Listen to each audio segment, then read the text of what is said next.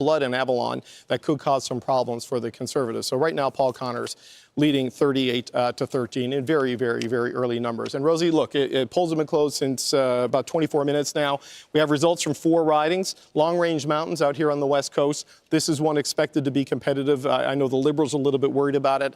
And I was just texting with David Brazel, who's the Conservative candidate in St. John's East. And he tells me turnout is high. Lines were still going at polling stations after the official close of polls. And so they wait till everyone has voted and it's in the ballot box before they start counting it. So that explains some of the slowness in getting results from those ridings. Okay, good to know. And that's also a good reminder that so many of you did vote during those advanced polls over the Easter long weekend, 7.3 million. We do know that those special votes, those special ballots were very, very high as well. So lots of people already voted. We'll see what people did today. A reminder now that we are just under 6 minutes out from the Maritime Provinces polls closing there. 25 more seats, which will bring us up to 32. And we'll start to see more shifts here as votes get counted. We are told that there are no issues from Elections Canada with any of the counts at this hour. But of course, lots of polls still open and lots more votes to count. Let's go back to our friends over here at the panel as we wait for more results to talk about. Let's talk a little bit about Atlantic Canada. I'll go back to you maybe, Randall, because you made a point about Halifax, St. John's East too, a place where the NDP has had success with Jack Harris. Do you think that people are still interested in the NDP in the Atlantic? And why do you think there's been past success that hasn't necessarily been built on? Well, what I've heard from my contacts in both Halifax and in St. John's is they had very active campaigns, lots of volunteers, no trouble fundraising. And so there still is that interest. But in this overwhelming attention that's given to Trump and to the threat he presents to Canada, and that's real, and I understand why Canadians are concerned about that. It's become difficult for New Democrat voices to be heard. And I think that applies especially in the Atlantic provinces, where so many of the economies are so linked to trade with the United States. How much do you think Mr. Singh staying in that supply and confidence deal so long, and I'm sure we'll talk about this later in the night, how much of damage do you think that potentially did to him and the party, being so attached to Justin Trudeau? Well, definitely some people were very unhappy with that. There's also people now with dental care. There are people who have the beginnings of pharmacare in this country, and especially among seniors, which I think is a factor many people miss. Tons and tons of seniors were without any kind of dental care. And millions, literally millions of Canadians have got dental care now. So for those who were unhappy that we propped up the Trudeau government, that was a risk we knew we were taking. There are those who are happy because we've delivered things that Canadians need. And yet that message was hard for but hard to get it through in this campaign. For sure. Okay, thank you for that, Randall Garrison. We'll go back to David Cochrane because the numbers have shifted a bit there on their screen. Yeah, they're pouring in now, Rosie. We got results from the West Coast riding of Long-Range Mountains. This was the seat held by Liberal Cabinet Minister Goody Hutchings, who, like the 5 of the 6 Liberal incumbents, decided not to run again. And Don to the threat he presents to Canada, and that's real, and I understand why Canadians are concerned about that. It's become difficult for New Democrat voices to be heard. So he is used to getting the viewers of Newfoundland and Labrador, and now he's trying to get the voters. How much do you think Mr. Singh staying in that supply and confidence deal so long, and I'm sure we'll talk about this later in the night, how much of damage do you think that potentially did? She's a real estate agent in Deer Lake, so she's used to jamming signs into lawns. Tons of seniors were without any kind of dental care. And millions, literally millions of Canadians have got dental care now. So for those who were unhappy that we propped up the Trudeau government, that was a risk we knew we were taking. There are those who are happy because we've delivered things that Canadians need. All the seats they hold, the one they are the most worried about in Newfoundland and Labrador. Okay, and look, one riding we're still waiting on results for is St. John's East. Luckily, we have Carolyn Stokes standing by there, so she can maybe catch us up on what's happening there. Because Carolyn, you know, a cabinet minister, there's some big candidates running there. What's the latest from St. John's East? Well, David, Joanne Thompson, she is the last Liberal standing in this province. She is the lone Liberal incumbent. We had 5 other Liberal MPs, but they all jumped ship. And Thompson was rewarded for sticking around with a cabinet position. Carney put her in the fisheries portfolio, but she is going up against some tough competition, some strong candidates in this riding. There's the PC candidate, David Brazel, who's the former PC leader and won 5 provincial elections. Has any kind of a difference on these results when and if we actually see something from St. John's East, and of course from Cape Spear, the other St. John's riding. We have no results. And would that from. be enough Of competition, some strong candidates in this riding. There's the PC candidate David Brazel, who's the former PC leader and won 5 provincial elections. Has any kind of a difference on these results to fluctuations? When and if we actually see something from St. John's East, and of course from Cape Spear, the other St. John's riding. We have no results. And would that be enough of competition, some strong candidates in this riding. There's the PC candidate David Brazel. Add to that 25 more seats in the Maritime provinces. It is now 8:30 local time in the Maritimes. Polls have closed in Nova Scotia, New Brunswick, and Prince Edward Island. The 25 seats here will start to give us an early sense of Canadians' voting intentions tonight. Will it be a trend for the rest of the country? We'll have to wait and see. Okay, and so those 25 seats will bring us up to 32 as these polls start to close, and we'll start to give you a picture of what else is happening in Atlantic Canada. And as David pointed out, if the Liberals want to form government, they really need to perform well in this part of the country. Catherine.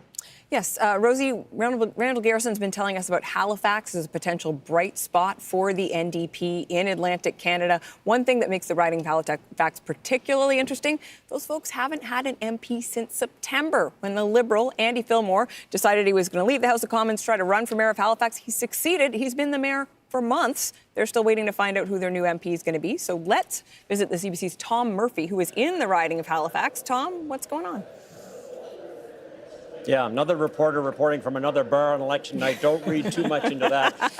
But it's half-price wine night here. It's half-price wine night here, by the way, for some of the curious in the room.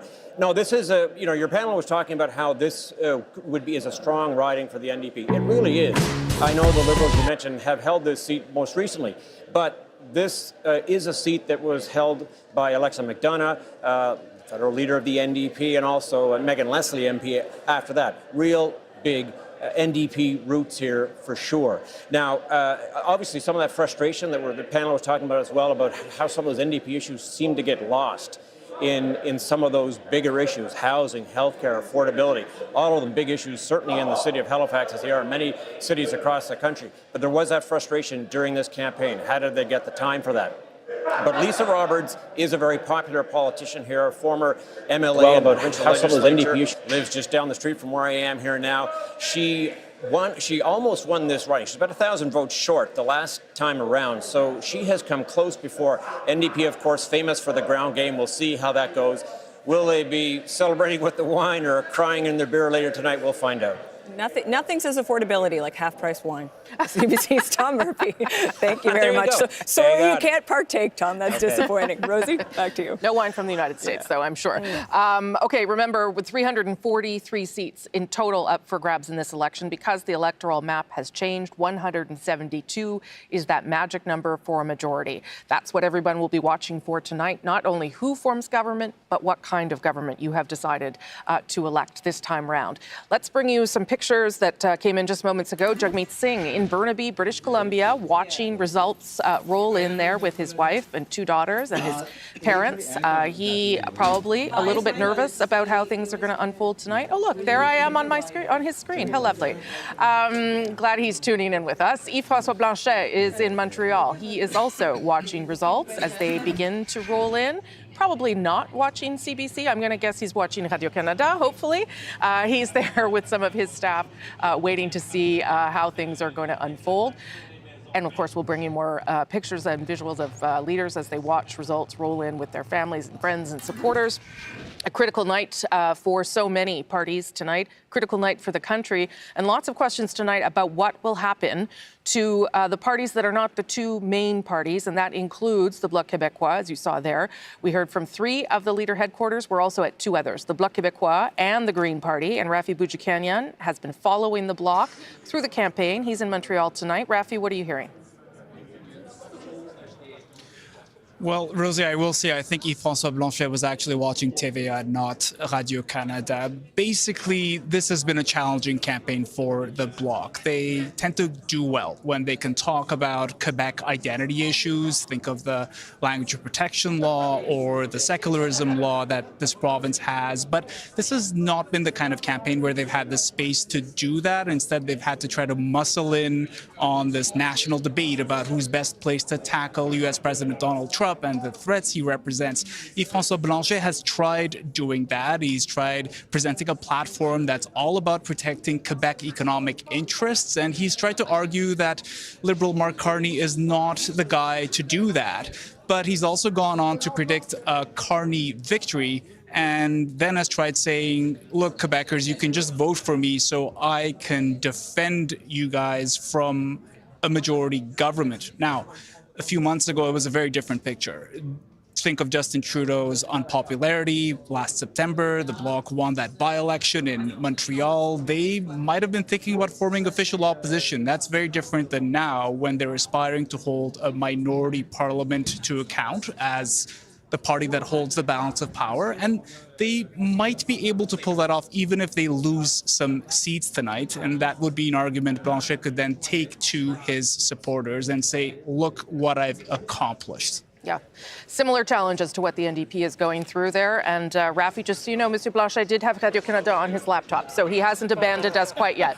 Thank you for that. That's Rafi in Montreal. I believe Adrienne Arsenault has some results from PEI. Indeed. We have some of the first numbers in from Malpeque. Let's have a quick look-see and see what's going on there. So that is the Liberal incumbent Heath MacDonald with a lead of 14 over Jamie Foxx, who is a former MLA. Just 1 out of 97 polls reporting. So, you know, there's a ways to go. Worth noting that Pierre Poilievre spent some time on Prince Edward Island, quite determined to try to move the needle. We'll see if he does.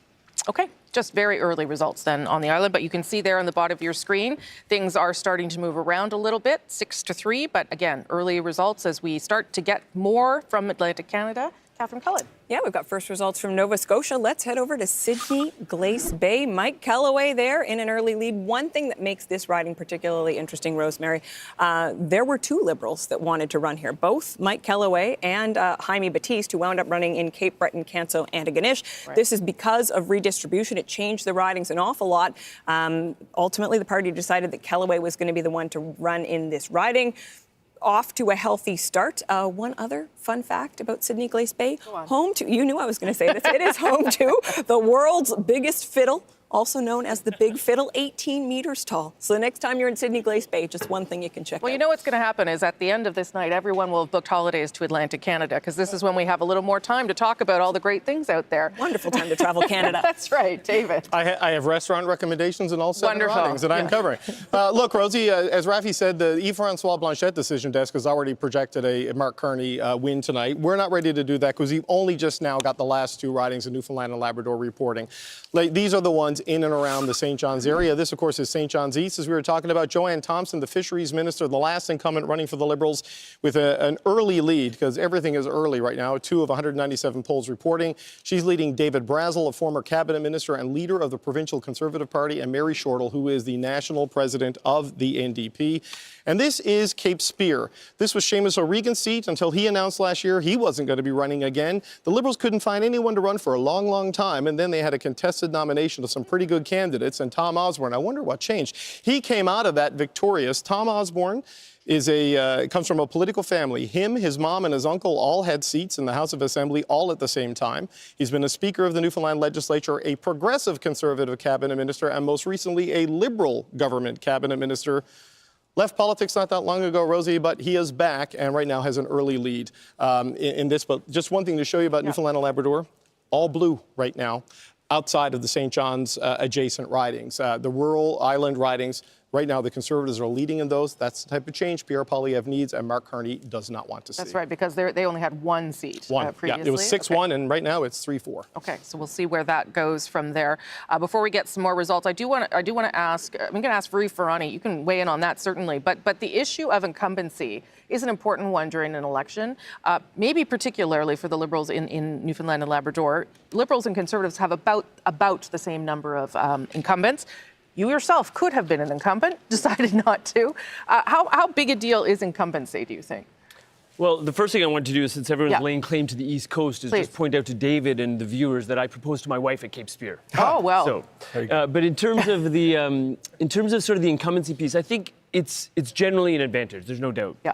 But what I'd say is interesting right now is that since Mark Carney's nomination as leader, what we found is that there was search for candidates at one point in time, last fall, early winter, and since Carney coming into the fold, there have then been competitive nomination races. Yep. So there's been an urge for people and excitement for people to get involved. I think that's really telling. And people changing their mind. Absolutely. And the other just points I just want to make about Eastern Canada is just that this idea, I think the progressive voters in Halifax, I think they're looking for the same thing progressive voters are looking for in Toronto. And I fight in a progressive riding. I did for the last 3 elections. And what that is someone that will protect things that people care about, but someone who will also protect them from an existential threat, which is Donald Trump. So that's an important point. But in Nova Scotia in particular, what I'm thinking about is the portfolio I just held and things like the Mass Casualty Commission and the impact that's going to have on things such as people's approach towards gun violence and intimate partner violence. Those are important issues for progressives. They should be important for all Canadians. I think Carney's team has a very strong plan on that, and I think you're going to see results in Nova Scotia that bear fruit. In case you forgot, Arif Virani was the Justice Minister and Attorney General until fairly recently. Jason Kenney, do you want to weigh in on incumbency? Because it is a factor and can be an important factor in getting reelected. Yeah, I think the political scientists say that on the whole it is typically an advantage, but this is a time of change. People want change. They're frustrated with what's happened over the past decade on the economy, on crime, on immigration, on public services. Right. So maybe it doesn't hold the same way? Well, so yeah, I think it has less purchase at a change time like the context like this.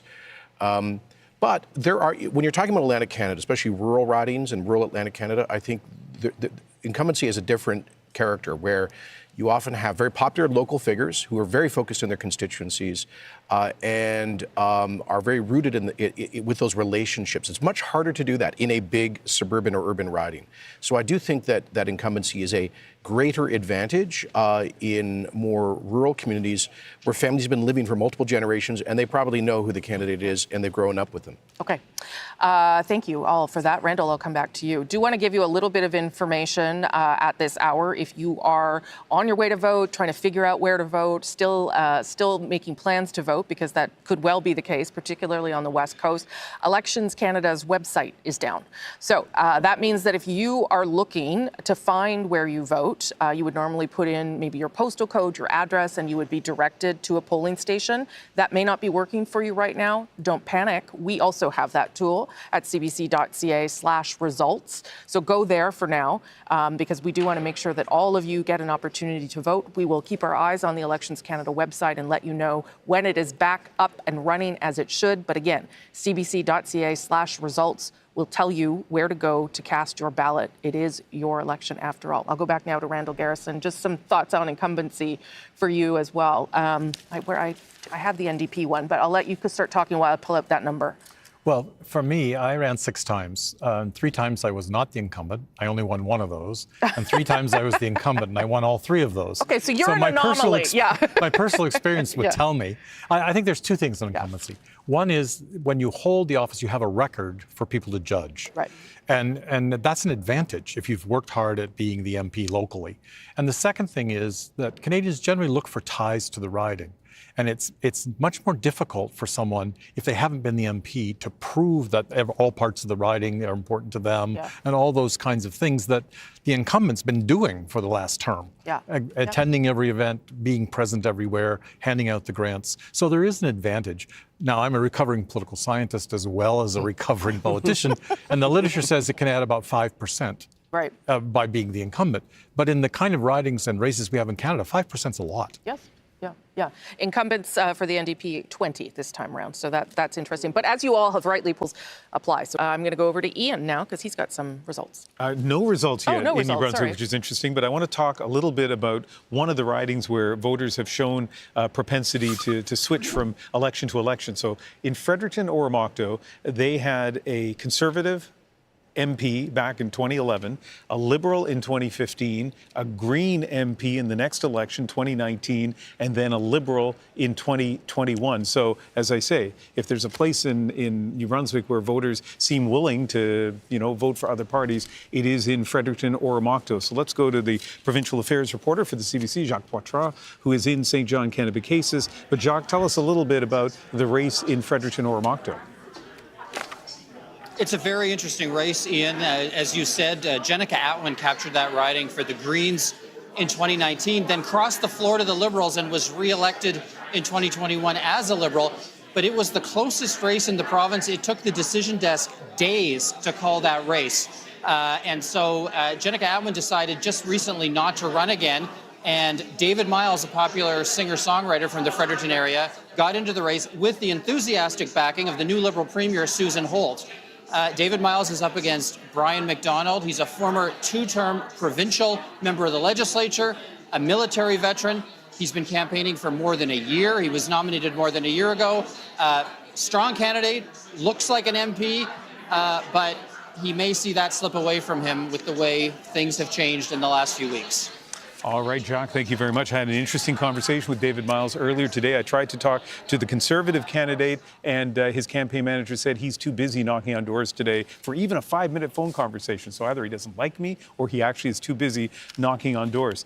We have our first results, by the way, from a New Brunswick riding, Acadie Bathurst. And there's a famous quote in New Brunswick politics, or maybe infamous. The former Conservative Premier Blaine Higgs said, "The Liberals could run a lampshade in northern New Brunswick and win." And, not casting any aspersions on Serge Cormier, an excellent politician.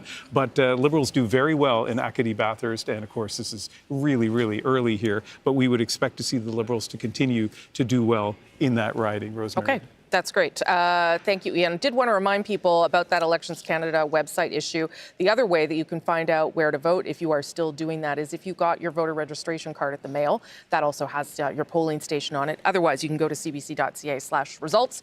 Make sure you get counted today, because we're in the early hours of this, still trying to figure out what Canadians have decided, David. Yeah, Rosie, remember when we did these rehearsals over the weekend and the results came in at 1,000,000 miles an hour? Yeah. This is not that. But yeah, it's kind of refreshing, though I don't know what to do with myself. Look, we're going to look at the three Conservative leads in Newfoundland and Labrador right now, because this would have the Liberals down to in a usually reliably Liberal province. In Long Range Mountains, Carol Anstey, the real estate agent from Deer Lake, who came second to Goody Hutchings, the cabinet minister, last time, is ahead by 720 votes now, with 35 of 253 polls reporting. She's beating the appointed Liberal candidate, Don Bradshaw, who's well known across the province from his years as a correspondent with NTV. But right now, he is running in second place. The other riding is Terra Nova, the Peninsulas. Again, a riding where the Liberal incumbent, Churence Rogers, decided not to run again. A former president of the provincial party, a multi-term MP, he has stepped aside. Jonathan Rowe, an engineer from the Clarenville area, from Clarenville itself, actually has a 321 vote lead over former CBC broadcaster Anthony Germain. And of course, in central Newfoundland, Clifford Small, who won narrowly last time, now has a pretty good lead with 45 of 233 polls reporting. So still a lot of polls to come, Rosie. I think just a little over 11% of polls reporting. The dynamic, as I understand it, in Newfoundland and Labrador is Liberals did very, very well in the advance polls, is what they think. Yeah. Those tend not to come until late. And so in conversations about what to expect I was having with people from Conservative and from Liberal campaigns is that you might see a lot of blue early as day of vote in smaller rural areas are counted first and get into the system first. Lineups in the more urban centers, a little bit longer open pass voting time, could delay things a little bit in some of the larger centers in the ridings here. I'm not saying that means it's all going to flip. I'm just saying that's why you're probably seeing no projected elected in some of these ridings yet, because there's a whole lot of vote to come and in areas where we expect the Liberals to be strong. Okay, good. And just a little update about that Elections Canada website issue. It is not everyone. It is just some users we are hearing that are having that problem, putting their postal code in and finding their polling station. But if it is you, you know that CBC's got you covered on that front. Let's go to Catherine Cullen now with some results from Nova Scotia. Yeah, a few ridings coming in. I think we're going to start, Rosie, with the other half of that equation we were just talking about. Sydney, Glace Bay, Jaime Batiste had wanted to run there as well. He wound up running in Cape Breton, Canso, Antigonish. Perhaps perhaps a more challenging riding because it's grown significantly and because he has some tough competition in his Conservative competitor, Alan McMaster, former Deputy Premier, former Finance Minister, and didn't you want another fiddle fact? He is also the son of famed fiddler Buddy McMaster. So some early results there. Central Nova, another interesting riding. As we were discussing earlier, Sean Fraser ultimately decided to come back to politics thanks to a phone call from Mark Carney. We know that the Conservatives were really hoping to get their hands on this riding. Bryce Jenkins had been trying to give the Liberals a run for their money, but a strong early start, although just with one poll for Sean Fraser. Braden Clark ahead in Sackville. The Liberal incumbent did not run again, but this is a riding that was held by the Liberals. And finally, and let's see if these numbers are still, yes, a tie in South Shore St. Margaret's. Yes, it is just one poll. Too early for a recount, David Cochrane. A couple of things interesting here, Rosie. This riding expected to be a real tough fight. And also, you'll notice the third place there. The NDP did not run an official candidate in this riding. Rick Perkins is the incumbent. He took the riding in 2021. But this question about whether or not the fact that there is not an official NDP candidate in the riding is going to make things tougher for him because perhaps some of those progressive votes are going to wind up going to the Liberals. Okay, that's great. Thank you so much, Catherine. If you look at the bottom of your screen, that's where we are at so far with the tally this evening. But as all of my friends and colleagues have been saying here, early results coming from Atlantic Canada. And of course, many more polls to close. Adrian, though, has some results. And I'm going to say it again. Early results. Yes. In only 2 of the 4 ridings of PEI. Let's start with Egmont. Bobby Morrissey with a 76 vote lead over Logan McClellan. This is basically a rematch of 2019. The Conservatives really hoping to repeat what happened what happened in Egmont years ago with Gail Shea. We'll see if, obviously 5 of 99 polls reporting, ways to go. Let's check out Malpeque as well. Heath MacDonald, again, a lead of just 28, 2 of 97 polls reporting against Jamie Foxx, who has, by the way, been campaigning in Malpeque for some 16 months. That's how ready the Conservatives have been. Okay. Thank you so much for that, Adrian. All right, so this is where we are, again, in the evening, as all the polls now closed in Atlantic Canada. So that brings us to 32 polls reporting, and this is what it looks like so far. 11 for the Liberals, leading or elected. I don't even know if we have any elected as of now. Yeah, no. And Conservatives leading in 4. Which means that we are still in the early hours of this election. Remember, the next group of polls to close, 266, and that's from Quebec all the way through to Alberta, plus Nunavut and the Northwest Territories. That's when things get busy because that's where the most votes get counted. But we're going to stay where we are in Atlantic Canada for now, and we'll go back to David in a minute to get some updates. But first, I do want to make sure we hit one more leader headquarters, and that's in Victoria, British Columbia for the Green Party, and that's where we find our own Olivia Stefanovich. Olivia. Rosie, well, it's still really early on the West Coast, and Green Party co-leader Elizabeth May, she's not here, of course, at this moment. She's actually out campaigning up until the last minute, trying to hang on to her seat in Saanich Gulf Islands, a seat that is normally safe for the Greens. May has won it 4 times in a row in the past 4 federal elections by quite a large margin, but now she's in the race of her life, facing stiff competition from the Liberals and Conservatives. Pollsters say this riding is a toss-up. They aren't sure either, but May is trying as hard as she can, leaning into those local connections to try to make sure she can hang on for a 5th federal election, Rosie. Okay, thank you so much for that, Olivia. Of course, Elizabeth May shares her leadership role with Jonathan Pedneau, who's running in Outremont in Quebec. There are lots of questions about why he chose that particular riding because it is not going to be an easy race for him, but those polls have not closed yet. Let's go over to David at the magic board there, David. Elizabeth May, by the way, Olivia Stefanovich has the best assignment tonight. She's at a winery. Everyone's at a bar, Island. though. Everyone's at it's just us. Yeah, but a winery on Vancouver Island, and one of the guests is one of the members of the band Chilliwack.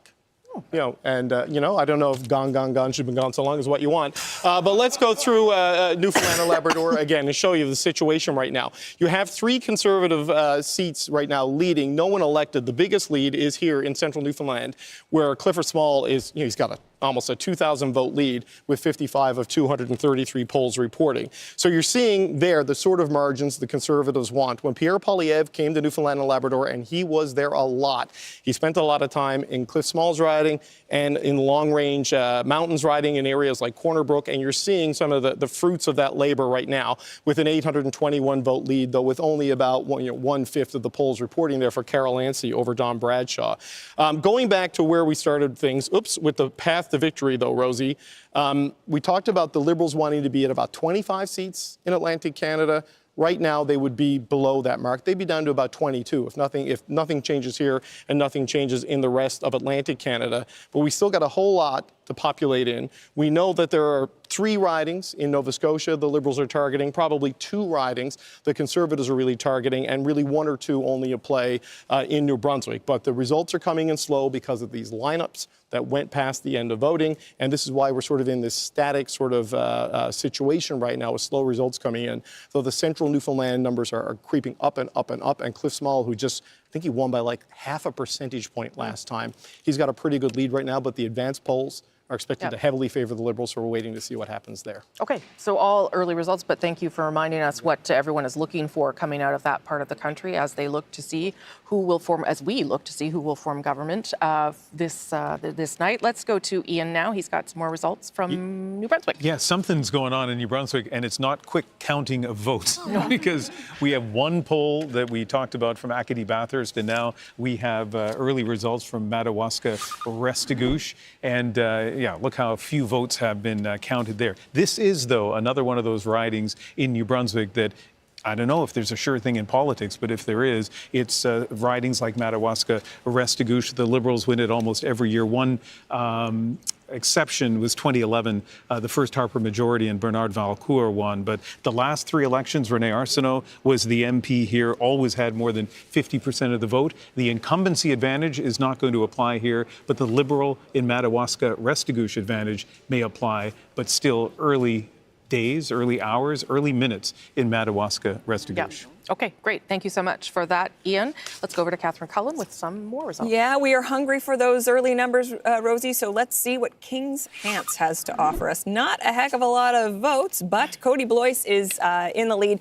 This is an interesting riding because this is a very precise example of the kind of riding that the Conservatives really thought they had a great shot in the fall. Cody Blois, frankly, he was sweating about holding on to his seat when Justin Trudeau was still Prime Minister. Since then, he was named Minister of Agriculture in Mark Carney's government, and I've been talking to him the past couple of days, feeling pretty optimistic about that. Says he's been meeting with a lot of farmers, getting a lot of requests for signs.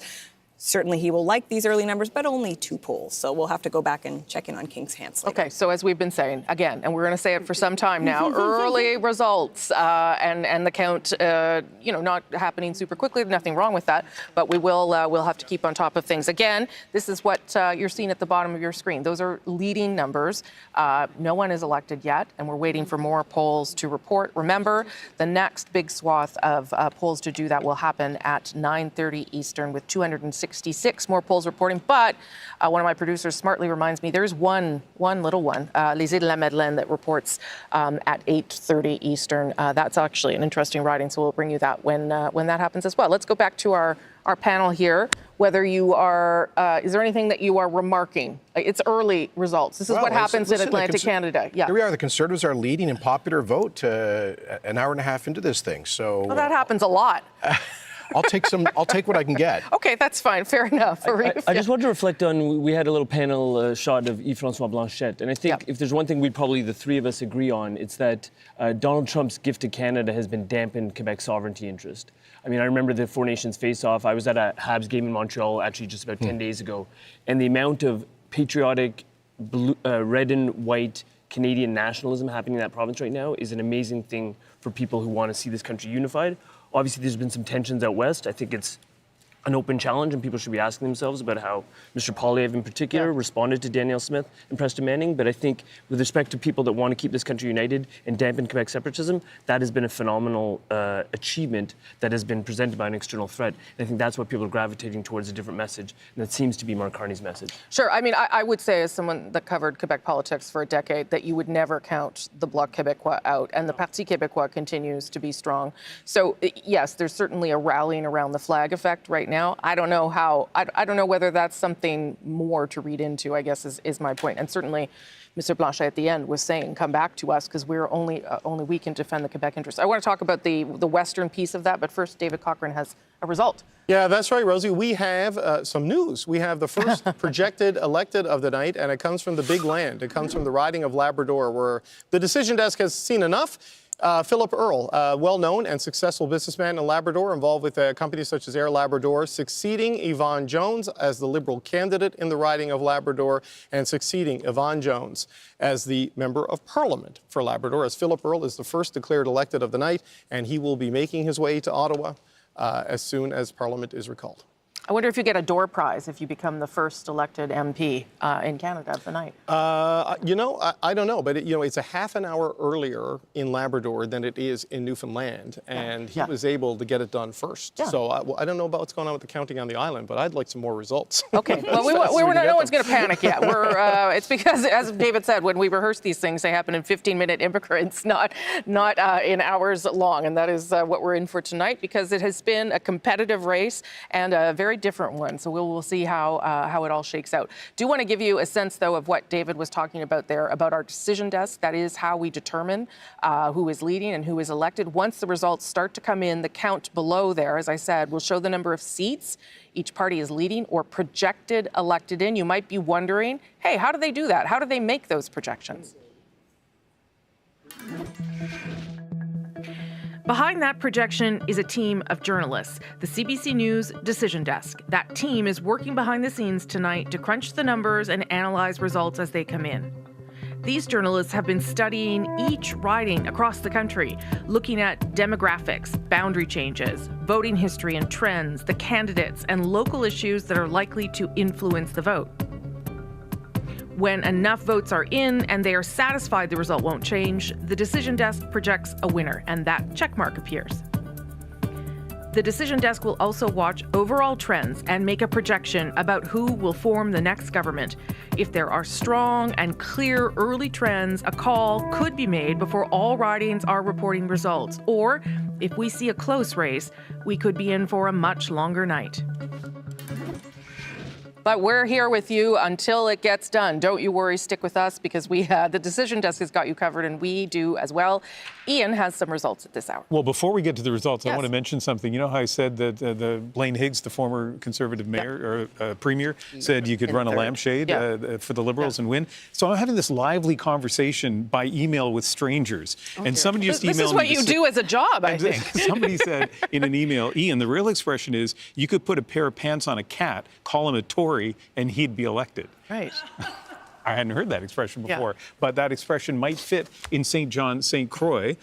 We have very few results in New Brunswick right now, but this is one of them. John Williamson playing the role of the cat. He has been a multiple-term Conservative MP for what was New Brunswick Southwest, now called St. John, St. Croix. But look at the small numbers, and we have so few results from New Brunswick at this point.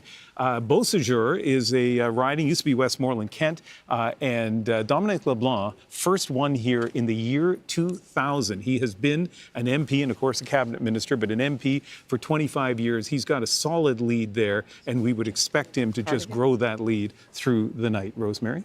Okay, I don't get those kinds of emails. I got one about my hair and one asking where we are. We are in the atrium of the Canadian Broadcasting Corporation in downtown Toronto. It's a beautiful building, and they've set up this beautiful set for us, and that's where we are bringing you all of, look at it, that's where we're bringing you all of these results, and Catherine Cullen has more. Okay. Yes, earlier Taryn Grant was telling us about back at Indianapolis. Let's take a look at the first numbers from there. Now, yes, it's true. The Liberals are in the lead, and this is a surprise, but you'll note that that is a 3-vote difference.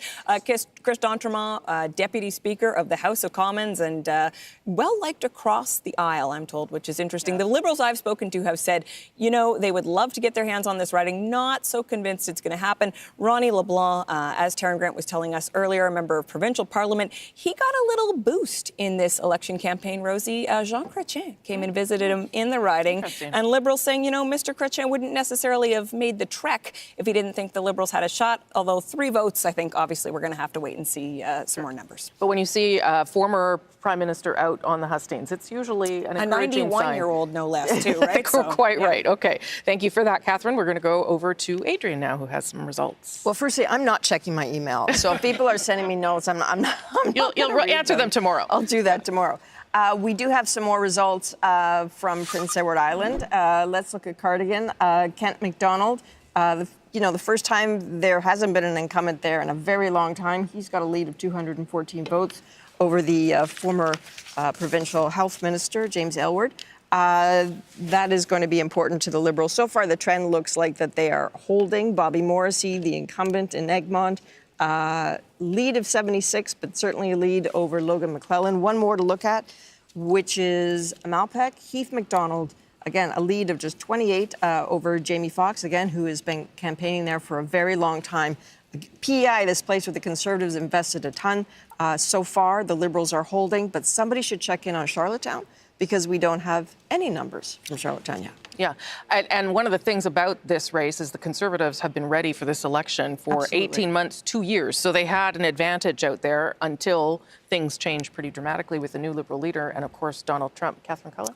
Yes, let's take a look at Cumberland-Colchester, where, again, we have early results. This is one of the 3 ridings the Conservatives held going into tonight's vote. Dr. Stephen Ellis with the lead. He was elected in 2021. He's been pretty outspoken on a number of health issues, including the fentanyl file and the way in which the Liberal government dealt with that. So, again, early numbers, but not an insignificant lead in that first poll for Dr. Stephen Ellis. Okay, thank you for that, Catherine Cullen. 16-7 is what you're seeing at the bottom of your screen there, but we only have one elected at this stage, so we're standing by for more results, and that's what Ian has for us right now. We've been really eager, Rosie, to find out what's going to happen in Miramichi Grand Lake, so let's take a look at the first results from there. Nothing very conclusive at this point, not a lot of votes counted, but one thing I should point out to you as we do get, hopefully soon, more results from Miramichi Grand Lake. Both Mike Dawson and Lisa Harris point out that the riding is really different depending on which polls you're looking at. They're conservative areas, they're liberal areas, and so we really have to be cautious about reading too much, even in the early results. And of course, we would read nothing in this really early result, but this is a riding that the Conservatives won last time around, and they're leading right now. Okay. But the results are coming, and that is encouraging. As we wait for more results, we're going to take a short break. This will probably be the only one tonight because we're very busy. Canada Votes 2025 will continue right after this.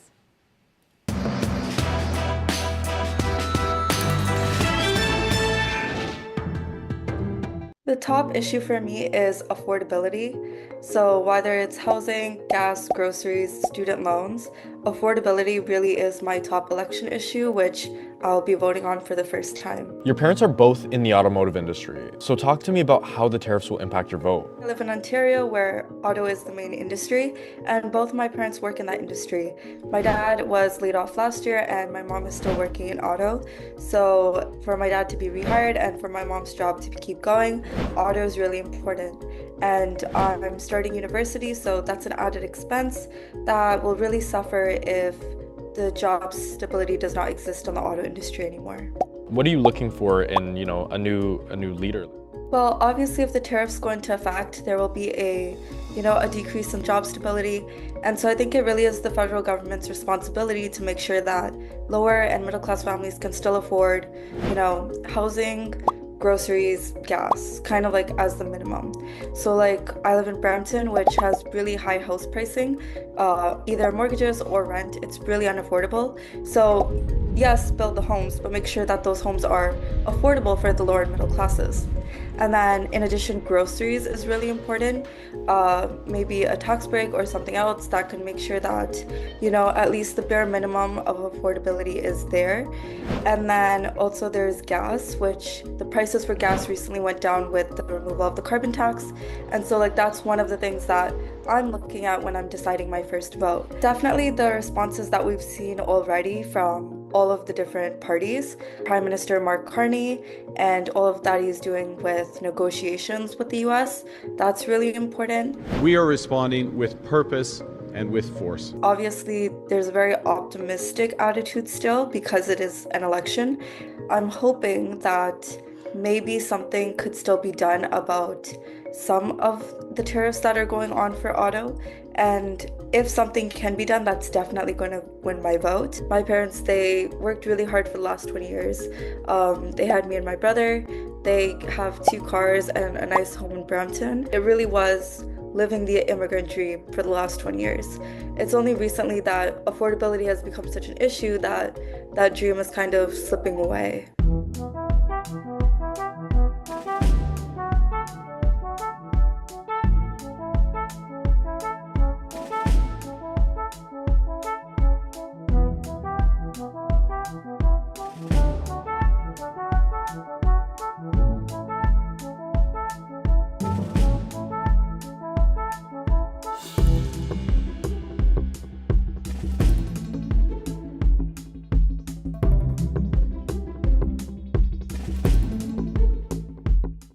Now.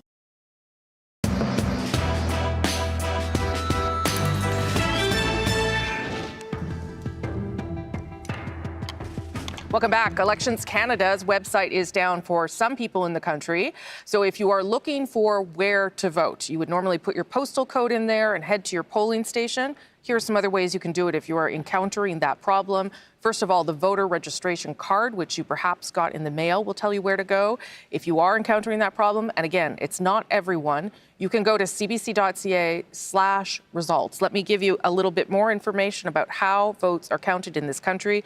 Unlike some provinces, the federal election is done manually. That means you write it down with your X on a piece of paper.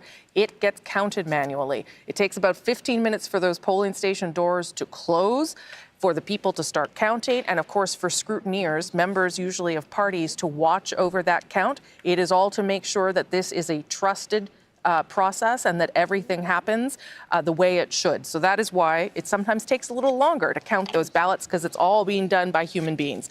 Let's go back to David Cochran now, who's at the map, to give us a bit of a sense again of what we should be watching for in Atlantic Canada. Okay, so we'll go back to Newfoundland and Labrador, where we have the most results, and that is a very relative statement at this hour of the night. But we have at least the results from all 7 ridings and 1 projected elected right up here in Labrador. You see more blue than you would normally see in Newfoundland and Labrador. This is what it looked like last time, where you had just the 1 Conservative seat. You now have 3 when we bring it back to real time based on the results that we have so far. None of them projected elected yet, but this is the sort of change the Liberals were afraid of and that the Conservatives were desperate to see, because they only ever got to 11 seats in Atlantic Canada when Stephen Harper won his majority in 2011. So the path to 11, where they are now and higher, that is, it starts here on the rural part of the island of Newfoundland. We do have another elected, though, in Newfoundland and Labrador, and this is in Cape Spear, I believe.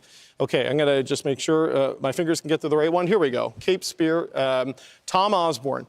Comes from a very long-time political family. Him, his mother, and his uncle, all members of the provincial legislature at one time. He now has just under a 2,000 vote lead over Corey Curtis, who is an executive with OceanX in St. John's. Tom Osborne's been a provincial Conservative cabinet minister, a Speaker of the House of Assembly, and a provincial Liberal cabinet minister. He can add member of Parliament to a fairly extensive political resume, as Tom Osborne has been the 2nd Liberal tonight elected, joining Philip Earle up in Labrador. So good starts for Tom Osborne and Philip Earle, but a good start for the Conservatives as they need to gain. They're doing that right now in rural Newfoundland and Labrador. And look, there's a lot of blue right here. They're up to 12 seats. Remember when we did that Path to Victory, Path to Majority segment right off the top of the show? The Liberals needed to be at 25. The Conservatives, 12, would have been a very good result for them in Atlantic Canada. That's where they're sitting at right now. You're even seeing one on Prince Edward Island, where normally the red soil delivers a lot of red seats, but there is one blue leading right now. Ridings like Miramichi in New Brunswick, which the Liberals had targeted, are holding right now. You see moving up into Central Nova, where Sean Fraser came out of retirement.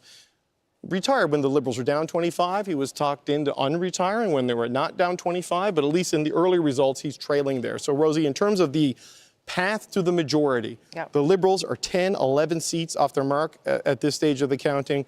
Conservatives are pretty much right where they need to be at this stage of the counting. So we'll see if any of that flips when the advance polls come in, when more numbers come in. But at this stage of the night, it looks like a pretty promising start for Pierre Poilievre and his Conservatives on the East Coast. Yeah, I'm looking again to see, how quickly the polls are coming in. It's 11 out of 229 for Sean Fraser. Exactly. So again, we are not sure how this is all going to shake out. But and Rosie, just to go back to what I was told by both Conservative and Liberal campaigns, the Liberals banked a lot of vote very heavily in the advance polls, and those come in at inconsistent times. Day of tends to come first, and that could be why you're seeing the trends we're seeing early. And we're reminding you all of that, of course, because here 13 to 13 is something significant, and it's moving around a lot, and that's why. It's because the votes are being counted. We are going now to Adrian. Yeah, you bet, Rosie, because I think we want to actually talk about another province that we're going to be waiting for soon, and that is Ontario, because the pressure certainly will be on Ontario for the Liberals. Maybe some of the pressure's eased off for the Conservatives. We'll see. It is the key prize. The Liberals in particular are looking to pick up seats that they won in their 2015 majority, but then lost in subsequent elections. A lot of those seats are along the 401, the biggest highway in Canada. And because David Common's job is to get up very early in the morning, and he'll come in at 4 a.m. We thought we'd send him out because it's going to be a late night. I mean, why not? So, David, you are somewhere along the 401. Where are you? What are you hearing? Yeah, absolutely. Well, look, as you all are paying attention to the big political game going on tonight, there's this other game happening here in Kitchener at the Odd. This is the Kitchener versus London, the other Battle of Ontario. And what is amazing is that we are in Kitchener Centre here. This is one of those key ridings. It was held by the Green Party, Mike Morris, when the election was called. Now, whether they're going to be able to hold it or not, that is not a certainty. Absolutely coming into this election, Mike Morris was working very hard to hold on to it. But this is a city that really does flip back and forth between the Liberals and the Conservatives. And so when you look at the other ridings, three of them in Kitchener, Kitchener-Conestoga, Kitchener South Hespeler, those were decided in the last election by less than 2% in between first and second place. So it really gives you a sense of just how much the parties have to work really hard here. The game right now is tied. The crowd is pumped. And guess what? When we get to the second intermission, if you haven't voted yet, that's no problem, because just down the hallway here, right down the stairs, that's a polling station. Now, Adrian, that is convenience here in Kitchener. David Common, trust you to find that, and you're probably going to get yourself a hot dog for the whole deal, too. All right, David Common at a hockey game. Rosie? God, I just love David Common. I mean, I don't even... How does he get those assignments? How does that even happen? Catherine Cullen, over to you. Yeah, got some jumping around happening in Nova Scotia in several ridings, Rosie. So let's take a look. We're going to start with Central Nova. You and David were just talking about it. Let's look at where the numbers have us. So that is, of course, Sean Fraser's riding. He was the incumbent. Right now, the Conservative, Bryce Jenkins, in the lead. And I will tell you, Conservatives I've spoken to have said Bryce Jenkins really hustling, but Sean Fraser is certainly a well-known name in this country. So we're going to want to keep an eye on that. Up next, Cumberland-Colchester, the Conservative incumbent, Stephen Ellis, in second place. Liberal challenger, Alana Hurdle, in first. And coming up next, Acadianapolis. Earlier, we showed you Ronnie LeBlanc. First results, he was in the lead. Chris D'Entremont now moving into the lead. And we have first results from Halifax West, so not a flip, but the first results of the night. Lena Medelage-Diab, she is up against the former Conservative Party president, Federal Conservative Party president, Rob Batherson. Okay, and some people are asking me about that little star there that you see on the screen. That means that that person is the incumbent. That person has already won that riding before, so we give them a little star, a little gold star.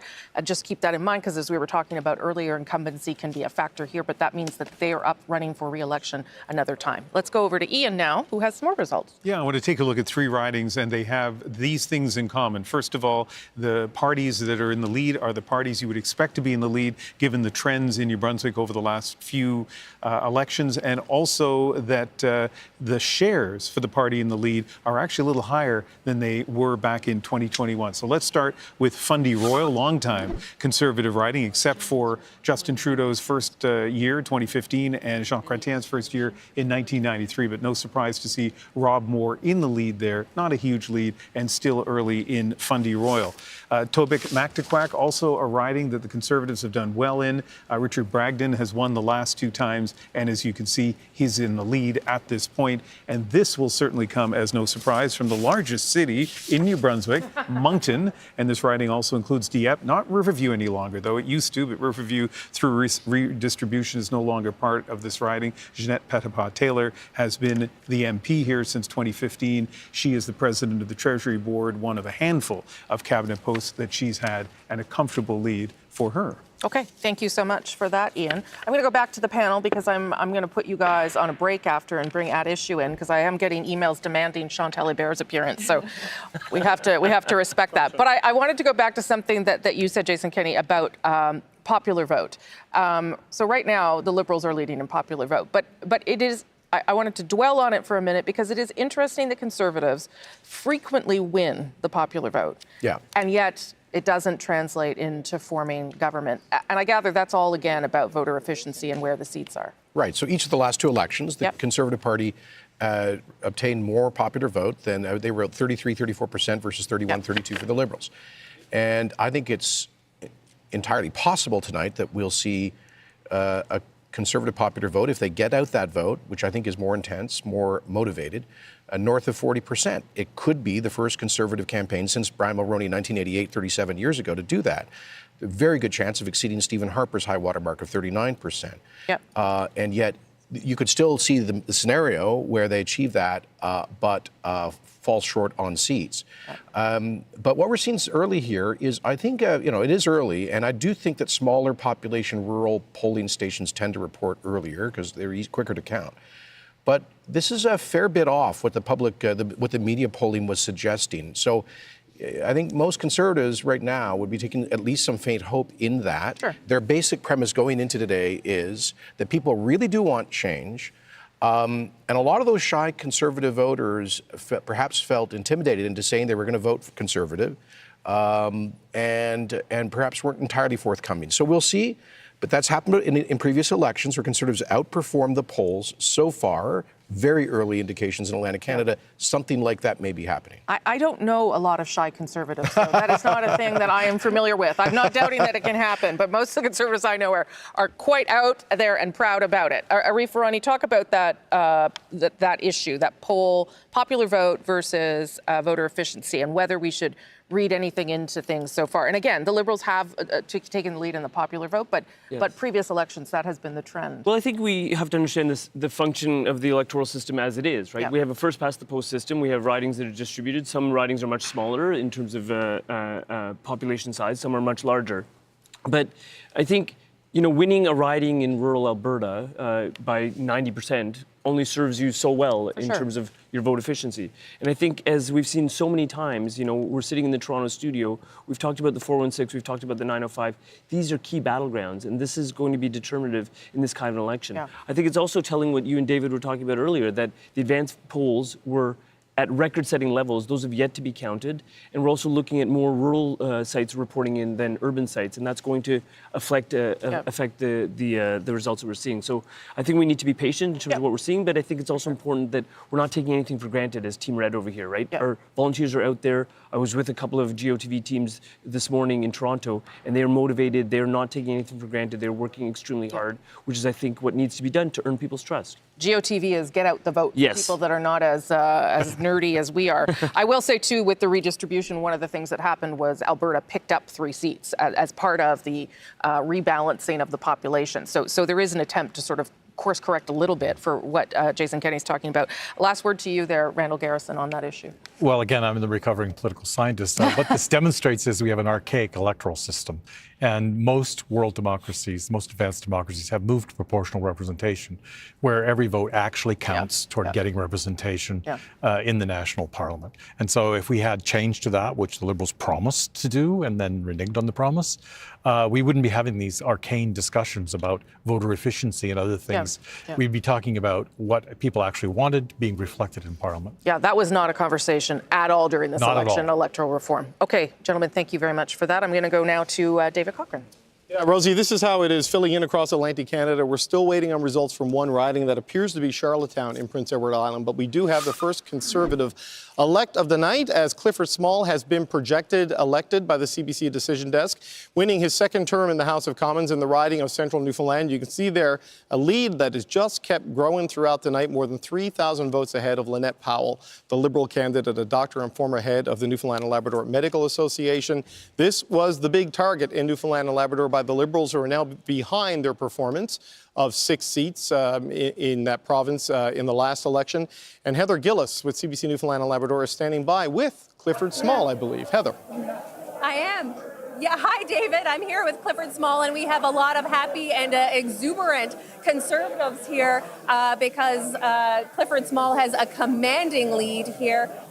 Thank you so much for joining us and being with us, Clifford. How do you feel about your win here tonight?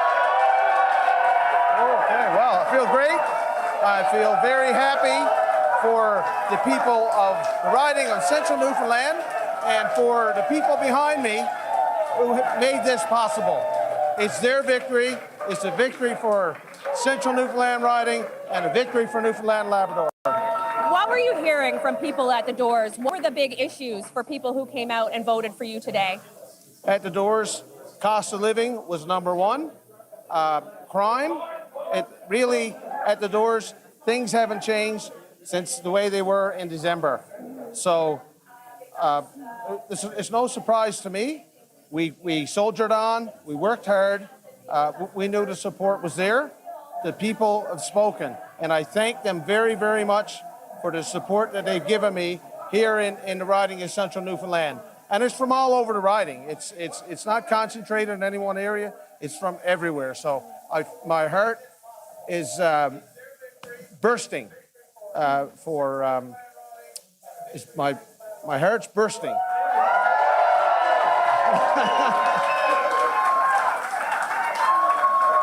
It's a very humbling victory, and I'd like to thank the people. Again, I can't thank them enough, and my volunteers. And what are you looking forward to about your second term in Ottawa? I'm looking forward to being a part of a Conservative government. I'm expecting that we're going to double our seat count in Atlantic Canada. That was my prediction right from the beginning of this election. I predicted 3 or 4 here in this province. I'm predicting 16 to 18 in Atlantic Canada. The blue wave has started, I think. All right, well, we'll keep an eye on the polls. Congratulations, sir. You. Okay, David, so Clifford Small there, the MP for Central Newfoundland yet again. All right, Heather, thank you so much. That's a happy crowd there in Central Newfoundland as Clifford Small is on his way back to Ottawa. You can see on either side of him, these were the 2 Liberal-held seats that the Liberals were most worried about just because of the loss of incumbency, weak ground game they believed in this particular riding. Clifford Small elected, and one more Liberal in Newfoundland and Labrador to tell you about who's been elected, and that is Paul Connors, who holds the riding of Avalon. He now has a 2,100 vote lead over Steve Kent, the former Deputy Premier of Newfoundland and Labrador, and one of those ridings where there was a nomination controversy where the party nominated Steve Kent, displacing people who had been gearing up for months, if not more than a year, to seek the nomination for the party there. But Central Party headquarters came in and made Steve Kent the candidate there at the last minute. And Rosie, there's some other controversies. Mr. Kent, an old selfie of him surfaced wearing a Make America Great Again hat. You don't know how any of those things play out, but when you upset some of the grassroots and you're running in a Liberal-held seat where you have no typical roots, this is often the kind of result you end up with. Okay, that was a nice moment with Clifford Small, and that's a good reminder to everyone that these are people who are working really hard to serve you and get your confidence and get your vote, and they are delighted when they get it, as you saw from Clifford Small. Okay, I do want to show you one graphic that might give you a sense of where we are right now in the evening. Okay, this is something called vote change, just to give you a sense of who is doing well and who is not doing as well. So you can see that very clearly in those top two lines there. Liberals, an increase of 6.3%. But the Conservatives double that. And that is the kind of performance that they would want to see coming out of Atlantic Canada. This is the beginning, at least, of a very good night for the Conservatives. If they can make that kind of gain in Atlantic Canada, and if they can continue that, of course, then through the rest of the country. Let me show you what that looks like in terms of seat change. So there you see it. Up 1 for the Conservatives, down 1 for Liberals. Yes, it's just 2 seats, but it's just one flip, but it does make a difference when obviously every riding counts. And as we start to track what government Canadians have chosen here tonight, that is the beginning of a picture that we're going to try to paint for you and explain to you as the evening continues. Jason Kenney, what do you make of that? Yeah, as I was just saying, it is very early, but still a positive sign. There does seem to be a swing, and there's something in that I've been wanting to watch for tonight. Sure. We've talked a lot about this NDP switch to the Liberal Party in the polls, and notionally that's long-time New Democrats wanting to not to waste their vote when it comes to standing up to Donald Trump. But one of the things Mr. Poilievre has done very effectively is to reach out to traditional private sector unions and union members, working people. I mean, if you look at the kinds of events he's done hundreds over the past 3 years, very typically working people in small manufacturing, food processing, where people make stuff. And he has received far, far more endorsements from unions than any Conservative campaign at the federal level I can recall. And so, and you also see this where a significant polling advantage for Conservatives amongst people who don't have university degrees, typically in blue-collar occupations. So I think we may beginning to see a shift of some traditional working New Democrat voters to the Conservative column. That appears to be the case so far in Atlantic Canada. Yeah, maybe. I mean, that is something that Doug Ford has done very successfully in Ontario, for sure. Randall, do you want to weigh in there? Well, I think it's been a strong strategy of the Conservatives. It's just unfortunate that their record in the House of Commons doesn't match that when it comes to working people. They've been, as governments, prone to order workers back to work in strike situations. They've voted against any of the improvements to employment insurance. So the proof is actually in the pudding. You can appeal to people, but you have to actually deliver in the House of Commons. And I think that's where this will fall short. Okay, I'm going to let you all take a little break and bring in At Issue, but we will see you through the course of the evening. Thank you for starting things off with us. Appreciate it very much. We are now just 39 seconds away from one poll closing, and that's in Les Îles-la-Madeleine, just off the coast of Quebec there, a beautiful place if you've never been. And that will bring us one more poll closing before we get, again, to the big dump of polls closing that happens at 9:30 Eastern. That's when 266 more polls close, and we start to get a much better sense of how this night is going to unfold. But you can already see there on your screen, 21 for the Liberals, leading or elected, 10 for the Conservatives. And while the Liberals are off to a good start, it is really the fact that the Conservatives seem to be doing well coming out of Atlantic Canada that would be giving them a little bit of encouraging signs as we head into the next bit of the polls closing. I believe it's Ian now who has some results. Yeah, and let's start with one that's really interesting, and I think it'll be surprising to a lot of political watchers in New Brunswick, or at least political watchers outside of Madawaska-Restigouche. This is a riding the Liberals have won 3 straight times with about 50% of the vote there. But as you can see, it's the Conservatives that are in the lead. That may not look like a big lead, but when you look at the percentage right now, the Conservative candidate has 50% of the vote, and 2,200 votes have been counted so far for him. So last time around, the Conservatives had just under 28%. So that is a big pickup. And as of right now, that pickup is at the expense of the Liberals, the NDP, and the PPC. So that is one that's worth watching. It could be a switch in New Brunswick. Here's another one that could be a flip in New Brunswick, but another one that's very close, as we expected last time around. The Conservatives won here. This time around, the Liberals are in the lead. And by the way, the incumbency factor not in play in those last 2 ridings I showed you, the incumbent MPs not running again. And in Fredericton, pretty big lead for David Miles, the Juno-winning musician who's trying his hand at politics. I'll have more to say about that as the evening progresses, but not a lot, 7 of 175 polls, Rosemary, but fair-sized lead for the Liberals there. Yeah, I should tell people, though, that all 32 polls in the Maritime, in the Atlantic provinces are reporting now. So we do have results coming in from all of those ridings, which will make everyone really happy here because they're all concentrated on their results and the ridings that they are looking at. Look there at the bottom of your screen. That is the beginning of the story of this election. The Liberals leading or elected in 21 as we come out of Atlantic Canada, and the Conservatives leading or elected in 11. Those numbers have changed. They've shifted, and they'll continue to do that as more polls close. We've had one additional poll close in Les Îles, La Madeleine, Gaspésie, and we'll have another big dump of them at 9:30 Eastern, of course. But let's go to Adrian, who has some results. Adrian. Well, I'm very relieved to see that Charlottetown is okay. Good. We're getting first results from Charlottetown. Let's have a look at that. The incumbent, Sean Casey, has a lead there. Just one poll reporting, lead of 53 over Natalie Jameson, popular MLA at one point there, who's been campaigning hard. Just a note here, only 10% of the polls across the whole island are reporting. So obviously these are still early. But why don't we flip to the ones we have some more information. Bobby Morrissey, the incumbent, a lead of 69 over Logan McClellan. Again, someone who is well known there. This is a matchup from 2019, just 20 of 99 polls reporting. The third riding here, Malpeque, Heath MacDonald. Slightly bigger lead of 250 over Jamie Foxx. 16 months Jamie Foxx has been on the hustings there. And the last one to have a look-see, Kent MacDonald. That is a big lead for Kent MacDonald over James Aylward. Kent MacDonald, the only Liberal candidate that isn't the incumbent on PEI. Liberals are holding so far, but again, just 10% of the polls reporting so far on PEI. Okay, thank you for that, Adrian. Glad that Charlottetown's doing fine. Me too. Yeah, we like it there. Okay, David, I hear you have a pickup of some kind. Yeah, and can I just say, because of the slow count in Charlottetown, someone working on the campaign there took pictures of the results the scrutineers have and sent it to me. Said, here, because you're not getting them, they have a bunch more results. So we should expect to see more. I don't know if they're allowed to do that, so don't reveal any names. No, the scrutineers call it in, the campaigns have it, and it says how they know whether to be happy. Look, we got one more elect in Newfoundland and Labrador, and this is a gain for the Conservatives. Carol Anstey has done it in Long Range Mountains. She came a very close second in 2021 to Goody Hutchings, the former cabinet minister who decided not to seek re-election right now.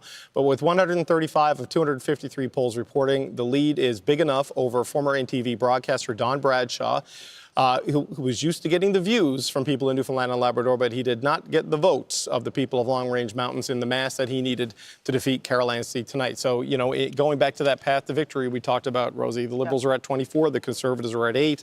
You see where the standings are now. The Liberals are down 2. A little bit, yeah. When the numbers are up to 10, 11, 12, I had some Liberals texting me and says, this is very tight. This is uncomfortable. This is lose the election type numbers. So if you do see the Conservatives get into the teens and stay into the teens, you can expect some really anxious moments at Liberal headquarters. Well, it puts the pressure then on the They need to overperform in Quebec, Ontario, and the West. Yeah, for sure. And it would be a reassuring sight, as you heard there from Jason Kenney, for the Conservatives to come out with a couple of flips like that. Do you have some results? Yeah, let's take a look at Halifax. We've been talking about that riding quite a bit tonight, Rosie. Again, they haven't had an MP since September. And what is so interesting about the results in the riding of Halifax, the Liberals are in the lead, and that is not necessarily a surprise, Shannon Miedema.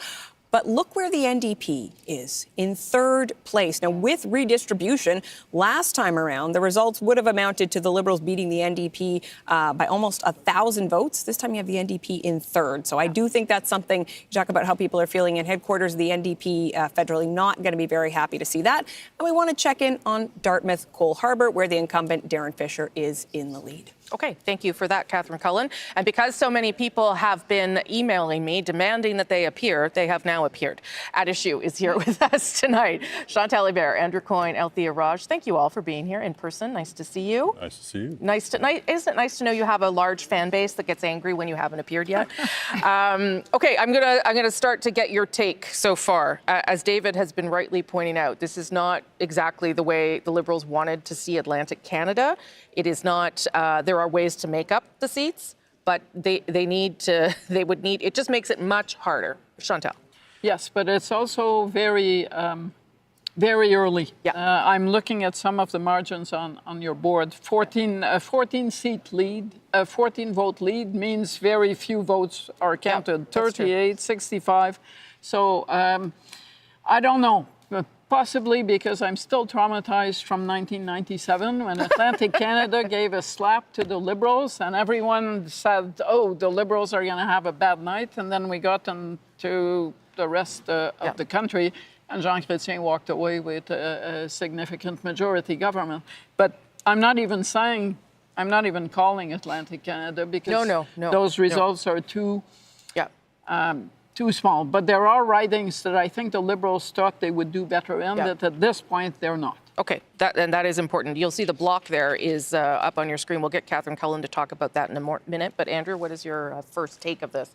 Well, so the difference with 1997 and now, if this were of any significance, is that 97 there were specific reasons why Atlantic Canada would be particularly ticked with the Liberals, which weren't necessarily indicative of a national trend. Right. Don't see as much of that this time around. If these results were indicative, it would say this is clearly, at this point, Liberals underperforming, and you'd be more inclined to see national trends in that. The difficulty is we don't know how much of this is rural versus urban, how much of this is advanced polls versus election day voting, and so one has to be really, really careful. Yeah, I would also say in this part of the country so far, we are not seeing, the NDP isn't really a factor yet, and that could also be part of the story moving forward. The same for the Bloc. Althea? Well, I don't want to just repeat what Dave said, but you can.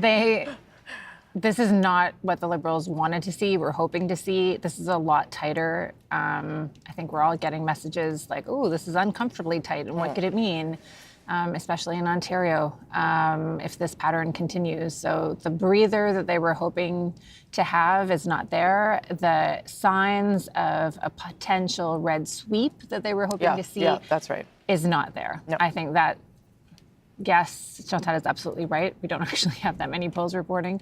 But from early indication, even this pickup in Newfoundland that the Liberals did not want to see, I think the other conversation we may end up having is the importance of incumbency. Yes. So many Liberals decided not to run again. What will that mean if that pattern Though it is the same, it's almost the same number. It's 109 to 107 for the Conservatives. So I don't know whether that, but yeah, you're right. It's something to keep an eye on.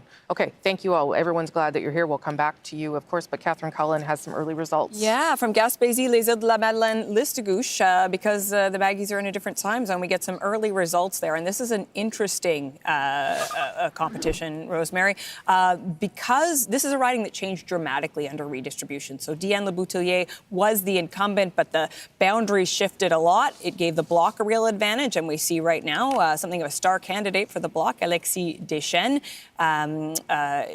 is in the lead. He's a former Radio-Canada reporter, also a lawyer, well known in the area, and this is definitely going to be a riding we want to keep our eye on tonight. Okay, thank you for that. I think I'm going to go back to Rafi Bouchikanian in Montreal. What was the Bloc talking about when it was talking about that riding, Île-la-Madeleine, Gaspésie, Listigouche? Rosie, they were very aggressive about that riding. They said they could take it. Yves-François Blanchet visited the riding twice. That may not seem like a big number, but keep in mind it's a little difficult to get to, especially for a party leader who does not have his own plane, unlike all the others. So he would have had to charter a plane, go there, come back. He went to see Alexis Deschênes, and as Catherine said, Deschênes is a known quantity in that area. On top of being a candidate for the Bloc, he's also run for the provincial Parti Québécois a couple of times now, but never in his home riding, never where he lives. And they're hoping that'll make the difference for them this time around. That being said, they might have also been hopeful that Diane Leboutillier would not run again. She used to be cabinet minister, was shuffled out by Mark Carney, but she decided to run again. And the Liberals seem to be aware that there could be a challenge for them there. They actually flew Dominic LeBlanc over from his campaigning in New Brunswick to go reinforce her. Now, if the Bloc ends up winning this riding, that would be an early sign of enthusiasm and Bowie supporters who have been hearing for this whole campaign that some seats held by the Bloc could be in danger. This would be a flip for them. Okay. Rafi, thank you for that context. Very early results in that riding, of course, though, and the margin is small as well. But we'll come back to you, Rafi. Appreciate that. Canadians across the country are voting still right now at this hour because polls are still open in large parts of the country. But many of them will be voting in new ridings in this election, and here's the reason why. When Parliament dissolved, there were 338 seats in the House of Commons. This election, Canadians will be electing 343 MPs. 5 more ridings are being added, 1 in Ontario, 1 in BC, and 3 in Alberta. That's all thanks to redistribution. It's a process that happens every 10 years. Independent, nonpartisan commissions were tasked with redrawing the electoral map as populations change based on census data. The idea, each riding should have roughly the same number of people, while taking into account factors like community identity and geographic size. And the brand new ridings aren't the only changes. A number have been renamed, and some have had significant boundary changes. In fact, 90% of ridings across the country have changed in some way. The redrawn map also means a new threshold for a party to win a majority government, 172 seats. Okay, so that's why you might be voting in a riding that looks different or has a different name. That's why in Alberta there are 3 more ridings to adjust for that kind of population growth, and why now the number is 343, and the number that everyone will be watching for tonight, 172. That is what would bring you a majority. We'll see whether we're on track for that tonight. Adrienne Arsenault has some results. Thank you, Rosie. Beyond the seats, we're curious what's happening to the votes. Where are the votes coming from? So let's look at a vote change on PEI here. What you will see there, the Liberals up 11.2 percentage points, Conservatives up 5.8, but look at who is down. The Greens. The Greens have been such a huge force in provincial politics on PEI, but look, they're down 7.3 percentage points, NDP down 7.2 percentage points. That is a big deal. But good old PEI, they have already got a projected elect. So let's look at Cardigan, because this is a big deal. This is a huge lead. Kent MacDonald is going to Ottawa. That majority is bigger than the one earned by Lawrence Macaulay last time. That is a big deal for Kent MacDonald. Well done for him. Completely different story in another part of the island. Let's look at Egmont. A lead of 13, just 13 votes with 30 out of 99 polls reporting. Egmont, if you recall, is the one riding on Prince Edward Island that has flipped between Liberals and Conservatives at some point over the last 40 years. It has been bouncing a little bit at the bottom of your screen over tonight, and it is not over yet in Egmont.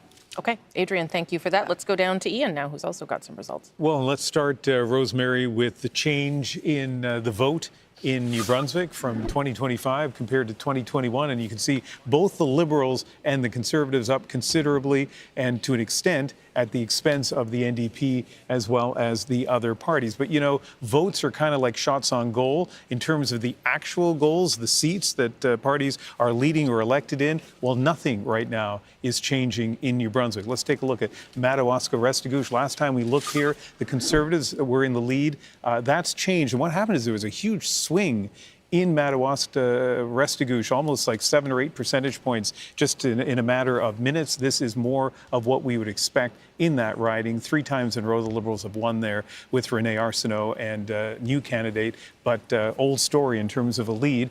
Miramichi Grand Lake, this one has been going back and forth, and right now a 52-vote lead for the Liberal. This would be a flip, and so this just happened a moment ago, but it's been going back and forth exactly as we expected. Not that we could predict who would win, neither could the candidates when I talked to them, but they did predict it would be close, and indeed it is close at this point. There are 4 MPs projected, elected in New Brunswick, and no surprise that Dominic LeBlanc is one of them. Not only has he been the MP for Beausejour since the year 2000, but it's one of the 3 ridings across the country, Rosemary, that I'll be covering. One is in Manitoba, another one is in British Columbia, where there's kind of a father-son dynasty. And Romeo LeBlanc, of course, a loyal lieutenant to Pierre Trudeau, won in what was Westmoreland Kent 4 times, and now Dominic LeBlanc has won many times. I know this riding well because the town I grew up in, Sackville, New Brunswick, is right in, well, it's not in the center, but it's certainly part of this riding. And Dominic LeBlanc is such an interesting story through the past 6 months of turbulence in Canadian politics, stepping in to become finance minister for Justin Trudeau when Chrystia Freeland quit, and then stepping up to help Mark Carney with some of the negotiations with the United States and dealing with the issue of trade. Okay, we are going back to David Cochrane. Yeah, and Rosie, that's why we call Dom LeBlanc the Minister of Janitorial Affairs on my show, because whenever there's a problem, they just shuffle him into there, and he tries to. I call him the Minister of everything. But yours is more colorful. Yeah, well, that's I'm on cable. Look, we're still waiting on two final results in Newfoundland and Labrador. One of them is Terra Nova, the Peninsulas, where Jonathan Rowe has a 570-vote lead over former CBC broadcaster Anthony Germain. There are 165 of 270 polls reporting. The concern from the Liberals in this particular riding was maybe a weak ground game. Churns Rogers retiring there after 3 terms, a by-election win and 2 general election wins. It is unclear what sort of a machine Anthony Germain inherited there as a Liberal candidate. Right now, about a little over halfway through, he is down by 570. And here in St. John's East, where Joanne Thompson, the cabinet minister and the incumbent, as you see by that little star next to her name, she has a 1,360 vote lead over David Brazel. But look, fewer than 1/3 of the polls are reporting. There's 60 of 197 polls. So that's the situation there. You've got a 4-3 split in Newfoundland and Labrador. You got a 21-11 split in Atlantic Canada, Rosie. The Conservatives are sort of where they want to be, in the area where they want to be, to have the kind of growth. The Liberals are down. If the Conservatives end the count in Atlantic Canada in double digits, there's going to be some anxiety, I think, at Liberal headquarters. And it's good that you and Catherine pointed out that the Gaspé reports early because of the Bloc were winning seats in Atlantic Canada. That's a really bad night for the Liberals. I did want to go back to something you said about advanced polls, because I'm getting lots of questions about that. So just so people know, every poll can decide when they count the advanced votes. So you can choose to count them 2 hours ahead of the poll closing if you want, or you can wait till the very end. So some of the things that you're talking about may or may not be reflected here. Right, and so here's the thing. I'll give you an example, all right? So obviously I am paying attention and texting with people who are in Newfoundland and Labrador. This has been lost by the Liberals. We have projected that Don Bradshaw has been defeated in Long Range Mountains. Terra Nova, the Peninsulas, which we just showed, that is not called yet. I'll just bring it back up to show the numbers. Look, you can see this. It's about a 600-vote lead, 170 of 270 polls reporting. The campaigns have, in every vote counting location, or just about every, scrutineers, who, when the votes are counted there, they call the headquarters and tell them. You're hearing from Liberals saying, hey, the scrutineers telling us, you know, the numbers are better than what has already been reported.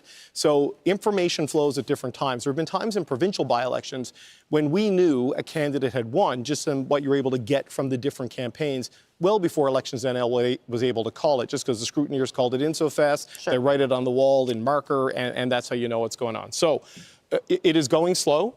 There is definitely some anxiety in the Liberal camp. There is some excitement in the Conservative camp, because there is a lot of blue on the board right now in Atlantic Canada. But right now, it's gone back down to 10. Right? So just to show you one last thing. One last thing, because we got time. As you can see, this is the change, right? Right now, South Shore St. Margaret's, that was, Rick Perkins won that in 2021. Right now, it's red.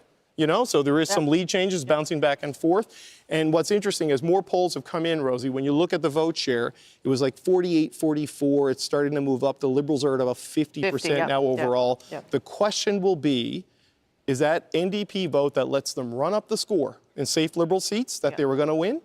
And so vote inefficiency comes into play. And also some of the Atlantic NDP voters, more of that trade unionist thing than urban progressives, right? The sort of people who might switch to the Conservatives, because they could be union members who live in Clarenville and commute to the oil patch of Fort McMurray to work. As Jason Kenney was just saying. Exactly. So something to watch for sure. Okay, let's go over back to Ian now. It is a very good night for Wayne Long, the 3-term but about to be 4-term MP for St. John Kennebecasis. He has increased his share of the vote in that riding by 20 percentage points.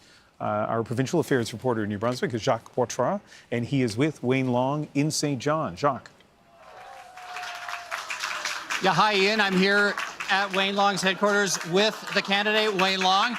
Wayne, tell us, you were the first MP to call for Justin Trudeau to resign last year. I was. How did his resignation change the election campaign? Totally turned it around. I mean, people sadly were tired of Justin Trudeau. They wanted a change. So Mark Carney came in, new vision, economic leader. You'd argue one of the best economists in the world. And I think that, you know, Canadians looked for leadership. Canadians knew the threat we were under with respect to Donald Trump. And Mark Carney was a difference maker. I heard it door after door. And the tariff issue itself, how did that change things here for you for the riding? I mean, I don't think it's any secret that St. John is the most impacted city in the country. So, you know, whether it's Moosehead Breweries or Cook Aquaculture or the Irving Conglomerate or Crosby Molasses, every business that employs thousands of people in this riding were impacted. So they were looking for leadership. They looked to Mark Carney. I think Mark was somewhat of a blood pressure lowerer for the country when he spoke. People listened. People wanted to hear what he had to say. And again, I heard it door after door. It's a great night so far. Lots of votes to be counted yet, though, so we're not putting anything in the bank yet. Okay, well, the CBC says you're elected, Yeah, well, so congratulations. I'll take that, but we're still waiting. Okay. Thank you. Wayne Long, declared elected by the decision desk. Ian, back to you. Yeah, Sean, thank you very much. And Rosemary, maybe it's worth reminding people that when our decision desk projects a winner, that is a significant step for them. It's not something they do lightly. No, Wayne Long can take that to the bank, I would say, if he wants. Maybe he's not quite ready to celebrate yet. Catherine Pella. The Wayne Long decision desk, not ready to make that decision yet, but the CBC decision desk has made some more decisions in Nova Scotia. Got a few ridings projected elected to tell you about, and then also some interesting races to watch. Halifax, there we go.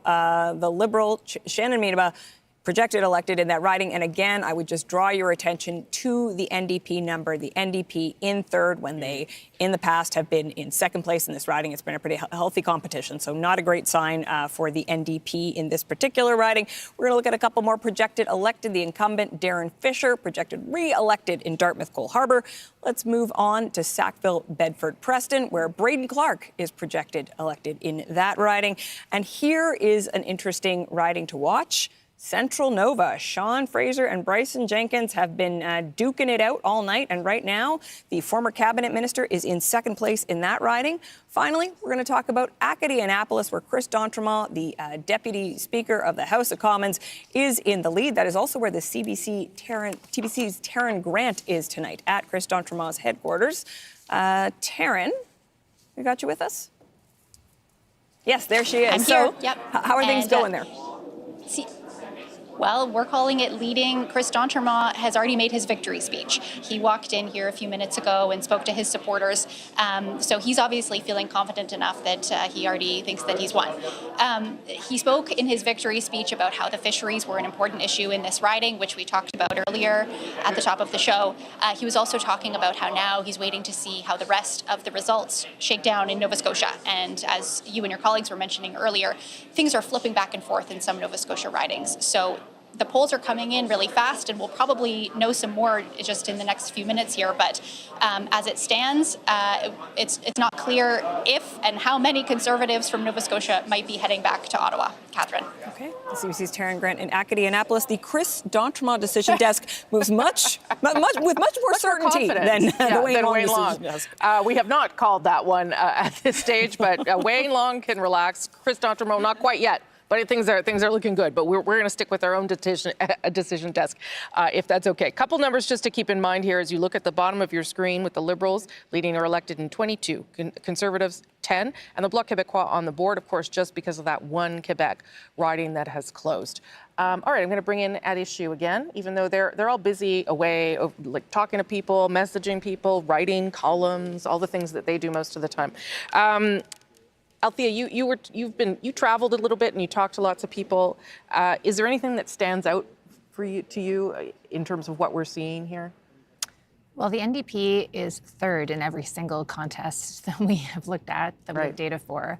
And one of the things we heard both from the Conservatives and the Liberals was that they don't actually have a model that can predict an election like this, because we haven't had a two-party race in a very, very, very long time. And so while they think that they're doing well, or they think that they, are hoping that they would be doing better, they're not sure how things might break down. There is also questions about, not so much in Atlantic Canada, but in Ontario and British Columbia, how three-way splits might work, because the Progressives have been galvanized by the Liberals to vote for Mark Carney. But in some ridings where there are NDP incumbents, or where the NDP has done typically better than the Liberal candidate, the Progressives are not sure who to vote for. And so there's the potential that the Conservatives are elected in those ridings. So there's a lot of different things happening. The parties have been doing IVRs in addition to their modeling, trying to figure out what the support might look like. But it's clear, I think, that this is not what any camp, actually. If this plays out the way that it is, this is not what they expected. But that speaks to really the story that we've been trying to talk about through the election, that if it's a two-party race and the NDP doesn't perform, and we'll see whether that continues, that becomes very difficult for us to know where that support's going to go and how that's going to shake down, because there are blue-orange races just as there are orange-red races. But just to echo Althea's point about the difficulty of modeling this, we may emerge from tonight with both the Liberals and the Conservatives over 40% of the vote. Yep. You know the last time that happened? Hit me. 1930. Okay. Okay, so this is... None of us were alive then. Exactly. So I hasten to add. So that makes these things, I think, very difficult to model. There's the usual difficulties in even just polling, let alone modeling, which we may find are greater than we thought. I think it's also bedeviled by the fact that I think there was really two elections that went on in this thing. There was the election of the first half of the campaign, which was it's all about Donald Trump, NDP voters stampeding to the Liberals, stop Trump, et cetera. It's all about leadership, Mark Carney having decided advantage over Pierre Poilievre. But as the Trump thing seemed to recede, only because he wasn't fueling it every day with the same intensity or frequency as he was before, you could see greater focus on time to get rid of this bunch, time for a change. Cost of living. Been in too long, cost of living. And you could see it. I mean, I was a skeptic at first about the closing of the polls. I'm not a skeptic anymore. There was a lot of closing, and there may have been more closing in the last weekend than was apparent even to the pollsters. And that's one of the things we're going to test to the degree that we're reading anything into Atlantic Canada. But that will be one of the things is how much of that ground was made up, how much of, if they're not shy Tories, then at least unpredictable Tories, people who don't usually vote. Yeah.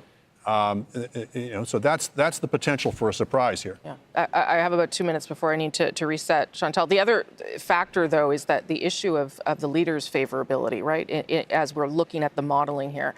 And Pierre Poilievre never overcame that issue in terms of favorability and likability.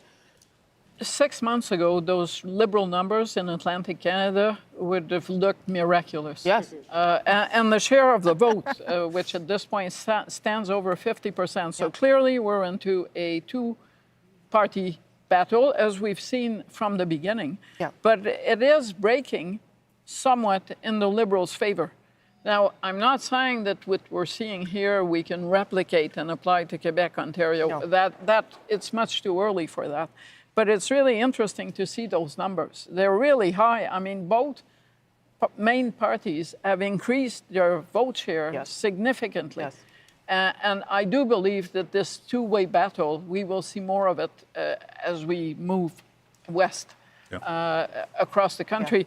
And like my colleagues, I do not have a template for this kind of polarization between two parties. Just to give people an idea of what we're talking about here, Liberals right now at just over 51%, Conservatives at just over 48%, and you have to go the NDP is at 4.5%. So that gives you a sense of, that does reflect sort of what we saw in the polls, that this is a two-party race and that the other parties are struggling to get support. And indeed, the Bloc Québécois, the only other party on the board right now, but we will expect to see a lot more of that to change.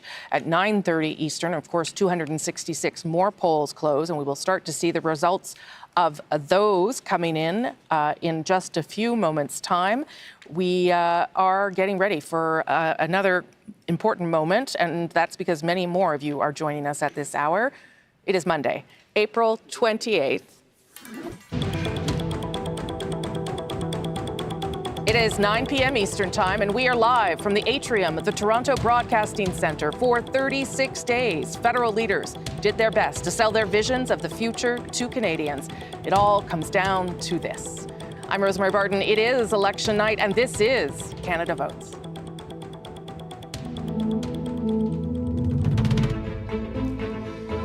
Tonight, a remarkable race in a remarkable time is brought to a close Canadians will choose their next government as the country's economic future comes under threat. My message to President Trump is knock it off. I think this is the biggest crisis of our lifetime. Donald Trump's tariffs, a major campaign issue, but not the only one, as voters search for solutions to the housing crisis and cost of living. We cannot afford a fourth Liberal term. I'm fighting for a strong economy. It will lower your bills, build homes you can actually afford. A record number of people voted in advance polls. It's an important election. It feels like it's a bit of a turning point. More cast their ballots today. Now their choices are revealed. This is Canada Votes 2025.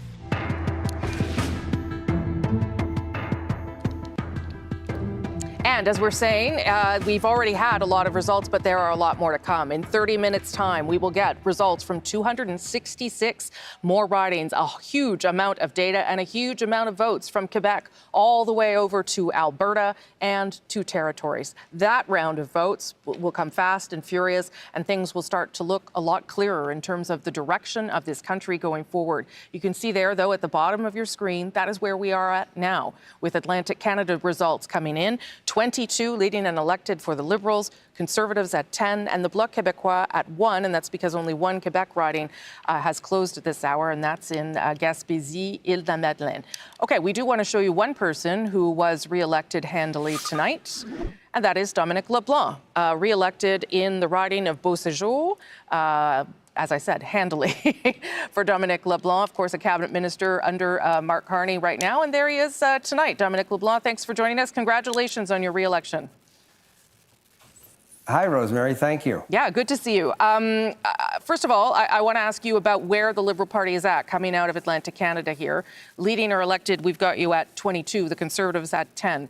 Those weren't quite the numbers that we understood that the Liberals wanted to see at this stage of the evening. I think that's fair, but there are a lot of votes still to be counted. I've been looking at some of the results in some of the New Brunswick or Nova Scotia ridings, and there are still a lot of polls to be counted. And my experience tells me often the polls that are slow to come in are the ones where there was a very heavy turnout in some advanced polls or other big turnouts on Election Day today. Look, sure, I think that we should still be very confident in Mr. Carney's campaign, and I'm confident that there's going to be a Liberal government. It can be a majority government, but we'll see as we get into the heavy numbers in Ontario, Quebec, and provinces like British Columbia, I think, will also be very instructive. Well, we've been talking a little bit about how the race has shaken out so far, and it does seem as though the one thing the polls were right about is this is a two-party race. The Liberal, the NDP rather, coming out of Atlantic Canada at just over 4%. How difficult is it then, Dominic LeBlanc, to kind of project where that might go across the country, given how the Liberals are performing and the Conservatives are performing? So that's a question, Rosemary, that I've asked myself for the last number of days when we expected some of the smaller parties, the NDP and the Green Party, not to pick up a lot of support. In Ontario, in British Columbia, even in provinces like Alberta, Manitoba, that could lead to a number of Liberal wins, of Liberal pickups in terms of seats. I'm quite confident, as I say, that we'll do very well at the end of the evening, but I certainly have seen, I saw it in my own riding, Rosemary, Sackville, New Brunswick's in my riding, where Mount Allison University is. There's a traditional New Democratic vote in Sackville, New Brunswick, and some of the communities around Sackville. It hasn't been showing up in the polls that I've seen, in the results I've seen. Didn't show up in the all candidates meeting I went to there 2 weeks ago. So I think you're right. We should ask ourselves what that means in some of the bigger provinces like Ontario or even British Columbia. I did notice there, Dominic LeBlanc, that you use the M word. You use the word majority. Is that an expectation, a real expectation for you tonight? It's a hope, Rosemary, expectation. Look, Mr. Carney ran a great campaign. I think that we can absolutely finish with a Liberal majority government. That's certainly what I'm hoping for. I think it's realistic, but we have to wait for the votes to be counted. So I remain very confident. I'm proud of the campaign that Mr. Carney and my colleagues ran, and I'm looking forward to seeing the results. Okay. Shouldn't you be at a party at this stage of the evening then? You know what, Rosemary? I stayed here at my residence for an extra 10 minutes to talk to you, and now I'm probably going to drive too quickly to Shediac because I've got people waiting there. So thank you for noting that. Okay, well, we can confirm that you're on your way in just a moment. Dominic LeBlanc, nice to speak with you tonight. Congratulations on your re-election. Thank you, Rosemary. Hope to see you soon. Okay, sounds good. That's Dominic LeBlanc, re-elected in Beauséjour tonight. And again, talking quite confidently about how the Liberals' evening is going to unfold. Hopeful, he says, but still possible that he says the Liberals could get to a majority. Let's go back to David Cochrane to give us a sense of what the parties are looking for next. That was hopeful optimism there from Dominic LeBlanc. So a few things on that. You see the scoreboard there, 23-10. One of those is the Gaspé Magdalen Islands, which has slipped from the bloc to the Liberals. It's 22-10 in Atlantic Canada right now. 25-7 at least is what the Liberals wanted to see. Maybe 10, 11, 12 is what the Conservatives wanted to see. We know the Conservatives have flipped one seat in Newfoundland and Labrador. Long Range Mountains has been projected elected. But we have not yet projected the Terra Nova and the Peninsula's riding and the St. John's East riding, so those are still in play. Part of the problem is this. We have more than 70% of the vote counted in Newfoundland and Labrador. We've just hit the 50% mark in Prince Edward Island, and we're below 50% in New Brunswick, in Nova Scotia, and only just over a third of the vote counted in New Brunswick. So it makes it very difficult to call some of the ridings when you're still under half of the vote there. So here we are. The Liberals wanted to be at 25, the Conservatives above 10. That's the state of play in Atlantic Canada. But let's broaden it out. Let's go into Quebec, because we're going to get in 23 minutes from Quebec to the Rocky Mountains. Those polls are going to close and results are going to start coming in, and we're going to lose track of some of these Atlantic Canadian battles. Quebec, 78 seats in that riding. This is what it looked like last time, right? It is this blue, that is Bloc Québécois blue, not Conservative blue. But let's go to the Greater Montreal area. This is the key battleground for the Liberals. They need to dominate the island, and they need to move into the North Shore ridings. Oops, I just touched the map. Sorry about that, folks. That just shows you how sensitive it is. But they need to move into the North Shore ridings and the South Shore ridings, where they are in fights with the Bloc Québécois. And this is why Yves-François Blanchet's closing argument is so important in this particular race, by saying that we know Marc Carney is going to win, the Mr. Blanchet decision desk said, but you can send more Bloc Québécois members to Ottawa to stand up for the interests of Quebec, trying to woo people back who had huddled around the image of Marc Carney for security in the early stages of the election. Jagmeet Singh making a similar argument in English Canada. So watch for that in terms of whether the Liberals, whatever ground they lose in Atlantic Canada, whether they can make it up here. They want their number to start with a 4. They want to be at 40 or above. Then we're going to get into Ontario, which is the key province in this election campaign because it has 122 seats. That's Newfoundland and Labrador, PEI, the North, BC, Alberta, Saskatchewan, and Manitoba combined, all in one.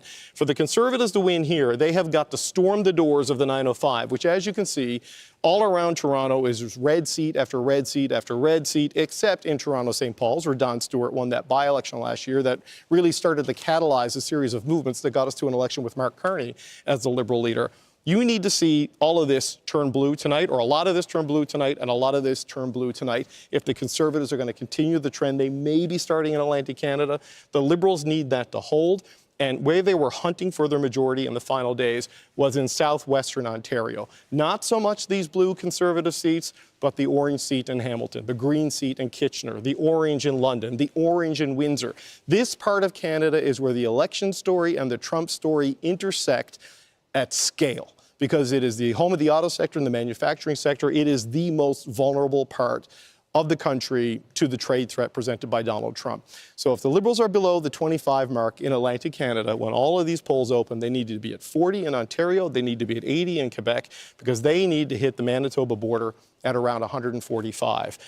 They think they can win a seat in northern Manitoba. There's going to be a fight in the Winnipeg area where you can see St. Boniface should be fine for them. But it's these two NDP seats where the Liberals have ambitions, where the NDP needs to hold in their quest for party status, and they think they can actually take some seats from the Conservatives in Winnipeg West and in Kildonan and St. Paul. They believe they have a shot in Saskatchewan up here. This is a Conservative seat in the House of Commons that was just dissolved, but with the redrawing of the boundaries and the overlaying of the vote from the last election, it projects to go Liberal. Just a projection. That would be where they hope to gain. And of course, Edmonton and Calgary, NDP, Conservative, and Liberal fights there. But if this continues, Rosie, if the Liberals underperform in the Atlantic, though as more votes come in, they get back closer to at least status quo, They need to pick up ground here and pick up ground here because the chances for targets are narrower on the prairies and in the north, and then a whole lot could be riding on British Columbia. But they just got one more seat on their quest there, and that is because the CBC Decision Desk has elected Joanne Thompson in the riding of St. John's East, the fisheries minister in the Mark Carney government, and the last Liberal incumbent to seek re-election is returning to Ottawa, and the CBC's Carolyn Stokes is standing by at Joanne Thompson's headquarters. Carolyn, take it away. Hi, David. Yes, I'm hearing that CBC is projecting that Joanne Thompson has held on to her seat, but actually not many people here in the room have heard that yet. We've had no reaction to this yet, so no cheering or anything, so we're just, here we go. Okay, so this room, very, very happy people here. We're expecting Joanne Thompson to come out now and give a speech. Lots of celebration, as you can see. And a pretty good showing, it looks, for Joanne Thompson tonight. Holding on to the seat, heading back to Ottawa. And with not as many Liberal colleagues from this province as before because of the loss in long-range mountains, and Clifford Small holding on to his seat. So, yeah, this is the situation here in St. John's East. A lot of happy people. David. All right, Carolyn, thank you very much. Joanne Thompson beating David Brazel, a former leader of the Provincial Conservative Party, Mary Shortall, the president of the NDP. Yeah. Rosie, I was getting texts from people there with Carolyn saying, why haven't you projected Joanne Thompson elected yet? We're going to change the channel, is what they were threatening to do. That's not why we did it. The numbers just got to the point that we could. There's a little delay, just a delay between us saying it and it appearing on your TV screen. But that also, nice to see when people get excited to win. Adrian is going to, as we get closer to the polls closing here, in many, many, many ridings, you've got a big one, and you're going to give us a sense of what we should watch for beyond the trends there that David was talking about. Yeah, rolling up the sleeves, 122 seats to keep an eye on. Given what David was just saying, Rosie, about the pressure, definitely the Liberals want to pick up places that they won in 2015 and then lost subsequently. Places like Peterborough. They lost it in 21. The Conservative candidate, Michelle Ferreri, the incumbent former radio show host. Redistribution makes this one a little bit more of a potential pickup for the Liberals, but an indication of how much is at stake here. Both Mark Carney and Pierre Poilievre have spent important time there. Let's look at another one that David was referring to. This is one of the 4 NDP seats that were held in Ontario. Windsor West, front line of the trade war. That has had 2 Mark Carney visits, 1 Pierre Poilievre, 2 Jagmeet Singh. Carney was there almost as soon as he became Prime Minister. He was back a few days ago. This one is one that, boy, the Liberals are counting on picking up if they can. One last one to look at that I think is really relevant here. This is King Vaughan.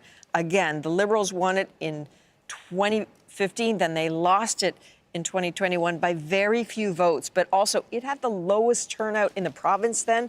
Been very interesting to see Mark Carney there in the last few days of this race. Okay, Rosie? Adrian, thank you for that. Just wanted to give you a little update on the Elections Canada website. It is all working now. So if you are still waiting to vote, if you're trying to get to your polling station, you can go to their website and you can put in your postal code and find out where you need to go. So that problem has been solved. And if you are wondering what's happening in your riding and the polling has closed for you, you can also find that on our website, cbc.ca/results. In case we have not mentioned your riding or you're just tuning in, that's a good place to go to find it. Catherine, you've got a lot coming up as well. Yeah, that's right. I'm going to be looking at results in Alberta and Quebec tonight. Rosie, why don't we start in the West with a sample of what we might see? Edmonton Centre. Now, this was Randy Boissonneau's old riding. Former cabinet minister, you'll recall, he resigned from cabinet in November when there was controversy involving his former business partner. The Liberal fight in this riding gets even harder because with redistribution, the changes in the riding boundaries, this riding now would have gone Conservative if you transpose the results of the last federal election. Let's move to Quebec with some real high drama south of Montreal. This is Châteauguay, Les Jardins, and Napierville. The Bloc candidate in this riding, Patrick O'Hara, he ran last time. In 2021, he thought he had won on election night by more than 280 votes, started making plans to go to Ottawa. There was a judicial recount. He lost by 12 votes. Now he is back. Redistribution in this instance favors the Bloc, but the Liberals have a star candidate, Nathalie Provost, known for her fight for gun control. Finally, the last vestige of the orange wave in Quebec. The only NDP MP in Quebec is Alexandre Bouleris in the riding of Rosemont-La Petite-Patrie, and that is where we find the CBC's Quibina Oduro. Quibina, it has not been a terrific night for the NDP so far in terms of what we're seeing in the numbers. What is the energy like in Rosemont? Well, Catherine, the energy here is starting to pick up. More volunteers and more candidates are coming to join the party over here. I asked them about how they're feeling about how things are going so far. They said that they are optimistic that Alexandre Bouleris will keep his seat here in Rosemont-La Petite-Patrie, but they are not liking what they are seeing. As you just mentioned, it's not a really good night for the NDP out east, and they are feeling it here. But they say that in Montreal, they feel like they will keep this seat because when they went out to talk to people in the riding, they say that people have been giving them positive feedback. And the issue that they say that they are hearing the most is the housing crisis and the cost of living. And Alexandre Bouleris says that if he gets re-elected here, he's going to handle and he's going to make sure that he holds anyone who is elected accountable at Parliament when it resumes.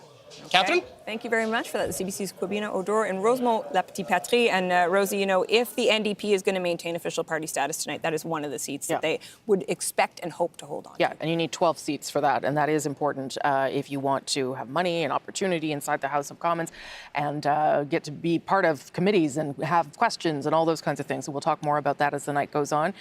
Ian, as we mentioned off the top of the show, we talked about that tragedy in British Columbia, how it affected the last day of campaigning at that Filipino street festival, 11 people dead, more than 20 people injured. The city just really grappling with such a shocking event, coming at this joyous community event in Vancouver, obviously affecting the campaign as well, and had become kind of a part of the campaign on that last day of campaigning. Yeah, and I'll talk a little bit about that in just a moment. You know, thinking about what's happening in New Brunswick, where the NDP vote has collapsed, but what impact does it have on seat change? None at all. Like all the parties that won last time are either elected in those same ridings or on their way. In BC, if the NDP vote collapses in the same way, it likely will have a huge impact in terms of changes among the Liberal and Conservative count. In a riding like Port Moody Coquitlam, if you look at the redistributed results in that riding, 35% is what the NDP had in terms of support in what are the new boundaries, 32% for the Conservatives, 29% for the Liberals. So imagine a world where the NDP support dropped by 15 points, for example, and then who picks up the seat. On Vancouver Island, take a look at Nanaimo Ladysmith. There, the leading party was the NDP with just over 29% of the vote, the Conservatives at 26.5%, and in third place, not the Liberals, but the Greens with almost 26% of the vote. So again, in a world where the NDP ends up losing 10 percentage points, 15 percentage points, then all of a sudden you wonder, does that go to the Conservatives? Does it elect even a Green member? Yeah. So that it's really intriguing. So, you know, the political observer in all of us finds that intriguing, even exciting to see what's going to happen. But there's the other part of the BC story, as you mentioned, and it's with every time I think about British Columbia, it's with a heavy heart right now. I mean, everything changed on Saturday night, and so many of us, you know, just feel very close to what happened there. I know the neighborhood very well, and so we're toggling here between those two things: political excitement, but also the heaviness of what happened there on Saturday. Yeah, thank you for that, Ian. And we are trying to reflect a little bit what's going on in Vancouver because, listen, Lindsay Duncombe talked about how people were voting, but they're also voting with all of this weight on them. Lindsay, you're in Vancouver. Give us a sense of how people are doing and what is happening there right now. People are so overwhelmed, Rosie, by the shock of this, the sadness, the grief, the loss, the anger. I've been standing here since about 7 o'clock this morning, and people just keep coming. And they're laying down flowers, they're lighting candles. It hasn't stopped. I want to just show you what the crowd looks like now. It's after work, after school, and people are lining this memorial, which is taking up much of this corner. And this is the same scene on the other side. There are just as many people there. On the other side of the police tape, there are two more memorials, a little bit smaller than this one, where people have also been gathering. I think there's just a real sense that people want to show that they care, that they want to care particularly about the Filipino community in this city. This was, as you mentioned, a celebration, a festival of culture, and it all just went so tragically wrong when 11 people were killed. We know that there are 16 people who remain in hospital, so there is this sense that people are hoping for their return to health, even as we know many of them are in, or at least some of them are in critical condition. Okay, Lindsay Duncombe, thank you for speaking to us from Vancouver. Wanted to make sure we talked about that because I know a lot of people in British Columbia with heavy hearts again still today. Thank you so much. The leaders certainly responded to that on the last day of campaigning. We will see if it gets mentioned again at all tonight. Obviously, they did continue to campaign, but the campaign looked very differently in those last hours and had a lot less energy, perhaps, in some instances, because people were trying to address two things as they were unfolding. Did want to address something that's happening there on the bottom of your screen, and you can see a couple of block numbers. The polls haven't closed in Quebec yet, so there may be some early returns that have been put in. We're not going to pay too much attention to it yet because the polls are going to close in under 10 minutes. Two party leaders this time are in the nation's capital, both Mark Carney and Pierre Poilievre, both running in ridings, neighboring ridings, in fact, in the nation's capital. We're going to start to see the results from their own ridings soon. One has never been elected to public office, and the other trying to get elected for an 8th time. Let's start with the CBC's Ashley Burke at the TD Place. Ashley, how are they feeling so far about things? Well, Rosie, the doors are about to open here at the Liberal headquarters, and we're expecting supporters and volunteers to start filling this room. The stage has been set for leader Mark Carney to appear here later tonight. On the first week of the campaign, we were at a rally when he said that he was seeking a majority government. Then his language changed, and he talked about in the final week here that he wants a strong mandate. I'm getting texts from sources saying, with the campaign, saying that so far so good based on what they're seeing from the results. One person said that the theme of this campaign has been pragmatic, that they want to over-campaign, they want to be overly cautious and overperform tonight. And they've been targeting, Mr. Carney's been targeting, going on the offensive in places like Atlantic Canada, targeting ridings that were held by the Conservatives. And the theme of his campaign really has been trying to remind Canadians and hammer home his message about what's at stake this election. And for him, that's Donald Trump and his threats to Canada's sovereignty and the economy. But tonight, it will be Canadians that are the ones deciding if it will be Carney sitting around that table with Donald Trump at the end of all this or not. Okay, Ashley Burke, thank you for that. You are in Ottawa. You're finally home after a crazy couple of hours there with the Liberal campaign crisscrossing the country. We'll come back to you through the evening, of course. Kate McKenna with the Conservatives. She's at the Rogers Centre in Ottawa. Kate, what is the word there? Perhaps a little bit of optimism from the Conservatives, given what's happened in Atlantic Canada. Yeah, quite a lot of optimism at this headquarters, Rosie. It is open. There are people here. There are a couple hundred people here watching the results as they roll in. And of course, Atlantic Canada is a difficult region for the Conservatives, but what they're seeing on the board is making them extremely happy. I was going out and looking around talking to people, and they were scrolling their phones saying, why are we ahead in this riding, or why are we ahead in that riding? And of course, as you've been saying, these are early returns, but a lot to be excited about if you're the Conservatives, because they're then saying, well, if they're outperforming the polls in Atlantic Canada, then what's going to happen when they hit Ontario with all of those seats in Ontario? And in fact, just a few minutes ago, one of the leaders of this campaign came by and gave me just a big 2 thumbs up. They're very excited about what they're seeing in Atlantic Canada.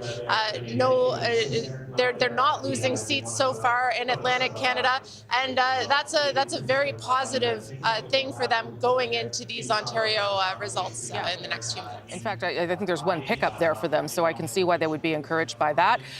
Kate McKenna, thank you. So I'll talk to both you and Ashley Burke a little bit later throughout the evening as more results start to come in, and we'll get reaction from all the people you're talking to there. Thank you both so much. Appreciate it. Just a reminder that polls are closing in just under 5 minutes in many provinces, Quebec, Ontario, and all the way through to the Rockies and a couple of territories. If you are in line, if you are waiting to vote, stay in line, because even after the polls close, you have the right to cast your ballot. If you're watching this on your phone and wondering where things are at, your vote will matter in this election, that's for sure. So stay where you are and make sure it gets counted. Catherine Cullen has a result. Yeah, well, we've got a few interesting stories coming out of Nova Scotia. A little bit of drama to start with. First couple of races here. Central Nova, Sean Fraser continuing to be in second place. You can see about a 400 vote difference. So this one is certainly one we're going to keep following through the night. You want to talk, though, about dramatic races. What is happening in South Shore St. Margaret's here right now? The Liberal challenger in the lead, but an even smaller margin, 354 votes. The incumbent is Conservative Rick Perkins. He picked up the riding in 2021. And if you want a sense of what this has looked like, certainly for the candidates and the teams watching this race closely over the course of the night, check this out. What has been happening. And you can see sort of that big bump at the beginning, but just look at how close those lines are, Rosemary. So this is definitely going to be one that we're going to have to follow closely. And we're going to take a little jaunt back to Halifax as well, where we have the candidate projected elected and then where the CBC's Tom Murphy finds himself tonight is in the lovely riding of Halifax. Hey there, Tom. What's going on? Thank yous than I have time for that you want me to. Hey, Catherine. Yeah, another bar, but a different mood in this one for sure. Shannon Meadama, the Liberal candidate here in Halifax, projected elected, as you say, taking the stage to make her acceptance speech. And boy, is this room boisterous compared to what the NDP camp were. A lot of people wondering where that NDP vote would go, because going into this election campaign, the NDP were thought to be leading in this ride. And by the sound of this room tonight, you can tell how much things turned around. Shannon Meadama is a political rookie, a real neophyte. She just finished saying in her speech just now that she is not a politician in the regular sense. She even wondered if she had to make a speech tonight or not. So. And you got to keep going with that speech because it's what the people in this room want to hear. An impressive win for her tonight. Obviously, people, that big election question issue about who would be best to attract or deal with rather Donald Trump and tariffs in the United States. People in this riding seem to swing to the Liberals on that front, and it seems to have made the difference. We're going to try and get Shannon Meadama for a quick interview as soon as she wraps up her speech here. But obviously, this is one of the seats that the Liberals were really working hard on trying to bring around, and tonight they did it. Thank you very much. CBC's Tom Murphy waltzing from bar to bar in the riding of Halifax. Rosemary, not a politician, coming from a Liberal. That sounds a bit familiar. Yeah, it does sound very familiar. Okay, as we get ready for this next large amount of votes coming in and polls closing, did want to show you where we are as we leave Atlantic Canada. This is the vote change in Atlantic Canada. You can see there the Liberals up 8.6, but the Conservatives up 9, more than 9%. The story, though, coming out of Atlantic Canada is really about that NDP number, down 12 percentage points, and that tells you that they are not performing well in Atlantic Canada, and this really is confirming what we knew about this race, and that this is a two-party race. Let me show you the seat change in Atlantic Canada, and this is what has the Conservatives happy today. Liberals down 2 and Conservatives up 2. That's the kind of movement the Conservatives are happy to see coming out of Atlantic Canada and would hope to see as the polls begin to close right across the country. But we will see, right? As we've said, this is early times. Now, what we're going to see now is a whole lot more data coming in. I'm going to just go quickly, just like 30 seconds to you, David. I just want to show you one interesting thing where the NDP vote is going a way that common wisdom would suggest it wouldn't. This is way down by about 4 percentage points. By the numbers, it's all gone to Jonathan Rowe, the Conservative, as has the People's Party vote. In this riding, the Bull Arm Fabrication Yard that built the Hibernia project, there's an oil refinery there, so it's trades people and the traditional offshore industrial base. So the NDP collapses more that blue-orange thing rather than the orange-red. So that's how it's playing out, at least right now. That's what Jason Kenney was warning us about or telling us about. Yeah. Okay, good. So good thing to keep in mind as we get ready to bring you a whole lot more information. This is where the bulk of your votes are going to be counted now. Almost 9:30 Eastern. Polls are going to close between Quebec all the way to the Rocky Mountains and 2 territories. This is when your say will start to determine who is going to form government. As we come out of Atlantic Canada, you can see where the results are at the bottom of your screen. Polls now closed in much of the country. Polls have now closed in most of Canada, and that means we're about to get the biggest waves of results we'll get tonight. From Quebec, Ontario, Manitoba, Saskatchewan, Alberta, the Northwest Territories, and Nunavut. 266 more seats will be added to the count. Many of these are key battlegrounds of this election, ridings you need to win to form government. Okay, so that is what is to come. Let's look at where we are right now. Coming out of Atlantic Canada, the Liberals leading and elected in 22, the Conservatives with 10, and the Bloc there, we're not going to talk too much about it. We believe some early results were put in for one riding in Quebec, but there is one riding where the Bloc is leading, and that's in Gaspésie-Île-la-Madeleine. But you can see there, this is not exactly the way the Liberals wanted the evening to start. It's an encouraging sign for the Conservatives, but remember, it was just 3 months ago that the Liberals thought that they were kind of hopeless, not only in forming government, but certainly in losing a lot of seats in Atlantic Canada. So that is part of the story as well, the recovery of the Liberals that we've seen after Mark Carney took over. Ian Hannah-Mansing. There are two ridings in New Brunswick right now where our decision desk is not in a position where it can project a win, and one of them is Miramichi-Grand Lake. We told you at the beginning of the evening that this could be close. It is the one riding that 4 years ago flipped, in that case from the Liberals to the Conservatives. The lead has gone back and forth, and as you can see, just 472 is the lead for Mike Dawson over Lisa Harris. And the other one I want to show you, which is still in play, is Madawaska-Restigouche, still a lead here for the Liberals, but one of the interesting things when you look at the numbers here for Madawaska-Restigouche is that the Liberal candidate, who's not the incumbent, is performing at about the same level that René Arsenault did the last 3 times. It is the Conservative vote that has really surged compared to last time, and so relatively closer, I think, Rosemary, than a lot of people expected. So these are the two ridings in New Brunswick, which are still, at this point in the evening, in play. Okay, thank you for that, Ian. Polls now closed in an additional 266 ridings, meaning that we are going to get a lot of information very quickly about where Canadians are at. Want to bring in At Issue, if I can, just for a moment, to get a sense, Chantal, of what you're going to watch for now as so many more polls have now closed. Well, obviously, what happens to the Bloc Québécois vote, whether it's going to be down, as was predicted, or whether the Bloc will hold its ground. The only riding that we actually have numbers for, Gaspésie-les-Îles-de-la-Madeleine, and I'm not even sure that we're getting the entire numbers, because a section of the riding is actually on the same time zone, in the same time zone as the rest of Quebec. I see. So, but this riding, which we will get a result, a more definitive result early, is significant. It's actually 2 ridings because of redistribution. Right. A former Bloc riding and a Liberal-held riding. So someone is going to lose a seat here. And if the Bloc keeps the seat, as opposed to the Liberals, it may be that they'll have a better night than they would have otherwise. But the big area to watch, obviously, for the Liberals is in and around Montreal. Okay. And that is also true of the Bloc, with some battles in Quebec City, mostly against Conservatives. Okay, I'm going to come back to you, Andrew, in just a minute. But Ian's got some results because you can see the numbers on your screen moving there. Yeah, counting super quickly in Battleford's Lloydminster Meadow Lake in Saskatchewan. We already have a few of the votes counted, and there are a couple of things that are notable about the results to this point. First of all, this is a riding where you'd expect Rosemary Falk to win.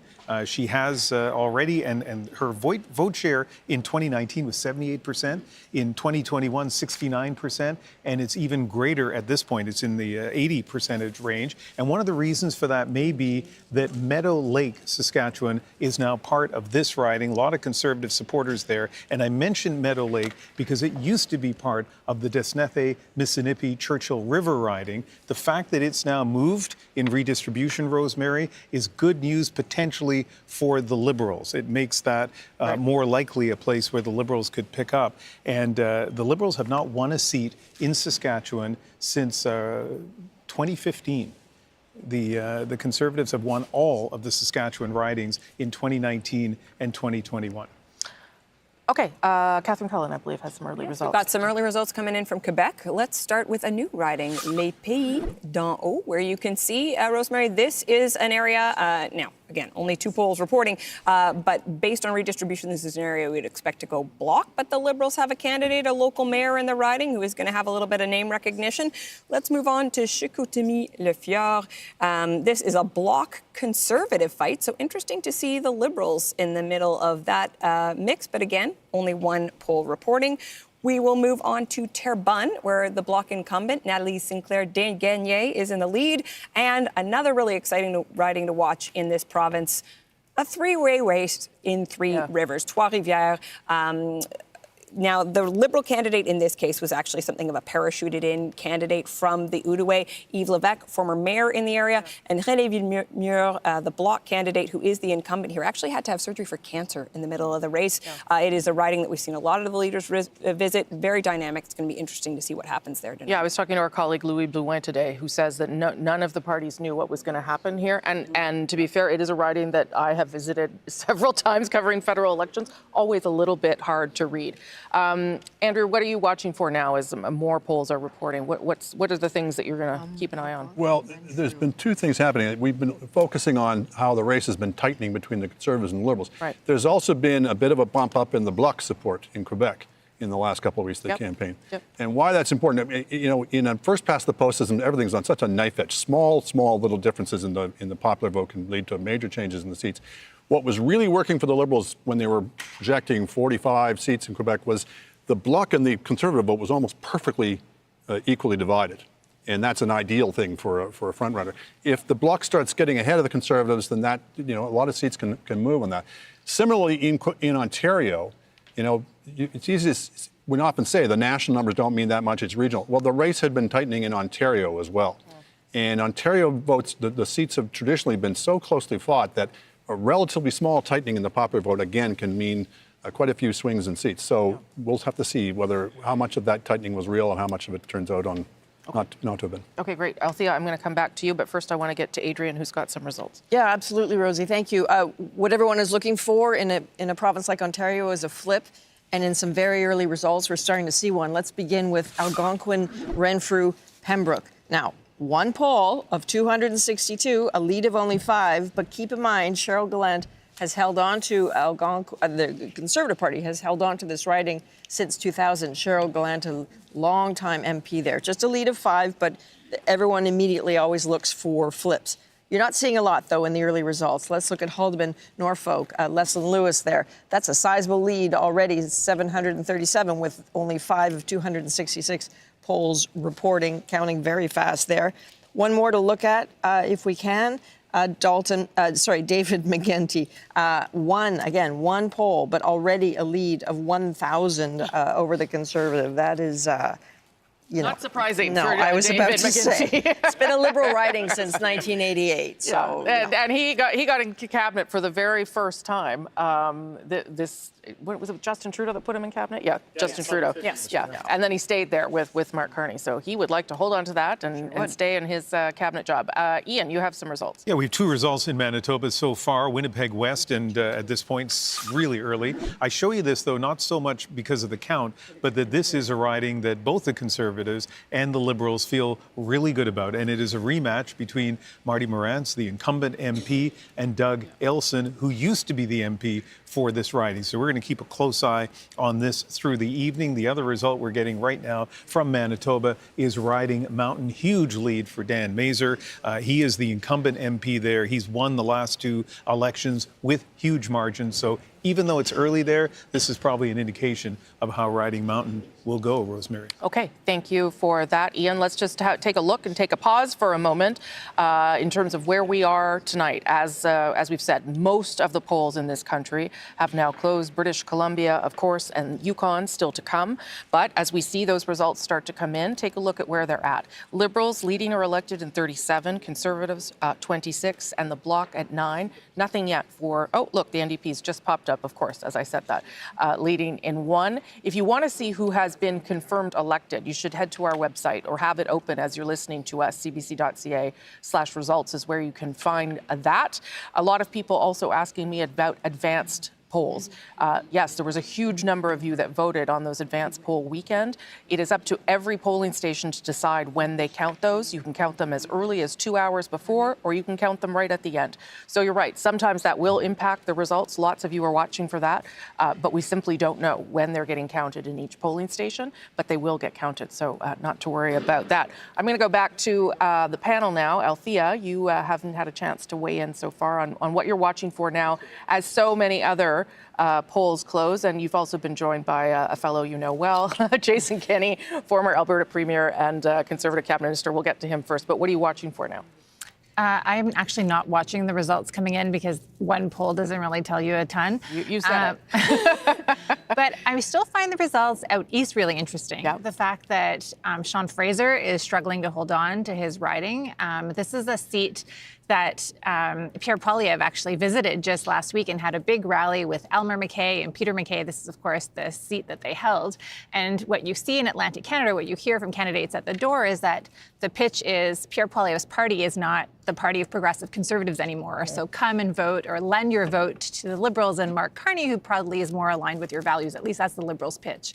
And you're seeing that that pitch clearly is not working in Central Nova, and that coming out with those two huge figures in that riding may have made a difference. At the same time, you're seeing South Shore St. Margaret's, which is traditionally a very conservative seat, possibly flipping Liberal, which is also quite interesting. And it's like there's bad news for both parties because the Cape Breton-Canso Antigonish seat, there with the candidate that was running, the Conservative candidate, is the former provincial finance minister. And that is the kind of riding the Conservatives needed to win if they were to form government. So there's not a ton of great news, frankly, for both parties, and the Liberals are underperforming their own, but so, frankly, are the Conservatives. Their own desires. Yeah. Okay. And obviously you can see the numbers. They're moving on your screen, fast and furious. They're going to go up and down because we don't have actually that many people projected elected at this stage. It's really just leading and a few, well, the people out of the Maritimes mostly projected elected. Jason Kenney, you're hearing from people, talking to people, watching things. What are you making? Yes, I think that most Conservatives are hoping that this trend continues. Now, look, in the pre-election polls, one of the toughest regions for the Conservatives was Atlantic Canada.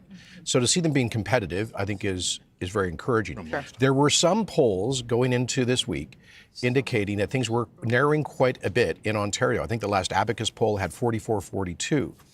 Let me tell you, if Conservatives get a significant turnout advantage on that kind of number, you could see very significant close races all through what I referred to earlier as the GTA Metro Belt, that 905 swath of like nearly 50 constituencies that have a tendency to vote monolithic. But if the NDP collapse is that bad, and if these soft NDP voters don't actually show up for Mr. Carney, or many of them actually go to Mr. Poilievre on that appeal to blue collar trades and working people, you could actually see the Conservatives, I think, splitting the 905 or even winning a plurality of seats in that region, and that would make for a very long night. Would you all agree, though, that we are not seeing an election of a wave, or are we? Is it too soon to even say that? Well, okay, too soon. Okay, too soon. Okay, all right. Andrew rolled his eyes at me. That's my opinion. I don't know. Okay. The Liberals have done worse so far in Atlantic Canada than they did last time when they got a minority. Yeah. So if Atlantic Canada is any kind of indication, Chantal? I'm with Althea. It's a bit early. Okay.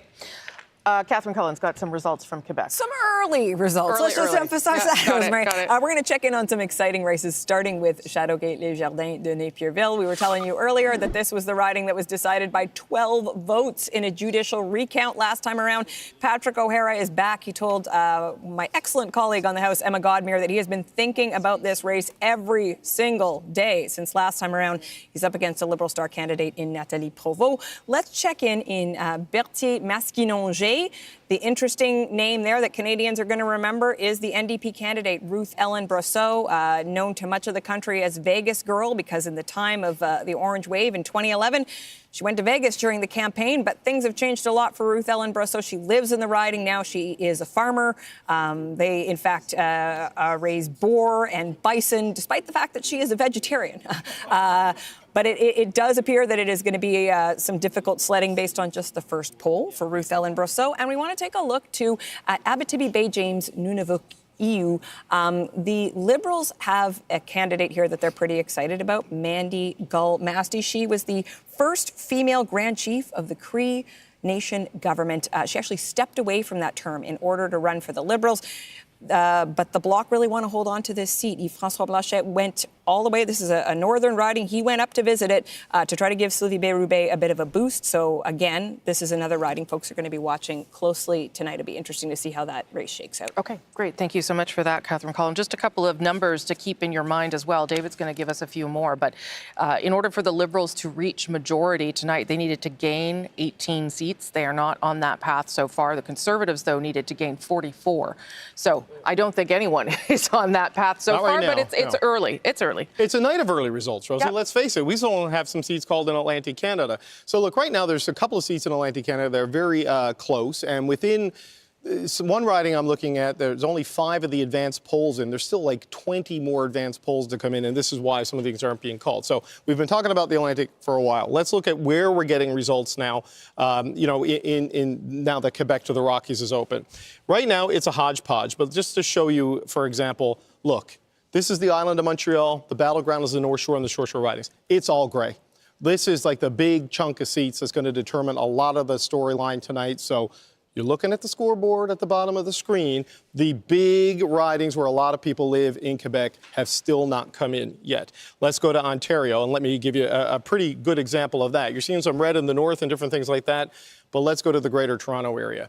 Very few results, very early, right? So this is that belt that Jason Kenney was talking about, Mississauga and Brampton and up in the York region. That's the battleground between the Liberals and the Conservatives in Ontario for first place. We have almost nothing from there at this point in the night. Similar thing, I believe, in southwestern Ontario when we go there. This is where the Conservatives are very strong in some of the rural areas, but we've got Windsor, we've got London, we've got Kitchener, we've got Hamilton. If I'm going to extend southwestern Ontario beyond its normal definition, we still have nothing from there. And it's a similar story out on the prairies, okay? You go into Manitoba, you see the blue seat there, but look, Winnipeg, we have one riding. You know, the bulk of the population in Winnipeg, there is no reporting from there yet. So it's still very early in terms of being able to draw any firm conclusions about where this is going. Same thing in Saskatchewan. Nothing from Regina. Nothing from Saskatoon. You go into Alberta, right? You see orange right there, but look at where this is. It's Leduc Wetaskiwin. Cars cost less in Wetaskiwin. New Democrats don't often win in Wetaskiwin. That is a conservative riding historically, and so you got to keep that in mind. Here in Calgary, where it's expected to be the battleground, where the Liberals hope to gain, you've only got 2 conservative seats reporting at this point in time.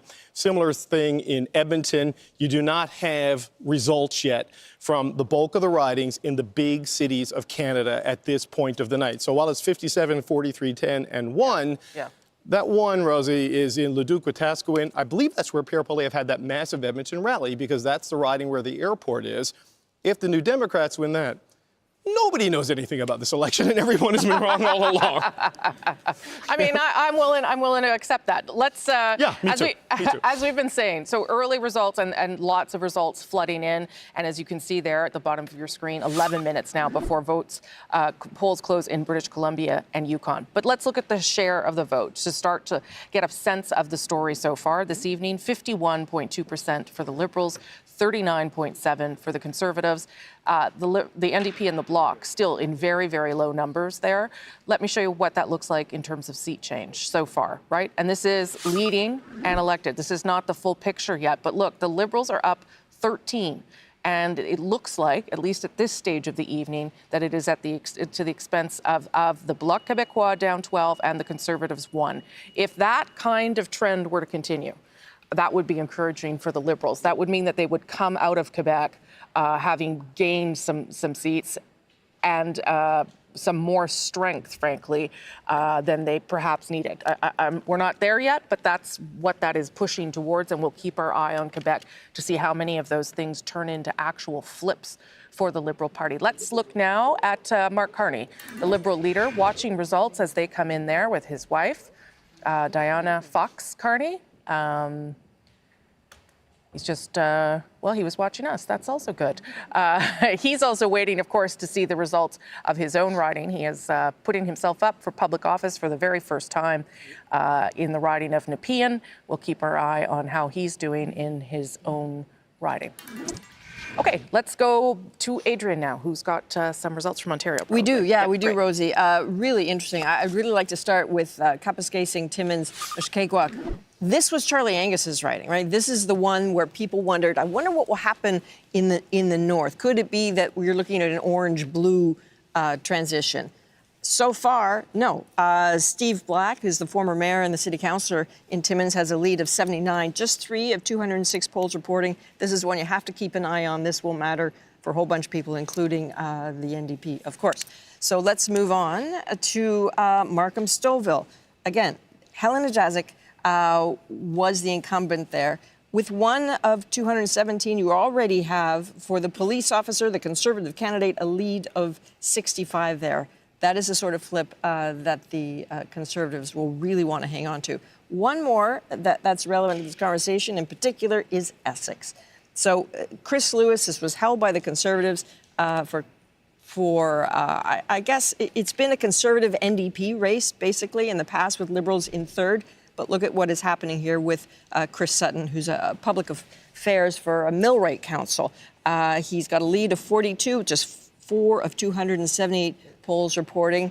But that whole area, the cross-border relations, it wraps itself around Windsor. You can imagine the tariff conversations that have been happening there. No one knows that better than Chris Ensing, who is joining us now. Chris, what are people saying there?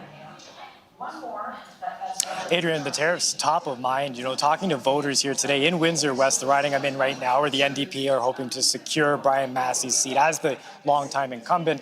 Voters were telling me that who is going to battle Donald Trump in these conversations and negotiations of a new NAFTA is top of mind. That threat against Canada's sovereignty is also something that they're taking very seriously. And when we think about what's happened here in Windsor, Essex, just in the past, you mentioned in Essex how the NDP have been sparring with the Conservatives, the Liberal in there now.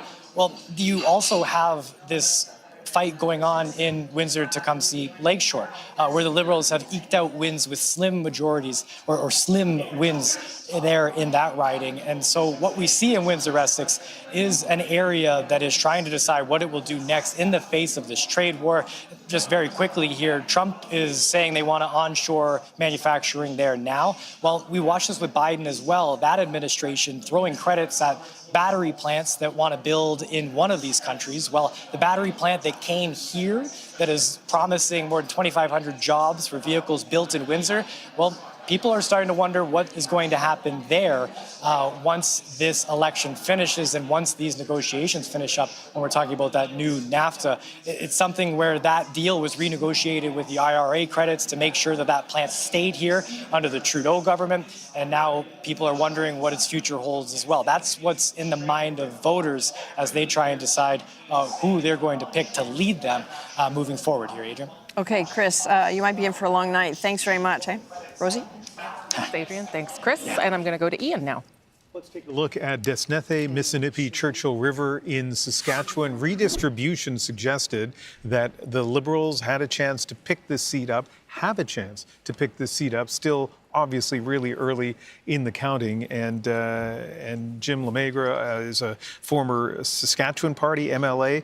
Buckley Belanger is a former NDP, MLA, both high profile, both considered strong candidates by their parties. And we are going to be watching this riding very closely because if the Liberals were able to win this riding, it would be their first win, as I mentioned before, since Ralph Goodale won in Regina, Wascana back in 2015. Okay, thank you for that, Ian. I can tell you that at this hour, more than 1 million votes have been counted, and obviously the counting continues. Of course, there were also more than 7.3 million of you that voted in the advance polls, but lots of vote counting going on right now to bring you some of these results that you're seeing here at the bottom of your screen. Take a look. Those numbers are leading and elected. So the Liberals are leading and elected in 80 ridings at this stage, Conservatives 56, Bloc on the board with 11, NDP with just 1, where they are leading and or elected. And remember, we gave you those numbers before. If the Liberals were trying to form a majority government, they needed to pick up 18 seats. The Conservatives needed to pick up 44. The Liberals have picked up 15 so far. So those not all confirmed, but that is the trend that we are seeing so far, and we'll keep watching as more polls about to close in British Columbia and the Yukon. Catherine Cullen. Yes, let's talk about Alberta. Rosemary, we're going to start with the first projected elected in the province of Alberta by the CBC Decision Desk, Michelle Rempel-Garner, a Conservative who is certainly a well-known vocal member of that caucus. That big smile on her face because she is the first Conservative that the CBC Decision Desk says has been re-elected to her seat. Let's take a look, though, at some other interesting races. Edmonton Southeast. Part of what makes this interesting, Amarjeet Sohi, former Liberal cabinet minister under Justin Trudeau. He was defeated. He ran for mayor of Edmonton. He won. He has stepped away from his mayoral duties to run in this seat. But it is worth noting it is a new riding. And if you look at what the numbers say from the 2021 election results, this is a riding that should go Conservative right now with the first poll reporting. The Conservative is in the lead in that riding. Let's move on to Edmonton Northwest. Billy Morin, this is a candidate the Conservatives are certainly excited about. Former chief of the Enoch Cree Nation, very enthusiastic about resource development and somebody that the Conservatives would really like to have in their caucus. Finally, in Lethbridge, Rachel Thomas. Now, what makes this riding so interesting? Certainly, it is traditional Conservative territory, but Chris Spearman, the Liberal candidate there, former mayor of Lethbridge, he was endorsed by the provincial NDP former cabinet minister Shannon Phillips. So note, NDP, provincial cabinet minister, endorsing a Liberal candidate. Also, Rosie, provincially, Lethbridge is 2 ridings. Lethbridge West, that went NDP. So perhaps some movement here, but Rachel Thomas definitely has some reason for enthusiasm as well. This is serious Conservative territory. Another strong member of the Conservative caucus. Jason Kenney, you want to weigh in there on Michelle Rempel-Garner winning re-election, the first Conservative re-elected in Alberta? Yeah, well, not surprising. Not surprising that any of those folks would be well in the lead, and I think it's confirmation at early stage that the strong Conservative support in Alberta is holding. There are some phenomenal new candidates as well. You just saw Billy Morin on the screen. I've worked very closely with him as Premier. He was chief of the Enoch Cree First Nation, and really a significant leader in economic development for First Nations in Western Canada. He, together with Ellis Ross, former chief councillor of the Haisla First Nation out in the BC West Coast Kitimat, if those two are elected, you will see 2 very strong voices for reconciliation for First Nations to not just exercise the right to say no in consultation, but to say yes to responsible resource development. So one of the interesting aspects of this campaign has been energy has not been a dominant, but a significant issue, perhaps for the first time ever. And you may end up with some very strong pro-resource development First Nations leaders in the next parliament. And that may be because of Donald Trump. Really, that's why we're talking about it in a different way than we had before. Okay, thank you for that, Jason Kenney. Polls closing in British Columbia in just over 2 minutes, which will add another 44, British Columbia and the Yukon, another 44 polls to our count, and which will mean that all polls are closed right across the country. That happens at 10 p.m. Eastern. 343 seats, remember, because there has been a map that has been redistributed. 172 is the magic number to get you to a majority government, but we are not able to get anywhere near calling any of those things yet because results are still coming in, and Adrian has some. Boy, you're not kidding about them coming in fast, Rosie. I told you. All right, let's look at some important ridings that we've been talking about all night. Let's start with Peterborough, because this has always been a riding to watch. Historically, a bellwether, bucked the trend in 2021 when Michelle Ferreri, a popular TV anchor, won. But look at that lead. 436 for Emma Harrison, the small business owner, with just 6 of 308 polls reporting. The Liberals will want to hang on to that one. Let's look at the next one here. This is important. Newmarket Aurora.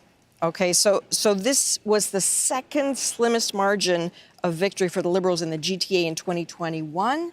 But look at what is happening. Sandra Kobena, lead of 227, just 2 of 212's polls reporting, but that is on trend, certainly for what the Conservatives want to see. They poured a lot into that riding. One last one to look at. This is important. This is Niagara Falls, Niagara on the Lake. So this has gone back and forth a little bit between the Liberal and the Conservative this evening. Only 3 of 202 polls reporting, just a lead of 8. But this is a riding that's been Conservative for the last 25 years. It's definitely smaller in redistribution. The Liberals were hoping that would help them out. Rosie?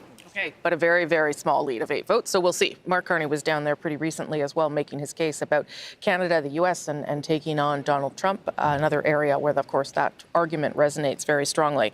Okay, polls closing in British Columbia and the Yukon in just moments. If you're in line to vote, stay there because you still get to do it even after the polls are closed. It is 7 p.m. Pacific. Polls are now closing in the westernmost parts of this country. There are 43 ridings in beautiful British Columbia and 1 in the Yukon. That means that polls have closed right across the country, 343 polls reporting. And British Columbia, aren't you excited? We haven't called government yet. That rarely happens to you. So guess what? Your votes are going to matter here as we get ready to decide where this is going to go. Let's give you an indication of what we're noticing already, and that is the change in the share of vote. Liberals taking off now at this stage, well over 50%, and the Conservatives at 38.8, which, to be clear, is a very good score for Conservatives on any other normal election. But this election has been unusual, and you can see the NDP and the Bloc not performing where they normally would be. That, too, has been the story of this election. Let me show you now what seat change looks like. Okay. Let's go through this. Liberals seem to be at this stage leading or elected in 17 seats. Conservatives down 5, Bloc down 11. That would be a devastating amount of losses for the Bloc Québécois in Quebec. NDP down 1. Of course, that is going to change as British Columbia starts to report. But remember, that number to keep in your head here about whether we can get to a majority government is for the Liberals to gain 18 seats. They are 1 away right now in our projections, not everything confirmed, but they are tracking towards that at this hour, and a lot of it coming at the expense of the Bloc Québécois. Let's go now to Catherine Collins. Yeah, let's try to look a little bit closer at what that story is, the Liberals and the Bloc Québécois. Let's start with looking a bit at the big picture in the province of Quebec. The seat change, the Liberals up 14 seats. The Bloc down 11, the Conservatives losing 3 seats in Quebec. But again, these are still relatively early numbers. Let's dig into some of what we're seeing in the province. Here is a riding that folks are going to remember the name of, La Salle, Émard, Verdun. That consequential by-election in the fall, it's on the island of Montreal. This is part of the Liberal Château Fort, right, of Fortress. And yet the Bloc Québécois, Louis-Philippe Sauvé, a former Bloc Québécois staffer, won in that by-election. Now, the Liberals have something of a star candidate in Claude Gay, former president of IBM Canada. Right now, with 2 polls reporting, he's in the lead by almost 300 votes. Let's move over to Shefford, where, again, the Bloc Québécois incumbent, André-Anne LaRouche, in second. And in the lead, the Liberal candidate, Félix Dion. I believe he's a councillor in Granby. And finally, Rimouski, Alexander Riefert, again, a name that would be known well in that area, the former director of the Métis Gardens in the area, English Gardens, and the Bloc Québécois incumbent, Maxime Blanchet-Jonca, in second. So all, again, Rosie, you know, these are only some of the polls that are coming in, but interesting to see how those numbers are shaking. Yeah, Métis Gardens also, just a lovely Beautiful. place. Yeah. We could just do ads of places to vacation. Chantal, I want to get your take before I get some more results, because if this holds and the Bloc is trending or looking projected to lose as many as 11 seats, that's pretty devastating. The Bloc itself believed it could lose 10 to 15 seats. Of course, that wasn't the hope, but this is the best beginning of night for the Liberals in Quebec that I have seen in decades. How many decades? Oh, I don't think I was around because Jean Chrétien never won a majority of Quebec seats. Yeah. So you go back all the way to Jean Chrétien, and Brian Mulroney wiped them off the map. So I think you'd have to go back to Pierre Trudeau. But it's early. It's early. It's early. But that's still. I'm just saying. It's early. But it's still fascinating that someone who, at the beginning of the campaign, was not speaking French as well as he was at the end, would be suddenly that appealing to Quebecers, if this is where things go. But I'm also wondering, and the numbers are still coming, whether the Conservatives are also having a difficult night in Quebec. Okay. Because at this point, they are under what is called the paying zone. In percentage points, they're below 20%. That's not when that you get votes but not seats. You need to get over that. And at this point, who knows, because we're still missing a lot of seats and a lot of polls. But for the Liberals who want 40 seats, they're ahead in 33. Yeah. Not too bad. No. And if that is true, that the Conservatives are going to suffer in Quebec, that, I think, speaks to some of the choices that Pierre Poilievre made. But we will talk more about that as results firm up. Ian has some results, though, now. Yeah, let's look at your home province, Manitoba, and in particular 3 ridings in Winnipeg that are reporting results right now. This one would be, if the Liberals were able to keep it through the night, a pickup. I'm laughing because, of course, I can read the numbers just as well as you can. It's really early. What's interesting about this, besides the fact that it's an NDP incumbent is in second place, is that Raul Walia, 23 years old, got the nomination here in the old days, December 2024. Remember then? Remember the prospects for the Liberals at that point? So I don't think when he became the candidate, he expected to be possible that he could go to Ottawa. We'll see what happens in Winnipeg Centre as the evening unfolds. Let's go now to Winnipeg West and see what's happening there. And Marty Morantz, the Conservative incumbent, is in a lead, not a huge lead. Doug Elson has been the MP here before. This is the third time, I think, these two very well-known politicians, and Doug Elson also an ER doc, so well known for that as well, are facing off in Winnipeg West. So another one we're going to be looking at very closely. And in Winnipeg North, no surprise to see Kevin Lamoureux, the incumbent, in the lead. But I'll tell you what is interesting is that if you look at the percentages last time around, the NDP was in second place with 28% of the vote. Their support right now has plummeted to 8%, and almost all of that has been picked up, and this is early, I know, not by the Liberals, but by the Conservatives. Right. So just kind of interesting. That's we would expect Kevin Lamoureux to prevail in that riding. I mean, we'll see what happens. Yes. But it's fascinating to me to see the change in support between the NDP and the Conservatives. Yeah, Kevin Lamoureux, hugely popular in that riding, so we'll see whether that continues. Just want to tell you that the Liberals continue to do well here tonight, but also want to tell you that there are 85 ridings where it is very close still. And so we might well be in for a long night as we get through all of these results and track towards being able to project a government. Catherine Cullen. We're going to go back to Nova Scotia for just one riding, Rosie, one that we knew was going to be a real scrap tonight, but we've got a projected elected in South Shore, St. Margaret's. Let's take a look. The Liberal, Jessica Fancy Landry, projected elected in that riding. Rick Perkins took this riding from the Liberals in the last election, but it was not to be for him this time out. He had an additional challenge because, of course, the NDP did not run an official candidate in this riding. So there will be questions, I think, about what happened to that vote. Although when you look at the NDP vote across the board, it hasn't been all that substantial across the country, Rosemary. So perhaps that won't have been that much of a factor. But nonetheless, Jessica Fancy Landry projected elected in South Shore St. Margaret's. That's a significant flip. Mm-hmm. Yeah. Okay.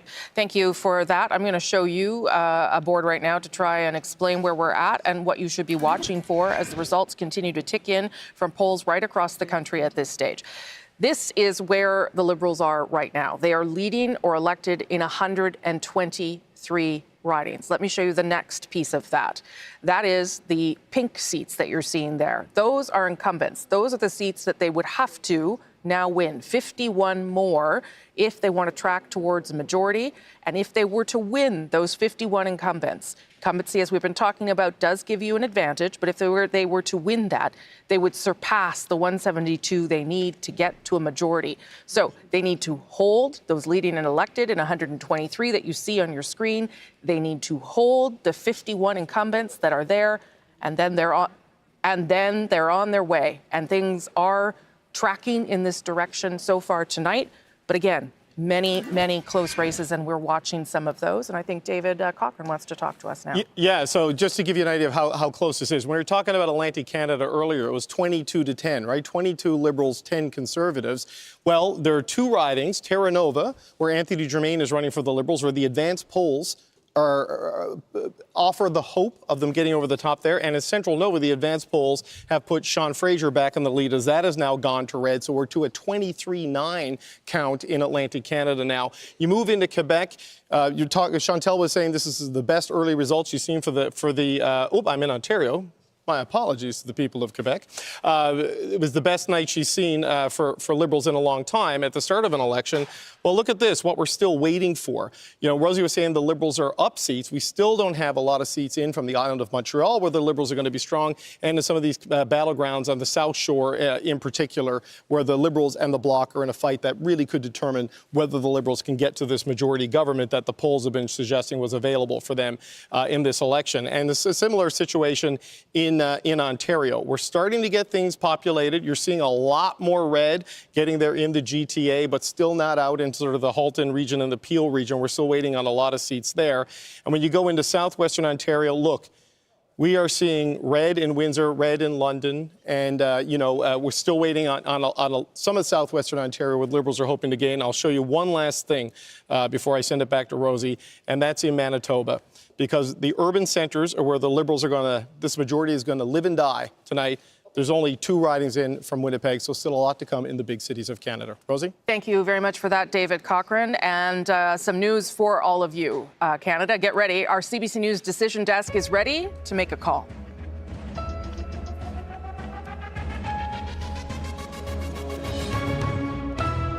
Canada's next government will be a Liberal government. It is not yet clear at this hour whether it will be a minority or majority. Because of some of those close races we were talking about, this marks a 4th Liberal mandate. Very rare in Canadian politics. But the Liberal Party, led by Mark Carney, has pulled it off. A stunning reversal, a Liberal comeback with a first-time politician as leader. You're looking live there at the Liberal Party headquarters right now.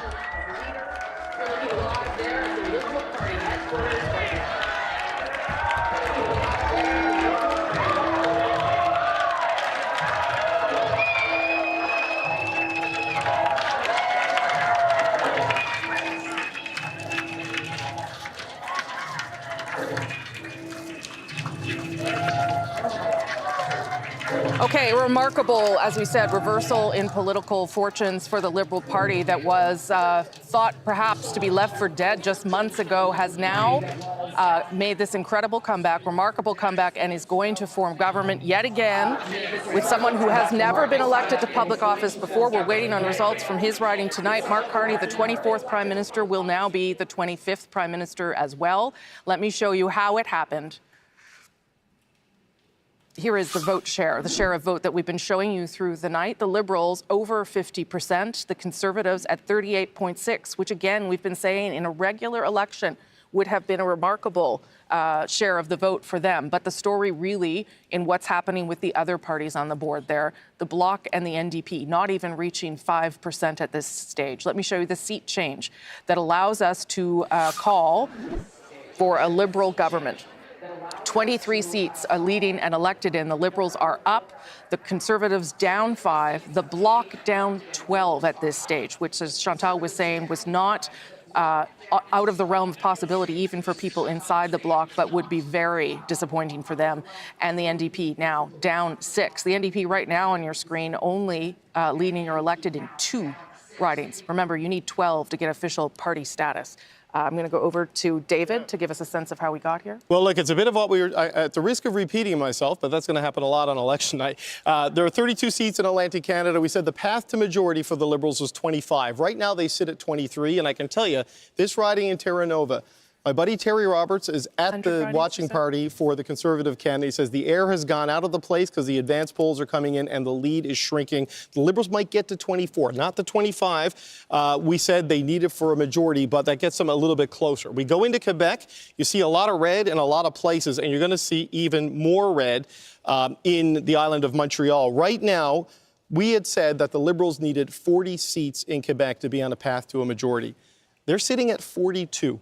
And Montreal and the North Shore and the South Shore haven't populated. Down to 40, I'm told. It's changing in real time. But still, the areas where they're strong still needs to come in. And that is a sign of hope for them. This is why you can see a minority government is almost certain at this point, or is certain at this point, and a majority government is still very much in play. Let's go into Ontario, and let's go to that key fortress, one of the 4 big pillars for the Liberal governments that have been elected since 2015. You still see a tremendous amount of red, certainly in the city of Toronto and in the areas around it, punctuated with a little bit of blue right now. The latest numbers I had is that the Liberals were at 56 seats, and they're up 2 seats in Ontario. They're now at 63 seats in Ontario. We had said they needed to be at 80, so they're tracking towards that, because a lot of these seats that will fill in over the course of the night, history and polling tells us that these will go Liberal. Now, let's go into Manitoba. The Liberals are currently sitting at 4 seats. We had suggested they would want to get 6 here to build up to a total of 10 on the prairies to be at a majority level. They have 1, obviously, in the north right now, where they're leading in the NDP-held riding of Churchill. And they've got a couple of 3 seats right now in Winnipeg, and these are also seats where the Liberals will be competitive once we get more results throughout the night. So there is still upward potential for the Liberals as they try to get to that magic number of 172. And this helps right here. This is Desnethne Misnippy Churchill River. That's a Liberal leading in Saskatchewan. Do not adjust your set. That's a real thing. It's not officially projected elected yet, but this is a chance for the Liberals to break through in Saskatchewan for the first time since Ralph Goodale was a member of Parliament. And here in Alberta, you see a lot of blue. This is where a lot of the Conservative seats are coming from. But you got to zoom in on Calgary, where the Liberals are leading right now in Calgary Centre, and you got to zoom in on Edmonton. These are going to be the areas where the Liberals and the New Democrats are going to be in a battle. Those 2 seats that I just showed, those will be pickups right now for the Liberals if those results hold. So, Rosie, you can see a roughly even performance in the Atlantic with the potential of it to get back to where it was and maybe grow a little bit. A good early start in Quebec, decent numbers in Ontario, presence in the prairies. Still too early to say exactly what's going to happen in British Columbia. But, you know, BC often complains about being the empty net goal on election night. They might be the winner tonight when the results come in there. Okay, and one of the reasons we have yet to call what kind of government Canada will have is because there are 100 ridings where the vote margin is about 100 votes. And that is simply too close to call for us and for the decision desk. And so we're going to wait to be sure before we get to that point. And that's partly why, as David said, British Columbia could be awfully important here tonight. You're always important, British Columbia, but even more important in terms of forming government for Mark Carney to become now, who is Prime Minister right now, but stays Prime Minister, the 24th Prime Minister. And now, for sure, won't have any problems beating Charles Tupper's record of being Prime Minister for only 68 days. He's going to hang in there a little bit longer, apparently. Ashley Burke is at Liberal headquarters, where they are dealing with the news and waiting for more news in terms of what kind of government they're going to have for this 4th mandate, Ashley.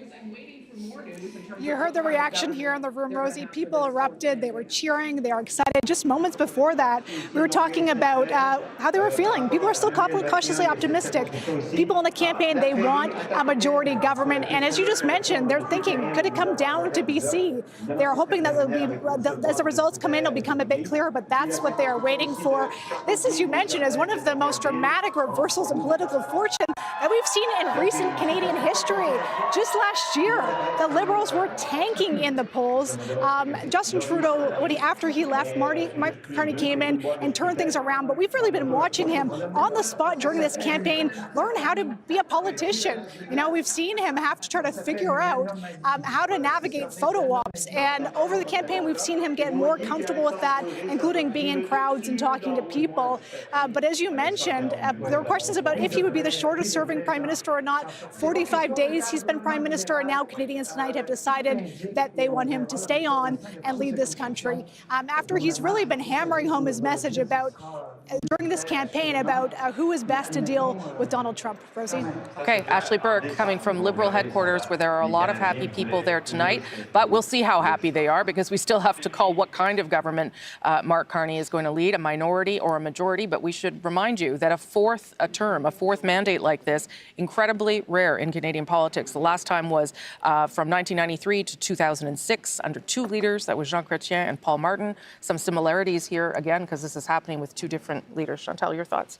But it is also that Mark Carney has succeeded in doing what John Turner and Kim Campbell could not. You are That right. is, Yes. become the new leader of a very unpopular government, get a boost in the poll.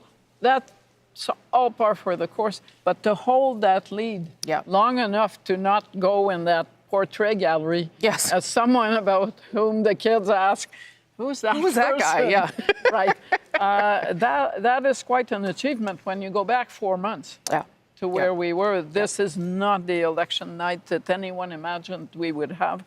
And I'm guessing it's not the election night, looking at those numbers, that the NDP imagined either, or the Bloc. No, pretty devastating numbers, and we'll come back to them. But I want to get Arif Virani in because you are a former Liberal cabinet minister. Still happy with that decision not to run, are you? I'm very happy with that decision, as is my family. But, but I'm also equally delighted with what's transpiring. I mean, what we've seen is something that is truly quite remarkable. Yes. And I think what I'm really proud about tonight is Canadians, how strongly they came out to vote, what's been motivating them, but also just really discerning in terms of making choices based on what's on offer. An individual with a business background who had navigated 2 world economies through difficult crises, and you had another politician who was frankly still offering catchword phrases and running an election as if we were back in November or December. Things changed. Justin Trudeau is no longer around. The consumer carbon price no longer around. And Donald Trump entered in a big way. Yeah. And we saw other conservative politicians in this country pivot, like provincially, Doug Ford in this province. We saw an inability for a pivot on the part of Pierre Poilievre. And I think you're seeing the results. People have decided that they want mature professional leadership. And that's what they're getting with Mark Carney. And I think it's a really important time for Canada because there's a lot of hard work to be done. Yeah, it'll be interesting to see what kind of government we end up with here, Andrew, because that also sends a message. If Canadians opt for a minority government, that also is a message to the Liberals and to Conservatives. But what do you make of the fact that this has happened? Because it is right, it is a remarkable thing. Yeah, it would not have happened without Donald Trump, I don't think. If Mark Carney had simply come in and said, well, I'm changed, I'm a new prime minister, I'm not sure that would have been enough to carry the day. I'm not sure if Trump alone would be enough to carry the day, though. I think it's the combination of, so far as the first part of the campaign in particular, focused on Trump as the issue and therefore focused on leadership and the relative qualities of the two-party leaders. That was clearly to Carney's advantage. But I think probably what put him over the top was he was also enough change for enough people. Right. He wasn't, on its own, it wouldn't be enough change, but the two things together, I think, was enough to put him over the top. Althea, what do you make of the win? I agree with everything Andrew said, but I would add, basically, it's New Democrats that have handed Mark Carney the ability to become prime minister, remain prime minister. And for them, the fear was, Donald Trump, but also Pierre Poilievre. They decided that they really feared Pierre Poilievre more than they feared another Liberal government. And so they've basically abandoned their party in droves and possibly handing Mark Carney a majority government. So it's not... You guys should send the NDP a thank you note. I think progressive voters in my riding of Tayakon Park-Delhi Park, and good luck to the team there, but I think progressive voters really had to make a difficult decision, and that was simply that in the face of what the country is facing, we need to select a prime minister and a government. That's more important than anything else. That relates to the CBC, that relates to protecting linguistic rights, that relates to protecting human rights, and you had a choice between somebody who would empower Donald Trump and somebody who would confront Donald Trump. That's the choice that Canadians have made tonight, and I think they made the right choice. Okay, and the NDP sitting right now at 7, leading our elected. Let's get some more information about how we got here, how we were able to call a Liberal win tonight. Catherine Cullen's got some of those results. Yeah, and obviously, Rosie, part of this picture has to do with Quebec and what has happened with the Bloc Québécois. So let's take a look. The Liberals up 12 seats. Yes, one of them coming from the Conservatives, but most of that, the vast majority, at the expense of the Bloc, again, based on the numbers that we're seeing early. Let's see where it's happening. We're going to take a quick zip around the suburbs of the island of Montreal. We're going to start in Thérèse de Blainville, and you can see here the Liberal candidate in the lead. Let's go to Rivière-des-Mille-Îles. We're going to stay on the North Shore. And again, the Liberal candidate with the Bloc Québécois incumbent in second. We'll head down to the South Shore, Longueuil, Saint-Hubert, and again, yes, the Liberal candidate in the lead with the Bloc incumbent in second. That pattern being repeated both north and south of the island of Montreal. Liberals looking like they're going to gain at the expense of the Bloc. That's a big part of what's happening tonight. And we'll look at more. We'll look at more of those results as they firm up, and we can project elected. Ian Hannah-Mansing's got some of those right now. Some results anyway. Yeah, so not projected elected, but still interesting trend lines. And let's start with Churchill. Kiwanatuk-Aski. Nikki Ashton has been the MP here for the NDP since 2008. In 2015, she almost lost to Rebecca Chartrand. There was a difference of 3 percentage points. And right now, early, but still, when you look at those numbers, fairly significant lead at this point for the Liberal candidate. This is Kildonan St. Paul, one of the Winnipeg ridings, and Raquel Dancho is the incumbent for the Conservatives. She's won 2 elections in a row. Thomas Nakin's a relative newcomer. Hard to find information about him, but he was acclaimed as a candidate when the polls suggested there was little chance of winning, and right now he's in the lead there. And let's just look at Regina Wascana. This is interesting. It's super close. When I started speaking a few minutes ago, Jeffrey Walters was in the lead. The big question in Regina Wascana for a lot of people is the number of times the Liberals won there. Was it Ralph Goodale that was the factor, or was it Liberal support?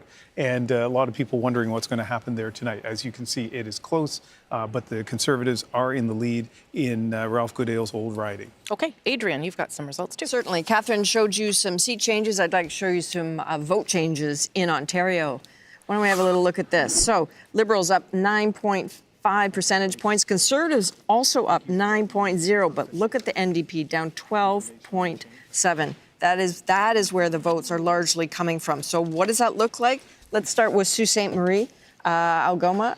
This is a riding that Terry Sheehan is ahead by 428. Interesting, because the Liberals only picked it up by 247 last time. Still just 35 of 287 polls reporting. If we move on to the Bay of Quinte, this is a riding we've been keeping an eye on. The Liberals picked it up in 2015. They wanted it desperately because this is the sort of riding they need if they want to get a majority. They've got a lead of 193 with just 15 polls reporting.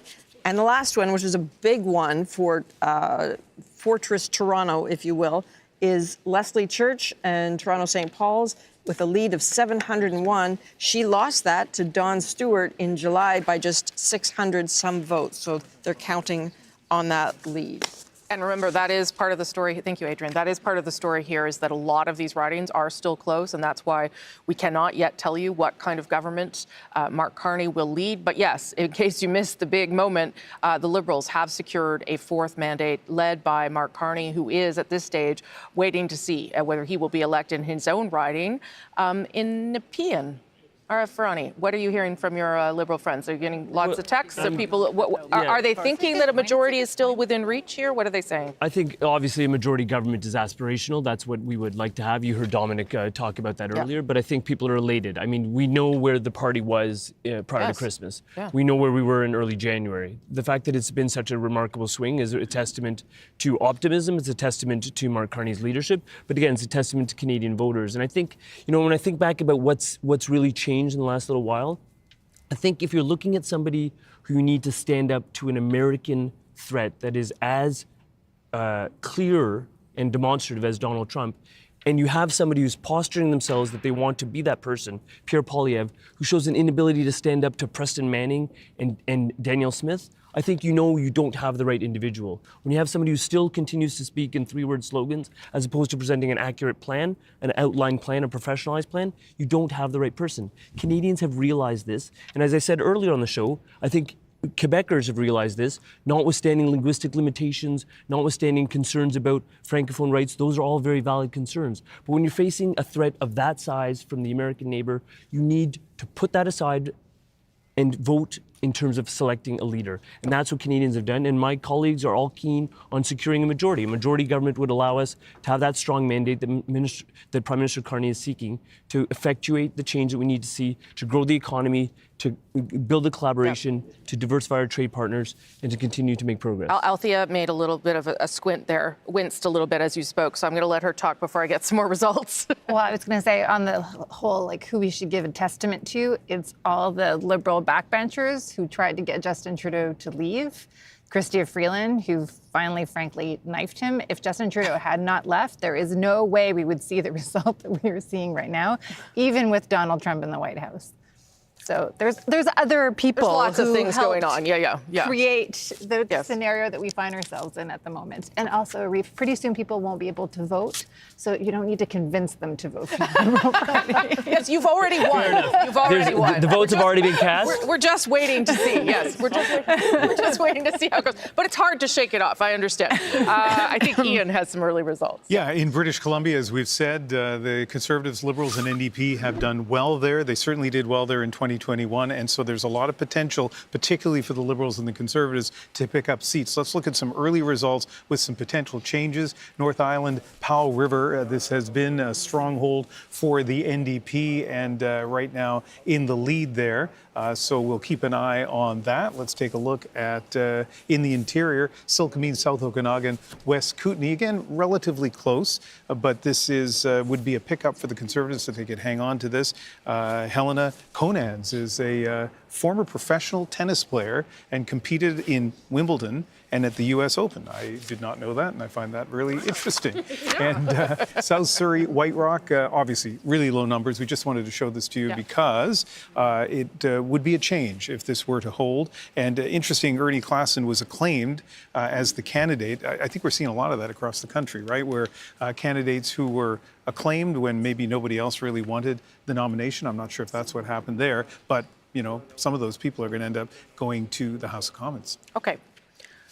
All right. Let's have a look at someone who is having a difficult night, but at least his own riding is secure. That's Yves-François Blanchet in the riding of Belleuil-Chambly. He has won handily in that riding, but he is probably not enjoying the evening so far, given where things are tracking for the Bloc. Remember, at last vote, the Bloc Québécois had 35 seats, and right now they're tracking towards 23. We'll continue to watch some of those numbers because, as we've told you, the vote is changing. It is close still in many, many ridings across the country, and that is why we are waiting to tell you whether you have a minority or majority government. Rafi Boudjikanian, I can see you there. Yves-François Blanchet has been elected. We have the Decision Desk has projected him elected, but not a strong evening so far for the Bloc Québécois. What are you hearing? It is not, and you'll forgive me. I was just turning around to try to figure out who they were cheering there. There have been a lot of cheers for people you'd expect to get reelected, like Yves-François Blanchet and a couple of others like Alexis Brunel-Duceppe, you know, like a stalwart of the party. But this is not the results they're looking for. 23 seats, I mean, that's kind of a number where if the Liberals get a majority, that's not a great night for the Bloc Québécois. They're trying to cheer up here. They're trying to be, you know, enthusiastic. They did have one major win. We were talking about Gaspésie earlier. Well, they won that riding. Radio-Canada announced that they project a win for Alexis Deschênes, that star candidate, who would be taking that riding from Diane Le Boutillier, a Liberal who has been there for a while, and the crowd erupted into enthusiastic cheers here when that happened. So that was one that's a take from the Liberals, so that's a real reason for them to be happy. But for the rest of it, I mean, they're really just sort of trying to hold on to hope. We've got a little bit of a show here. They keep inviting incumbents or candidates to come up and talk to the crowd. There's an MC asking them all sorts of questions about, you know, how did your campaign go and what do you think of Yves-François Blanchet's messages, and they're just sort of trying to hold on to hope at this point. Okay, Rafi Boudjikanian, thank you so much from Montreal. We will be back to you, of course. Perhaps we can show a bit of how the vote share in Quebec changed. Let me know when we can go to that. But I'll go to Chantal, I think, if I can. Yves-François Blanchet, this is his third election, if I'm not mistaken. Yeah. Yes, and he probably is feeling better when he compares his fate to what could be happening to the NDP. Yeah. I don't think anyone at this point is looking to challenge the leadership of Yves-François Blanchet. A lot of people in Quebec over the campaign were saying, well, we're going to lend our vote to the Liberals because of special circumstances. But it wasn't a judgment on the Bloc Québécois that they were making. Now, that being said, what also created this dynamics, in Quebec in particular, the only province where Pierre Poilievre never led. the pack, was always in third place, was this notion at some point the Bloc surged, not because the Bloc was doing so well, but because a lot of Quebec voters looked at the numbers outside Quebec and thought to themselves, the rest of Canada is about to elect Pierre Poilievre. We don't want him. So we are going to build a wall by voting for the Bloc. And of course, that wall crumbled the second that Justin Trudeau left and the polls showed that Mark Carney had a shot at winning. Well, then they built a wall around the Liberals in Quebec is really what happened to keep out Pierre Poilievre. I mean, they're looking at 440 seats and it looks at this point in the evening like they're going to get better than that. Okay, some other good news for the Liberals at this hour. Let me show you who has just been elected as a member of Parliament for the very first time, and that is Mark Carney, Canada's Prime Minister.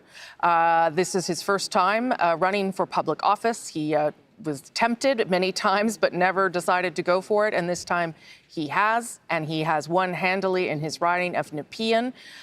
This is, I can't remember, what I have this trivia somewhere, but the last time that a Prime Minister's riding was in the nation's capital. I'll go find that for you. But Mark Carney winning his own riding tonight. That is the first time that he has won public office, the first time he has sought public office, and now he can also not only be Prime Minister, but be elected as Prime Minister, something that he wasn't before. That is Liberal headquarters, where they are waiting for more information, obviously, about how this evening is going to unfold and what kind of government they will celebrate tonight. David Cochran. Yeah, you know, Rosie, I'm beginning to think Mark Carney's never going to be the finance minister at this rate, because that was always the rumor and his entry into Canadian politics. I want to go through sort of where the Liberals are at this stage, you know, to support the reason why we have projected a Liberal government and to show why a majority is still very much in play. And I'm going to go all the way back to Newfoundland and Labrador just to show you something here. This is Terra Nova and the Peninsulas. This has been a Conservative seat throughout the night, but just have a look at this. It's now down to a 28-vote lead. This has been happening in a lot of the ridings in Atlantic Canada where the advance vote is being counted late and where the Liberals did a really good job of getting their vote in early over that Easter weekend. So with 12 polls reporting, you can see Anthony Germain, the Liberal candidate there, chewing up that Conservative lead and getting now within less than 30 votes.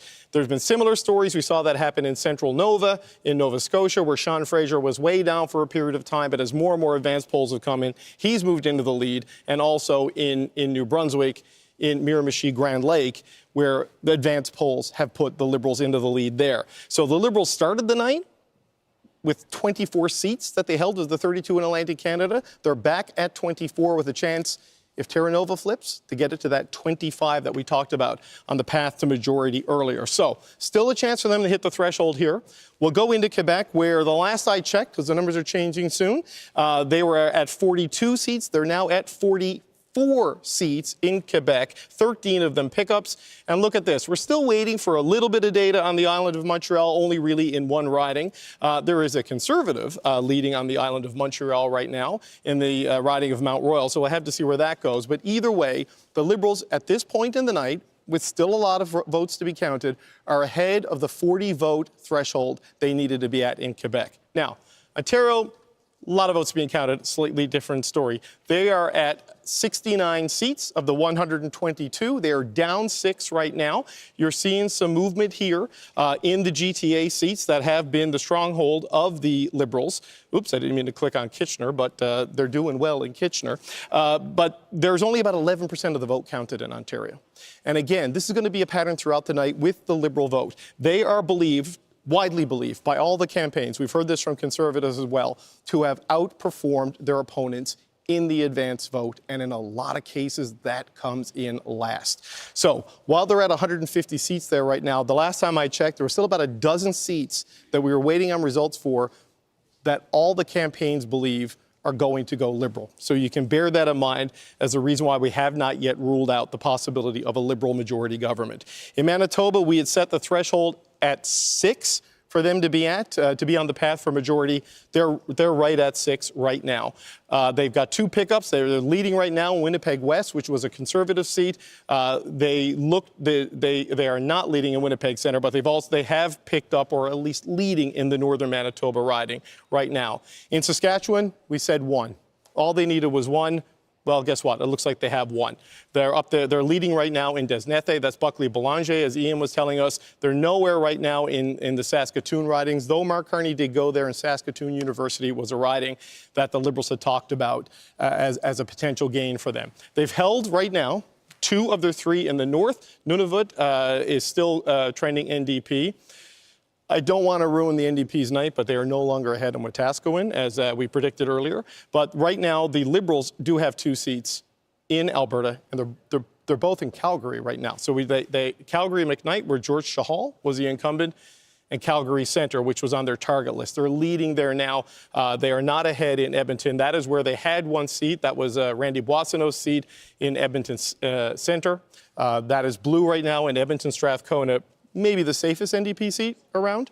We don't have results from that yet. So with a lot still to come, Rosie, in Vancouver area in particular, the Liberals right now, they only have 8 in BC, but look at this, right? We got a lot to come, but of the 8 that are reporting, the Liberals have 3 pickups, and we're still not fully in to the Vancouver core and the suburbs there, and that is the Liberal stronghold in British Columbia. So they're at 155 right now at this point in time. There's still upside growth there for them. You can see a path to the delta of 17 that they need, and it might actually include Delta, which is a seat they hold on the Lower Mainland. Yeah. Okay, so let me tell you part of the reason why that is there too. Was there a joke there that I missed that I was supposed to? Yeah, I was talking about deltas and deltas, you know, okay, like sort of thing. Don't worry, I got a lot of people talking to me. That was a funny one. Thank you. Sure. There are 47 ridings still where the vote is under 100. So that gives you a sense of why we are still holding off in determining what kind of government this is. But as David rightly points out, it is still possible, and we'll show you more about that in a moment. And just because I have a lot of good colleagues who heard me, the only other Prime Minister to hold a seat in the Ottawa area was John A. Macdonald. So Mark Carney becomes number 2. Ian, over to you. So interesting things happening in British Columbia in terms of the vote. And let's look at the vote change so far in the province of British Columbia. And you see both the Conservatives and the Liberals up. Liberals up by 15 percentage points. And who is down? Well, no surprise. The NDP, almost 16 percentage points. And in some of the ridings, you can see the impact of that. Let's take a look at Kelowna. Kelowna is really interesting because if you look at what happened to the NDP support there, at least as of right now, it was 18% in 2021. It's down to 2.7%. And it seems to be going to both the Conservatives and the Liberals. The Liberals right now in the lead, the incumbent in second place. Let's take a look at Okanagan Lake West, South Kelowna. There, the NDP support has gone from 18.9 percentage points to 5.5. Now, super early, but still interesting to note and to keep an eye on. And now Richmond East Steveston, this is another riding that kind of shows what's happened to the NDP support. It's gone from 19% in 2021 to 3.7%. Both the Liberals and Conservatives up. It looks like the Conservatives in Richmond East Steveston might be benefiting more from that drop in NDP support than the Liberals are. But throughout British Columbia, we said this hours ago. I mean, maybe it was yesterday, I'm not sure. But anyway, hours ago. We haven't been here since yesterday, to be fair. It feels that way, yeah, though. I know. Anyway, what would happen to NDP support? Would it drop? It seems to be doing that in British Columbia and in a province where the Liberals and Conservatives are so competitive in so many ridings. Who will benefit the most from that? Still very much in flux, but they both seem to be benefiting. Yeah, you're right. Okay, so let's get another part of that story, and that's to look at whether a majority is still possible here as we wait to make a firm call on what kind of government Canada has chosen. So here you go again. This is back to the House of Commons. All those red seats there, leading and elected. So that gets you up to 157. Now we're going to add incumbents to come. Those are the pink seats. That is 9. So they need to hold the 157 they have, gain 9, and they are still under 6, not quite reaching a majority so far with those numbers. But let me give you another little piece of information that is relevant as we think about whether this is going to be a majority government, and that is that there are 44 ridings where the margin is 100 votes or less. And in 24 of those, the Liberals are in second place, meaning that there is still a possibility that they could flip some of those ridings and indeed get over that threshold of 172. And that also tells you why we're not saying anything just yet because there's a lot still in flux here. It's possible, but it's getting a little bit harder for the Liberals to get there, and they're going to have to work a lot harder in these other ridings and these counts in order to make it. Let's go to Adrian now, who has some results. You bet. You're talking about tiny margins. You're talking about areas the Liberals want to flip. Let's look at some of those. Let's start with Kitchener Centre. You are not seeing green on the map on the bar at the bottom because Mike Morris is trailing by 33.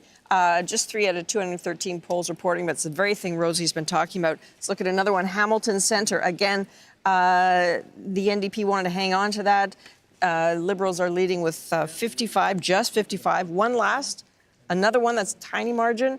That is Niagara South, and that is a riding that would have flipped to the Conservatives in redistribution. The Liberals are holding it with just 22. Only one poll reporting there, Rosie. Okay, so some of those early results you're seeing, some of those tight places. Oh, I think you've got one more Oh, I elected do. here. Well, Yeah, look off at you that. go. Yeah. And that's a big one to miss. That is Leslie Church, projected elected in Toronto St. Paul's.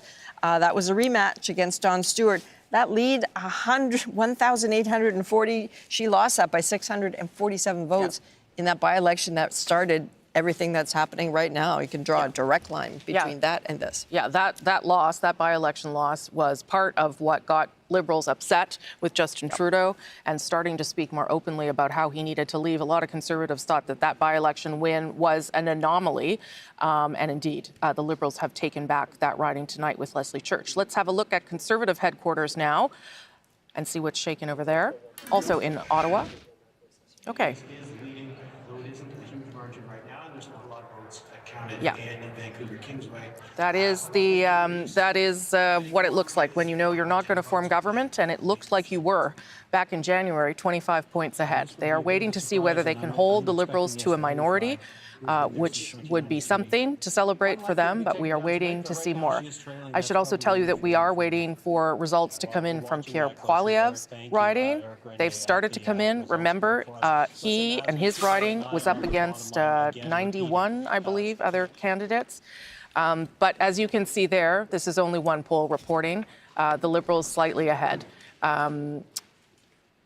The expectation would be that Pierre Poilievre would win, but there was some concern expressed about how that long ballot initiative, which is a protest movement to try and protest the first past the post system that we have, would affect this. Obviously, Elections Canada has been counting those ballots for a very long time. They got special dispensation to start much earlier in the day. Oh, David's got a long ballot with him. Rosie, of course you have a prop. Because we have an arts and craft division at Power and Politics, we had a replica. This is the ballot you're dealing with in Carleton, right? This is what the longest ballot, this is what 91 names look like, right? And you got to do this to kind of find Pierre Poilievre. He's right there, by the way, on the ballot. Bruce Fanjoy, the Liberal, is right there on the ballot. But just look at the sheer girth of this thing, right? Just look at this, 91 names. So you got to get this, you got to write it, you got to fold it up, they got to stuff it into, I don't know, a mail box as opposed to a ballot box. And there were 43,000 of these cast in the advance vote, right? So that's already in there in the system. That's why they got that special dispensation to go early. So while we may know that the Liberals are going to form government, we don't yet know whether it's going to be a majority government or not. Those by-elections that we were talking about, this happened in Toronto St. Paul. We hosted a by-election special there and with LaSalle and Marivera. It was 2, 3, 4 o'clock in the morning before you got results. Now, with a leader and a seat on the line, may go faster, but they had to count tens of thousands of these. That's the challenge we're up against. I do have to say that those numbers that we saw there with a Liberal advantage, it's because the advance polls were counted first for that riding. So let's not, no one's going to suggest here that that's the direction this is going to take. Arif, you wanted to say something there? Well, I think it's interesting. You showed that photo of the folks in the conservative room, and the concern that I have is actually what it's going to look like that first Conservative caucus meeting. What I'm getting at, Rosemary, is that in terms of expectations, the expectations were quite large on the part of Pierre Poilievre's caucus, that he would deliver them into government, minority or majority, but he would deliver them into government. They have this legislation that we deal with all the time as parliamentarians. First act of a caucus is to decide on the Michael Chong, the private member's bill about what we're going to do. If you want to get going, Andrew Coyne's ready for this conversation. But it's an interesting conversation because I just think what we've seen after consecutive elections is Andrew Scheer turfed, Aaron O'Toole turfed. So Pierre Poilievre is concerned with his caucus and the expectations. And I would hear about that on the floor of committees, Rosemary. I'd hear about it on the floor of the House of Commons. People measuring the drapes on their future ministerial offices. Yeah. That has not happened tonight. There's going to be unhappy Conservatives on the Sure. back But end. let's see. If he improves the Conservatives' results from the last vote, which was 128 with redistribution, he's at 133, 134 here. I don't know. It's possible that some people will want to let him. He could say this is a partial victory if he holds them to a minority. I don't know. I'm just saying. Andrew, you went in, and then I got to go to Catherine here. It's one thing to measure the drapes. It's another thing to measure the coffin. I mean, it's maybe a little early for that. I think it will depend in part on whether it's a majority or minority. Totally. I think you absolutely are right that if he comes out of this with 40% of the vote, he would have bettered Stephen Harper. The other question is, he's got such a lock on the base of the party. Can you really take him out even if the caucus decides? Yes, the caucus might turf it. I mean, the base might vote him back in. Okay, but Rosemary, in terms of the base of the party, it's the inability to stand up to that base in Alberta that has cost him this election. Okay, If he could have stood up to Daniel Smith, I think that's what's happened. Let's talk about it after. I do want to spend time. We're not going to write off anyone because we're not at that stage in the evening at all. Catherine Cullen, apparently you have a guest. Yes, and first we're going to just talk a little bit about what is going on in Quebec before we get to Vanessa Lee, our colleague on the island of Montreal. Let's start by taking a look at what is going on in LaSalle. Emard Verdun.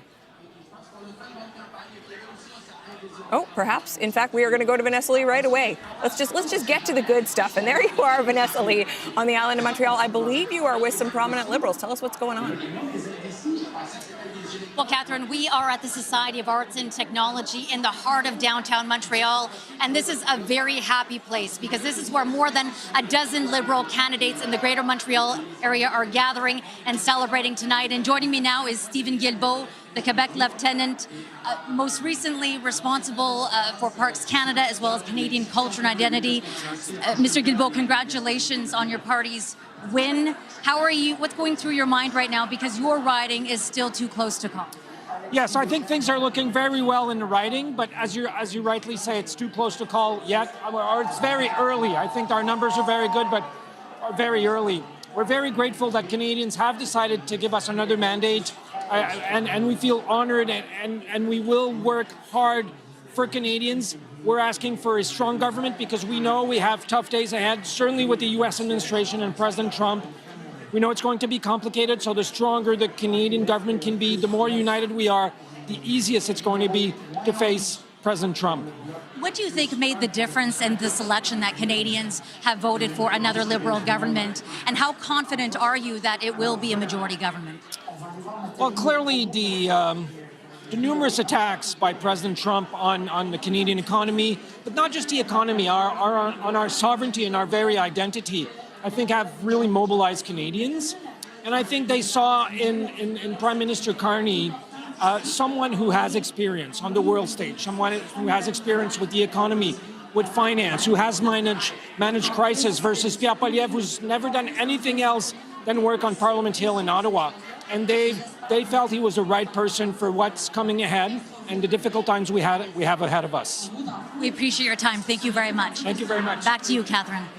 Vanessa Lee in Montreal. And Rosie, worth noting, Stephen Guilbeault's riding, it was Gilles Ducep's old riding. It's gone Bloc in the past. It went NDP. Even in 2015, Hélène Laverdière kept that riding. That's right. Right now, though, Stephen Guilbeault, about 46% of the vote. Still early numbers, though. Okay. And you can see there at the bottom of your screen, we have still not made a call about what kind of government Mark Carney will be leading as the 24th Prime Minister. 162 seats leading and elected for the Liberals, 138 for the Conservatives, 24 for the Bloc, 10 leading or elected for, I think they're just leading, but maybe leading and elected for the NDP. You need 12 to form official party status. The Greens, oh, look, they just popped up. It seems like every time I mention them, they just appear. Leading and elected in 1. Remember that the number that the Liberals are still hoping to get to tonight is 172. That would give them a majority government and, of course, the ability, the mandate to implement their agenda much, much easier than if they're going to have to work with another party. But what we're seeing tonight is really the story of what this election has been.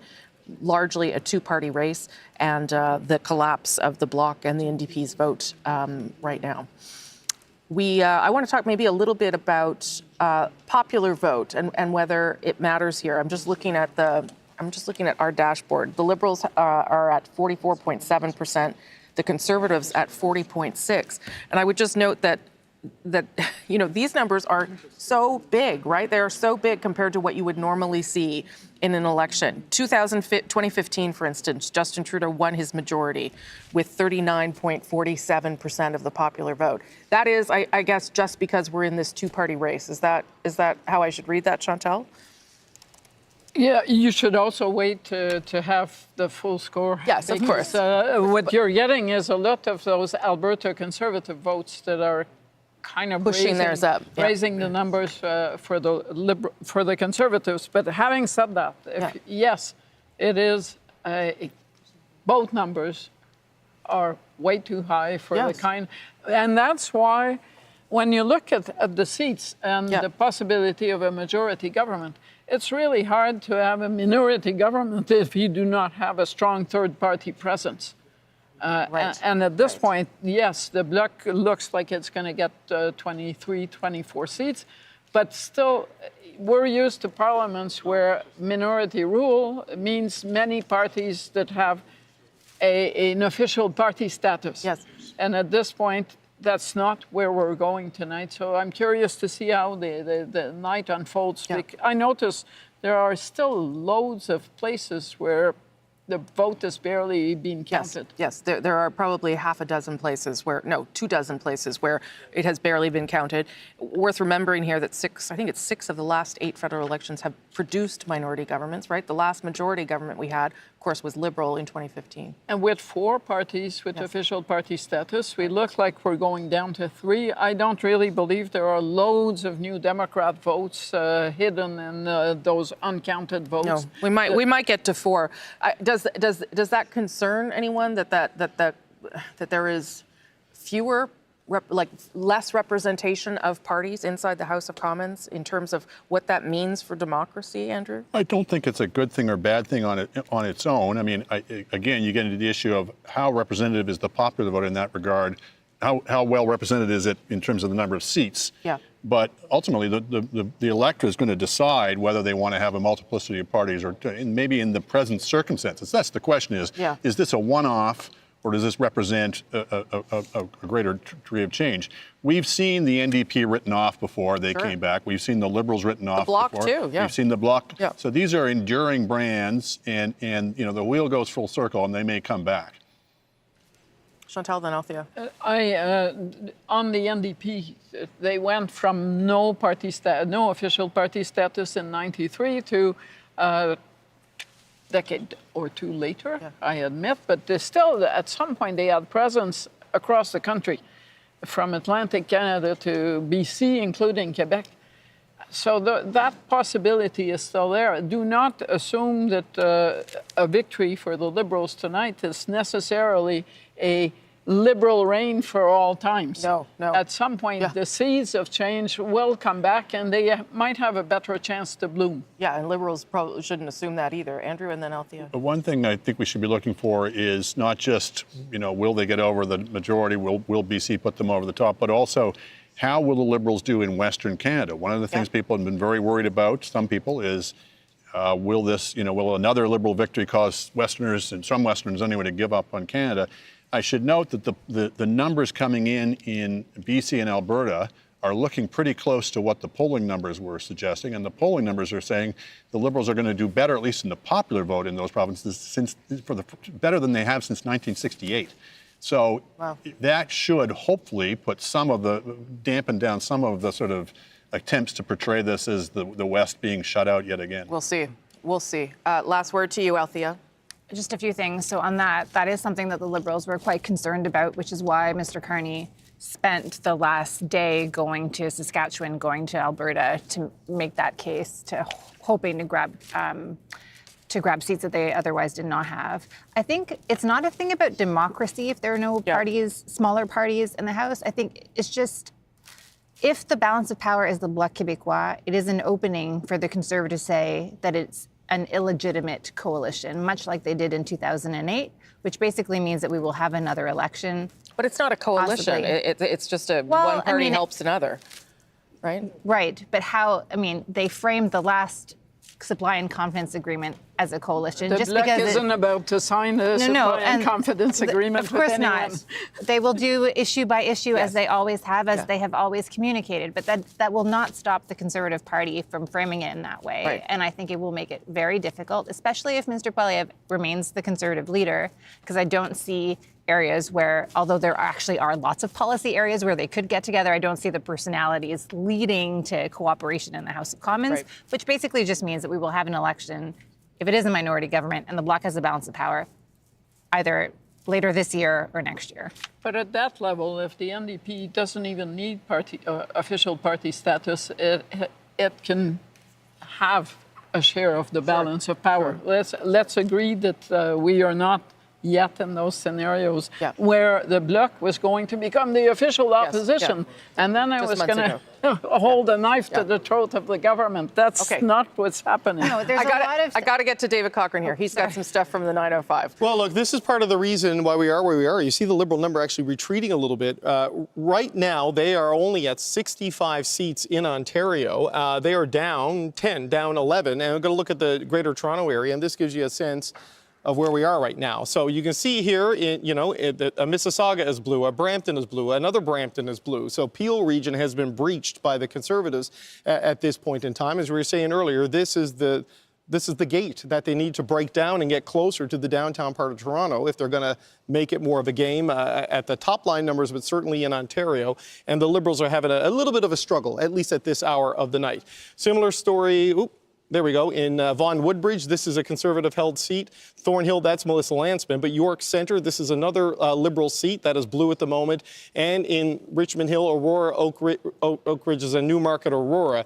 York region and Peel region. The Liberals felt pretty good about Peel region. There was some top-line polling suggesting that it was tightening up there as you got towards Election Day. And you are seeing that also up in the York region, which is what the Liberals were the most worried about in their seats in Ontario. But an interesting thing developing as well here in southwestern Ontario, because look, the Conservative number is 144. Like, that's way up for Pierre Poilievre. Like, that is a big increase in the seats, at least at this point in the night. In the NDP from Hamilton to London to Windsor right now, those are blue. The conventional wisdom was the collapse of the NDP vote would elect Liberals. But if the Liberals and the NDP both are strong second and third, the Conservatives could come up the middle.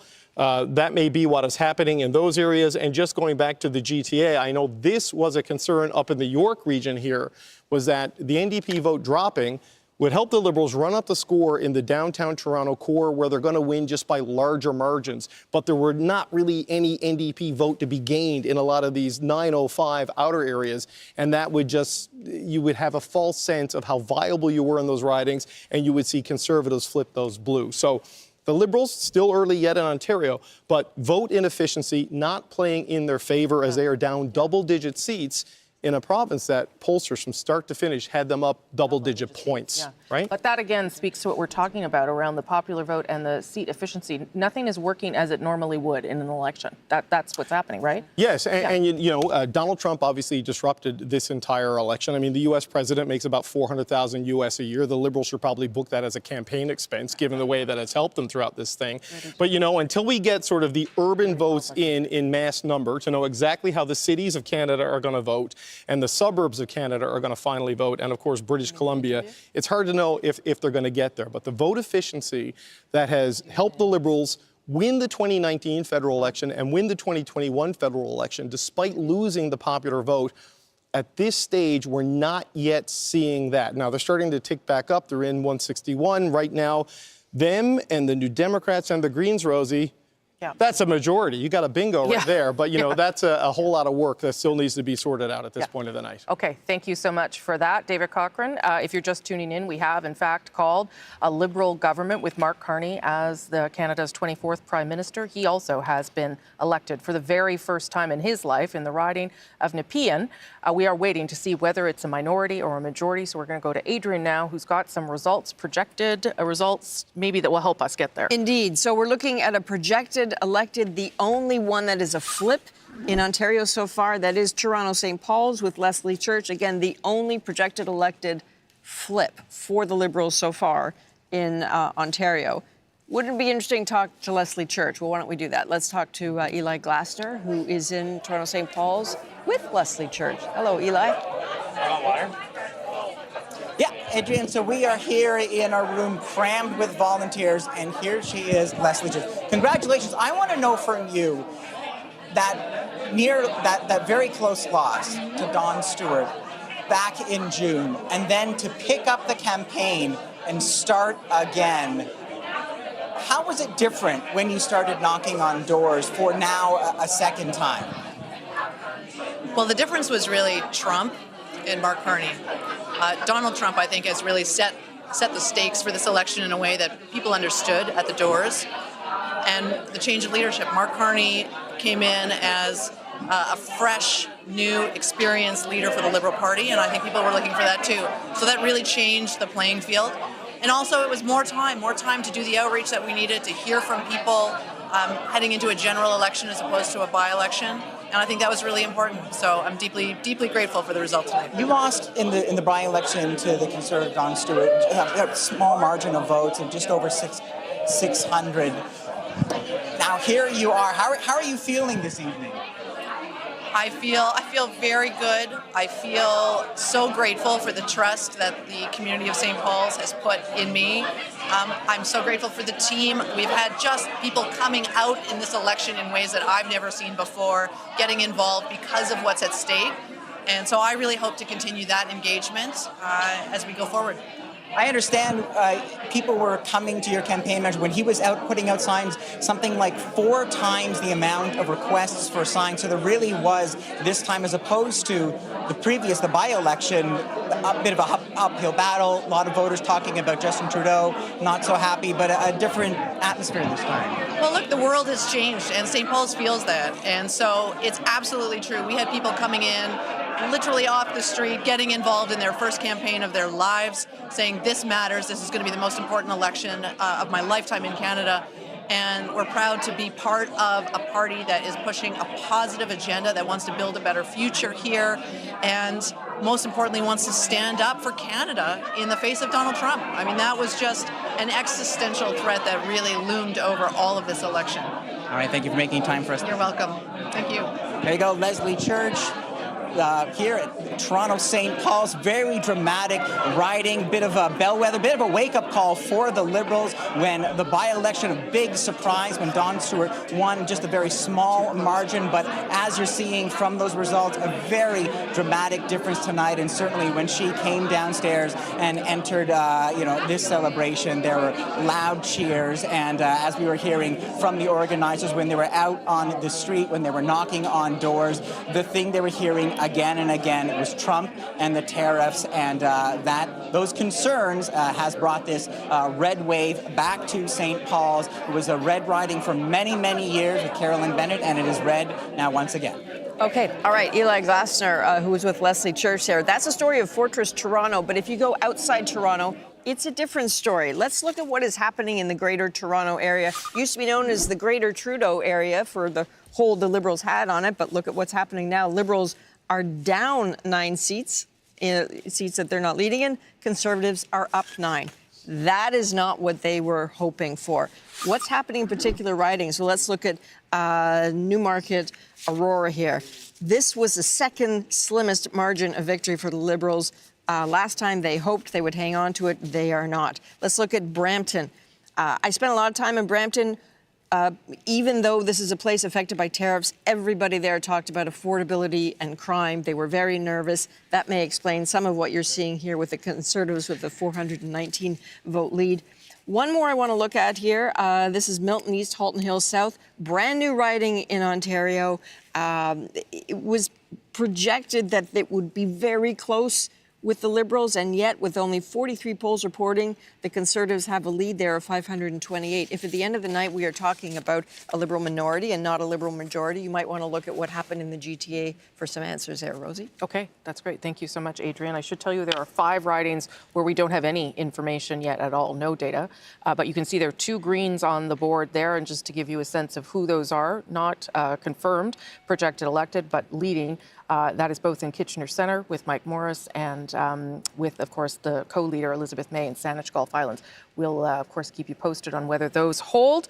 Let's go over to Ian, though, now with some results. Yeah, Rosie, counting is slow in a lot of the British Columbia ridings, but I do want to take a look at what the seat change looks like at this point. And keep in mind, a lot of the seats in British Columbia are not projected to be done, to be elected, but still in play. But you can see both Conservatives and Liberals up by 3 each, and that's at the expense of the NDP. Let's look at some examples of what's leading to the potential seat change. Langley Township, Fraser Heights. What's interesting to me about this is John Aldag, who used to be an MP, running again here, is how his share of the vote has just soared. It's gone from 30% in the last election in this riding to 48.3%.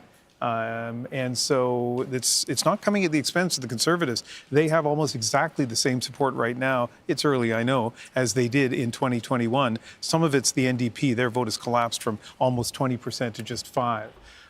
Vancouver Kingsway, if you know BC politics at all or follow the NDP closely, this will be really surprising to see Don Davies, the longtime incumbent, in second place. It's only a lead of 13, but we'll keep an eye on Vancouver Kingsway. Interesting to see that result. And in Richmond Centre, again, counts pretty small. They're taking a long time to count votes in a lot of the British Columbia ridings, but you see the incumbent Wilson Miao in second place, and the Conservatives right now in a small but still interesting lead. Lots of churn in these early counting moments in British Columbia. And lots of close races, too. And we'll show you a little bit more about how close some of those races are and why the numbers at the bottom of your screen are moving back and forth so dramatically.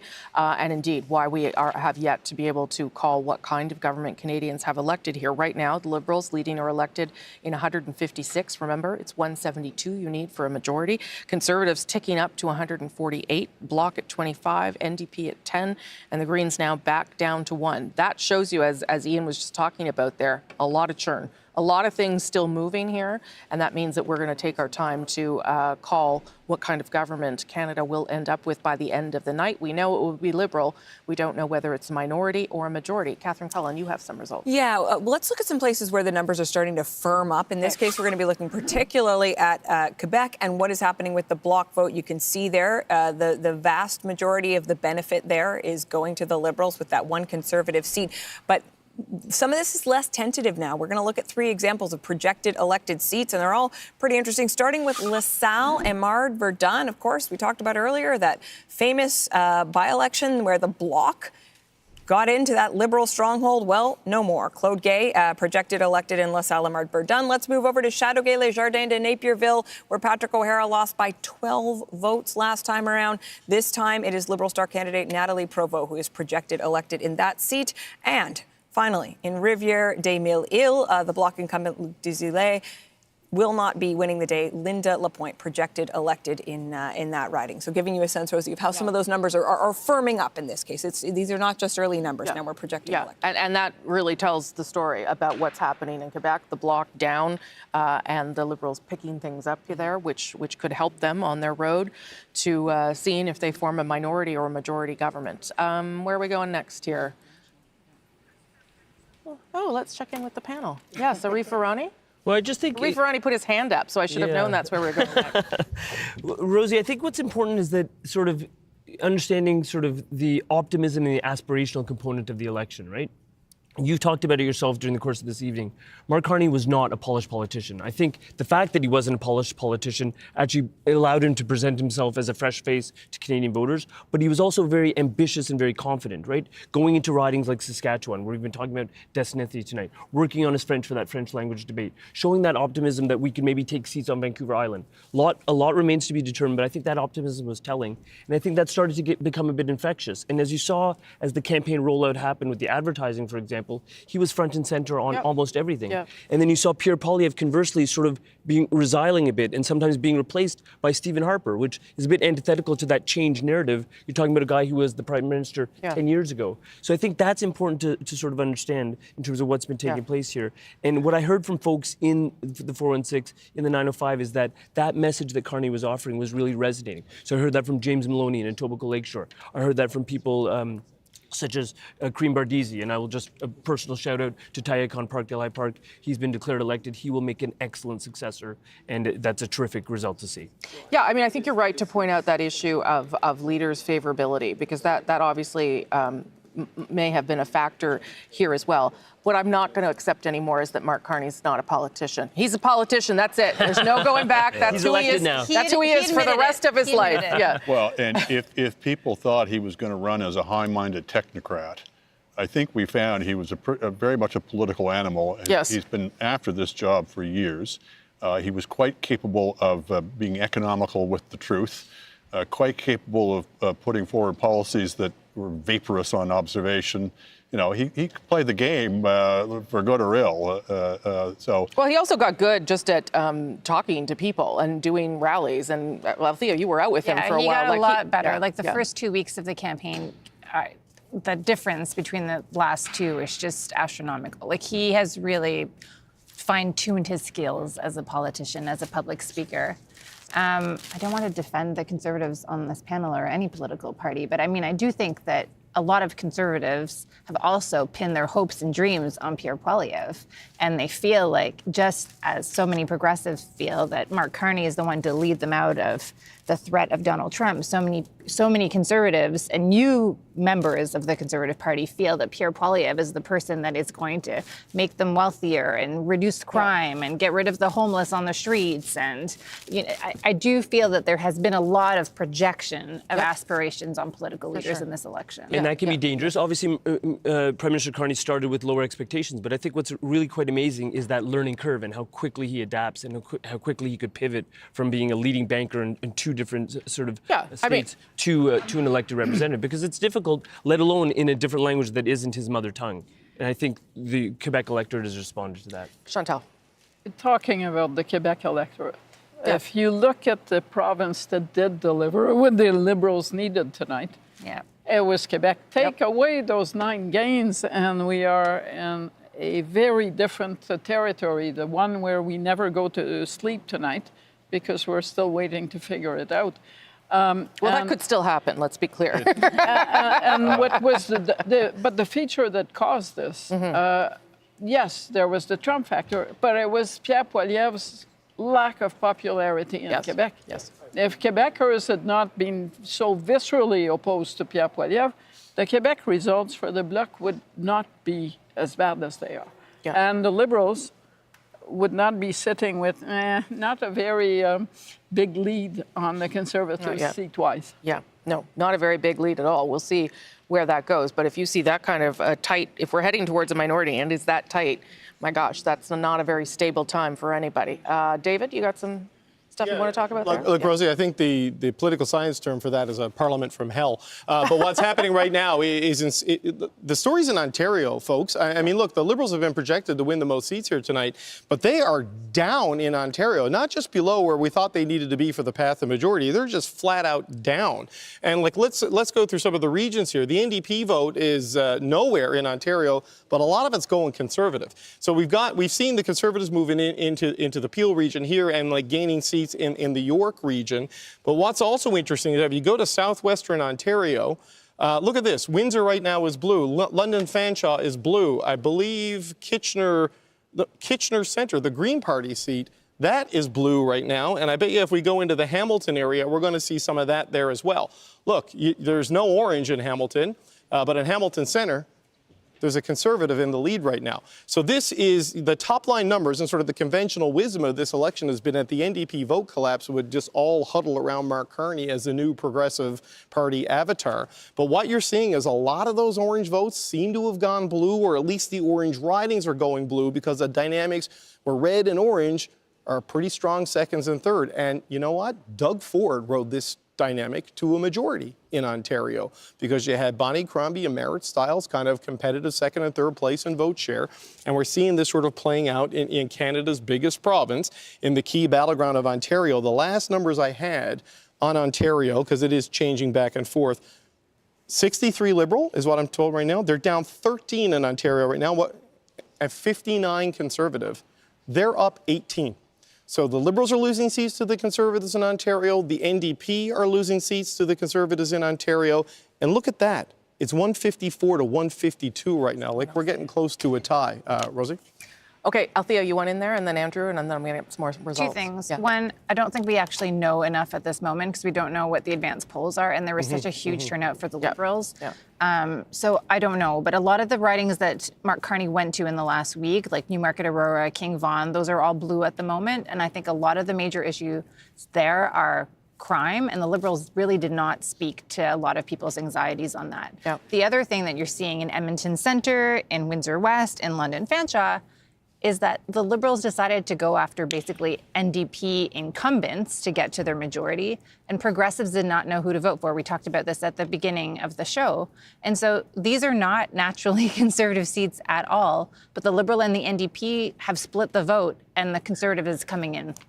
Yeah, Andrew, and then Arif, and then I'm going to take a... Well, these are remarkable numbers at this point. Now, I know a lot can change. I know we've got the advanced poll. I know that there's probably more urban votes to come in. But a lot of seats are going to have to flip from where they are now to get the Liberals to a majority. And I would certainly only say, let's not equate minority government with instability or parliament from hell. You know, this is, there's, you know, even in a crisis, there's two ways in which you can have stability in a crisis. One is one party wins a majority of the vote and just rams everything through. Another is the parties figure out they have to work together. I agree. But look at these two parties. Put aside politics as usual. Do you see Pierre Poilievre working with Mark Carney? We'll have to see. Yeah. I mean, he believes that the role of the opposition is to oppose. Like, that is how he attacked the NDP in the last But look, if things get really hairy with Trump, the electorate will be in an unforgiving mood for anybody who's seen to be just playing politics as usual. I think we've seen that the electorate has adjusted their metrics as to how they look at people when they're really scared about things. Maybe. Quickly, Arif Irani, then I got to go to Catherine Cullen. Well, I'll agree with a bit of what Althea said, but just politely push back. So on the point about the advanced polls coming out, that we still need to wait for that. There's no doubt. I think the conversation with respect to crime has absolutely happened by Mark Carney, by the platform that he put out. It talks about things like gun control. It talks about things like investments in officers. What it doesn't talk about is suspending charter rights and invoking the notwithstanding clause. I think that's a mature approach, a professional approach, and one that is required from somebody who aspires to the highest office. Okay. Take a look at the bottom of your screen. That's what's got us all worked up here because things are moving around very quickly and things are very close. And so that's where we are tonight. Yes, it'll be a Liberal government. What kind is anyone's guess? Catherine Cullen. Yeah, and you see the NDP there hovering just below official party status. But one thing that is a little bit more certain than that, one seat that is a little bit more certain, is that of Alexandre Boulris. He maintains the NDP presence in Quebec. And I believe we have Mr. Boulris. The CBC's Kwabena Oduro is in the riding of Rosemont-la-Petite-Patrie. And you got the candidate himself there, Kwabena. Yes, I do, Catherine. And when it was brought up on screen that he was elected again in his riding, the crowd erupted. And I'm here with Alexandre Boulris. What's that feeling like? I'm so proud, and I thank the people of Rosemont-la-Petite-Patrie for their confidence for a fifth mandate. And I will continue to talk for them and to fight for them and get results. So it is going to be a Liberal government. What are your feelings about that? At least it's not a Conservative government, and we showed in the past that we can negotiate with the Liberals and get concrete results for Quebecers, like dental care. So we will continue that kind of work in Ottawa. It's not going to be easy, but I don't know what will be the end of this evening. It's quite exciting. What do you want Quebecers and Canadians to know now that you are going back to the House of Commons to serve them? I will be there to talk for their issues, grocery, housing, the cost of living. We will continue to fight for working families, and we will have a close look on the Liberals and Mr. Carney. So you are happy, your fans here are happy, your volunteers are happy. What is it like seeing your party not do so well tonight, though? It's difficult. It's a rough night for the NDP in general. We'll see at the end of the evening. But it was difficult from the beginning because of Mr. Trump changed everything. But we will continue to be there for Quebecers and Canadians. Thank you very much and congratulations. Thank you. Back to you, Catherine. Thank you very much for that, Kwabena, the CBC's Kwabena Oduro in Rosemont-Le Petit-Patrie. And I will note, Rosemary, I believe as of right now, Mr. Boulouris is the only actually projected elected NDP candidate in the country. There are obviously a number of races where they're leading, but that's the only one the CBC's decision desk has said is a go. Okay, so again, at the bottom of your screen there, 156 to 149, but those numbers keep bouncing around back and forth, and that's because we still have so many ridings where we do not have a projected elected, and that's what's going to happen until we get things a little more solidified. As David was pointing out, some of the numbers in Ontario may shift a bit still, with advanced polls being counted and what have you. So we might be in for a long evening here. It is late already, but we might be in for a lot longer. Chantal, it looked like you wanted to say something there. I'm looking at the what's available for Carleton. Yes. You talk about Ontario ridings not being, there are not that many polls counted. No. But at this point, the Liberal candidate is ahead of Mr. Poilievre. Yeah. But that's mostly an illustration. I believe the end result will be a lot tighter than what I'm seeing. But it gives you an idea of how long we might be here before we have some final sense of what's happening. Yeah. It's, it seems to me that the vote counting is slower than usual. It might be. In many regions of the country. Carleton is a special case because it's got 91 candidates on the ballot. But, we don't know what the turnout is. If the turnout is anyway what the advanced polls was, if that is reflected in the general, there are more votes to be counted then too, right? That's possible. Yes, but I also believe that in future Elections Canada should want a protocol where the advanced polls are all calculated at the ahead same of time. time. Yeah. So that it doesn't skew the commentary and the results and kind of gives you a more stable basis for what's happening. Right, because again, in Carleton, where they have those 91 people on the ballot, they were allowed to start counting those votes 6 hours ahead of time. Advanced polls in the rest of the country, it's 2 hours ahead of time if the returning officer wants. It's up to each returning officer to make that decision, and that's why things are a little sticky right now, I would say. Okay, what am I doing here? I'm going to show you. Oh, here we go. This is Carleton here, as Chantal was just saying. A lead of 1,400 for the Liberals. But that could be all those advanced ballots. That is very possible. If they were counted first,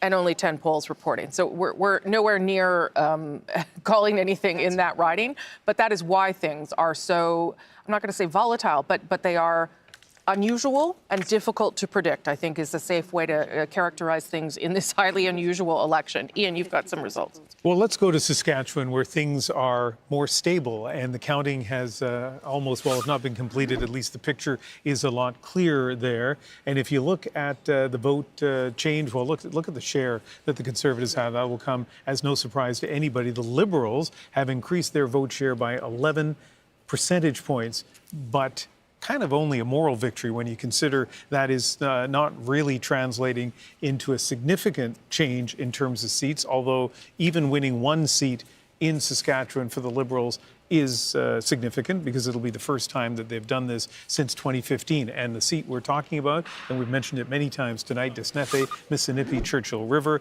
Buckley Belanger is going to Ottawa. He's been a provincial Liberal. He's been a provincial NDP MLA. He ran unsuccessfully for the Liberals last time around. Redistribution changed this riding and made it look a lot more favorable for the Liberals. And of course, the Liberals have won there. But in the cities, Regina and Saskatoon, this is a province that does not have a truly urban riding. So the ridings include the suburbs and the city core. Makes it difficult for the progressive parties to beat the Conservatives. And look at Andrew Scheer, the former Conservative leader. No surprise that he's won Regina Capel by a huge margin. And Regina Capel is where the CBC's Adam Hunter is tonight. Adam, I know you're an expert on things political in Saskatchewan, so you can take this in any direction you want. What's the headline tonight in Saskatchewan?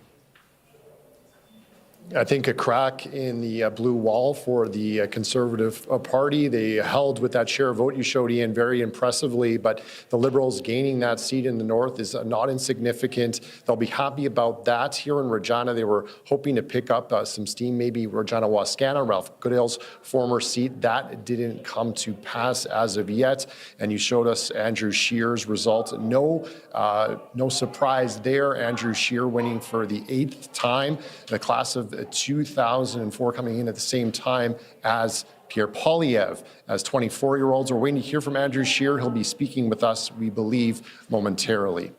And what about the state of the NDP in Saskatchewan tonight? Yeah, Ian, it's a bit surprising and disappointing, I think, at the same time for the NDP, because they did so well in the provincial election, putting up a big fight in that provincial result, really increasing their seat count, but that didn't translate federally. The federal and provincial NDP aren't really aligned, and that showed, I think, tonight in the results, that 13% drop in the share of the vote for the NDP, very significant, and the Liberals picking up a lot of second places across the province, which is a surprise here in Saskatchewan. All right, Adam Hunter, thank you very much for giving us the lay of the land in Saskatchewan. Rosemary. Okay, thanks for that, Ian. Let me show you what's going on at the bottom of your screen there. And that is a whole lot of nothing definitive, basically. 157 leading and elected for the Liberals, 149 for the Conservatives. The Bloc sort of sticking around that number now that most of the counting is done in Quebec. The NDP at 10 and the Greens at 1. And I believe that's Saanich Gulf Islands at this stage. So we are waiting to be able to give you a better sense of what kind of government Mark Carney will lead in his new mandate, where he is an elected prime minister, not just one who won leadership. That is Liberal headquarters, where there was a lot of excitement earlier in the night when it was declared that they would form government. But right now, they are waiting to see what exactly that means. And I guess we're on there, too. So, Ashley Burke, let's hear from you. I think you have a guest with you. I guess we're on there, too. I do, and there's a lot of people in the room watching these election results really closely, nervous about whether or not it'll be a majority or a minority government. And with me is David Lametti, the former Justice Minister and Attorney General of Canada. He left the government last year. He's a longtime friend of Mark Carney and has been providing informal advice to him throughout his campaign. Mr. Lametti, can you just talk about how you're feeling seeing the results come in, especially a projection for the first seat in Saskatchewan? Look, I'm really happy that Mark Carney will continue to be Prime Minister of Canada. I think that's critical.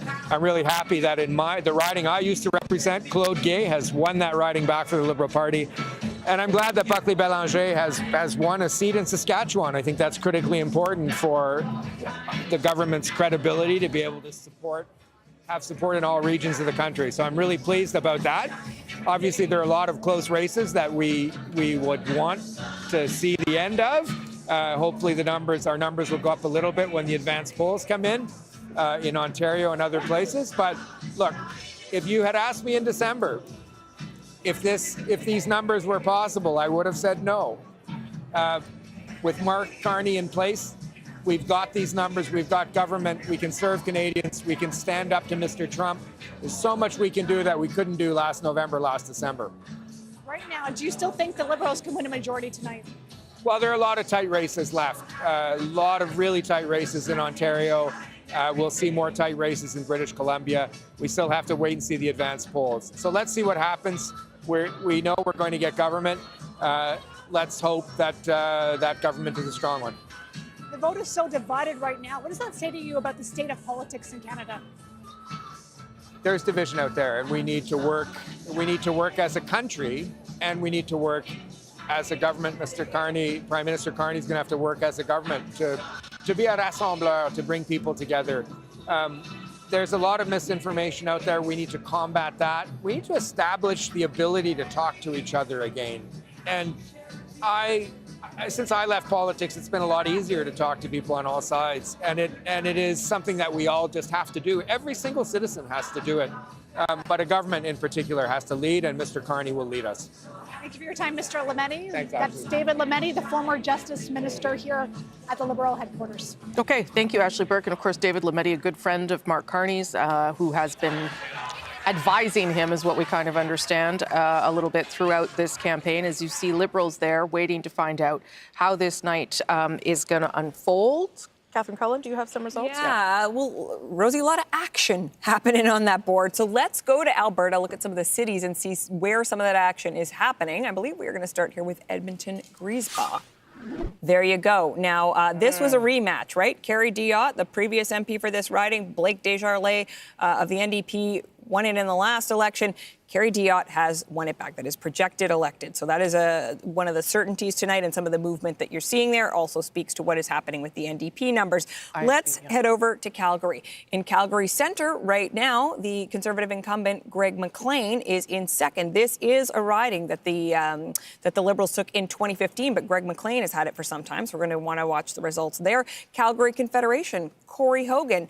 If you're a political nerd like some of the people in this room, cough, cough, you might know Corey Hogan from his podcast, The Strategists. Right now, he is in the lead, but he's got quite an opponent in Jeremy Nixon, somebody well known in provincial politics. And finally, Calgary McKnight, where the Liberal George Shahal finds himself in second at this point. The Conservative Dalwinder Gill ahead by more than 400 votes at this stage of the game, Rosie. Lots of interesting races there in Alberta. Thanks for that, Catherine. Want to show you a little bit of how the leaders are doing. Those are the MPs or candidates I'm tracking. Let's start with Mark Carney. As we said, he handily won his riding, my gosh, by more than 10,000 votes in Nepean. First time he has been elected to public office, first PM to never hold an elected position, and also, here's another bit of trivia, first Prime Minister born in Northwest Territories, although he grew up mostly in Alberta. Next, let's have a look at... Okay, that is Pierre Poilievre's riding of Carleton. Again, he is trailing the Liberal by 1,700 votes. Not a lot of polls reporting, and as we talked about before, advanced polls may indeed be a factor here. The longest ballot initiative, also a factor. There were 91 candidates on that ballot, but right now Pierre Poilievre trailing in his own riding. Okay, Yves-François Blanchet, we told you about that either. Also, a big lead for him, an easy win in Belleuil-Chambly as leader of the Bloc Québécois. And this is Burnaby Central. It is early still, but the news here is what many in the NDP feared. Jagmeet Singh is in third place in his own riding of Burnaby Central, the Liberal leading by 240 votes. But for Jagmeet Singh to be in third, that might be the start of a very bad story for him tonight. And there you go, Elizabeth May. She is leading in her riding by 1,700 votes. Saanich Gulf Islands will continue to watch there. Elizabeth May, of course, has been around for a long time. She is the co-leader of the Green Party at this stage. And that's because this man, Jonathan Pedneau, is the other co-leader. He decided to run in Outremont, came in fourth. Rachel Bendayan easily re-elected in the riding of Outremont in Quebec. And one more. There you go. This is in the riding of the Beauce. You can see the Conservative there won. My gosh, that is a huge margin, 20,000 votes in the Beauce. Maxime Bernier placing third. He is still the leader of the People's Party of Canada. We'll see whether that party continues after tonight. There has been very little success for him tonight and losing badly in his own home riding of the Beauce. All right, let's go back to David Cochrane, who's got some updates and some information. We're going to go all the way back to Newfoundland and Labrador and show you what's happening in Terra Nova and the Peninsulas, and let this riding be a lesson for us throughout the night, because the Conservatives were leading in this all night. But look at this. With 2 polls left to go, the advanced polls, where the Liberals are believed to have dominated, Anthony Germain has gone from hundreds of votes back to just under dozens of votes ahead. He's got a 23-vote lead over Jonathan Rowe right now, with 268 of 270 polls reporting. We've seen some change, for example, in Nova Scotia, where Sean Fraser has moved out to a pretty big lead right now, almost 2,000 votes. But Miramichi, Grand Lake is flipping back and forth in New Brunswick, and this is all on the advanced polls. And that's going to be something we've got to watch in the GTA, for example. Rosie, as I was saying earlier, the Liberals are down about 10 seats in Ontario. There's a lot of advance votes, they think, still to be counted in a lot of these ridings where they are losing. The vote efficiency, you would expect, with them being in the 44% or wherever it is in the popular vote, is not quite showing up because they're winning these seats by bigger margins. And a lot of the NDP loss essentially what's happened is like the Liberal surge and the NDP collapse has elected a lot of Conservatives, or at least has the Conservatives more competitive at this point in time based on the vote splits. But you go back and look at what has happened in Terra Nova, what's happened in Central Nova, the Novas basically, on the East Coast. You're seeing the power of the advance vote coming in and driving results late. So, you know, as we look at the tightening back and forth, as these results come in massive numbers, Carleton, for instance, the Pierre Poilievre riding, 43,000 advance votes in a single riding there. So there's numbers like that in the tens of thousands right across the country. And to that end, look at what's going on now at the bottom of your screen. Things have changed pretty dramatically again. Now the Liberals shooting back up to 163 and the Conservatives dropping down to 146, the NDP dropping there as well. So that shows you a little bit, again, how fluid things are still at this hour. What the heck time is it? 11:30 Eastern.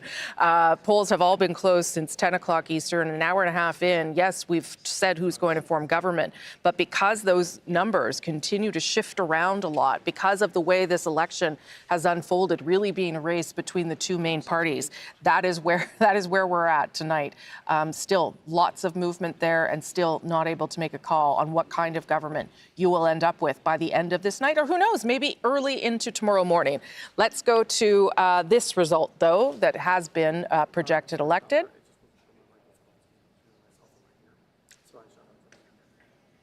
Here it's coming. There you go. And that is in the riding of University Rosedale. Chrystia Freeland has been projected elected with a significant lead, more than 8,400 votes. And Chrystia Freeland joins me now. Congratulations to you, Chrystia Freeland. Thank you, Rosie Barton. How are you feeling about where the Liberal Party is tonight? Yes, you're going to form government again. Not sure what kind of government, but what do you make of what has been a remarkable turnaround? I think it's a remarkable turnaround, Rosie. You know, I look back to where we were as recently as December, and you know as well as I do that at that point, people had totally written us off. People were even talking about whether the Liberals would retain official party status. And right now, you are talking about what the strength of our government will be. So to me, that is a remarkable comeback, and I really want to say kudos to our Prime Minister, Mark Carney, who showed in his few weeks as Prime Minister that he is totally up to the job, and he has been a remarkable campaigner. So this is a great night for the Liberal Party. It's a great night for Canadians. What I have experienced in my own riding, supporting 27 other candidates in Ontario and places like Saskatchewan, is Canadians recognized that this was a critical moment for our country. Canadians understood that the ballot question is who can fight for Canada, who can stand up to Donald Trump, and the answer is the Liberal Party and Mark Carney. How much responsibility do you take for where we are at tonight? Because one could argue that part of your move to quit is what triggered Justin Trudeau's resignation, Mark Carney's arrival. Do you take any solace in that difficult decision, given where you are tonight? You know, Rosie, obviously I did not have a crystal ball on that morning when I took the really tough decision to resign from the cabinet, but I knew it was the right thing to do. I didn't know what would happen next, but I knew that we were headed in the wrong direction and that I had to do something about it. And I knew it was the right thing then. I'm delighted by our party's comeback and really grateful to all of the fabulous Liberals who have come out and worked so hard for this result. I've seen in my own campaign and campaigns across the country, people really getting this is an existential moment for Canada and showing up and working hard and showing, you know, democracy, it's a noun, but we have to make it a verb. So for me, this campaign has been a really joyous experience and a moment when I have been so proud of Canada, so proud to be Canadian, and felt this real palpable wave of patriotism. Now we need to harness that patriotism and use it to unite our country and to build our country. And I know that that is what Mark Carney's government is going to do. Okay, Chrystia Freeland, thank you for making the time on this busy night for you. Congratulations. We will speak again soon, I'm sure. Thank you. Okay, thank you too. Okay, thank you. That's Chrystia Freeland, who has easily won her riding today. Tonight, as she is projected elected, Adrienne Arsenault has some more results. Not such an easy battle in other parts of Ontario. We've been talking all night about how tight it is. Well, let's just look at some places where it's very tight. Eglinton Lawrence, Vince Gasparo, only leading by 55 with 114 polls reporting. This is happening all over Ontario. Let's look at another riding where it is extremely tight. Brampton, North Caledon. Ruby Sahota, the government whip, again, only leading by 29. There are 6 seats in Brampton. Almost all of them are very, very tight. The one I find especially interesting is the next one here, which is Windsor-Tecumseh Lakeshore.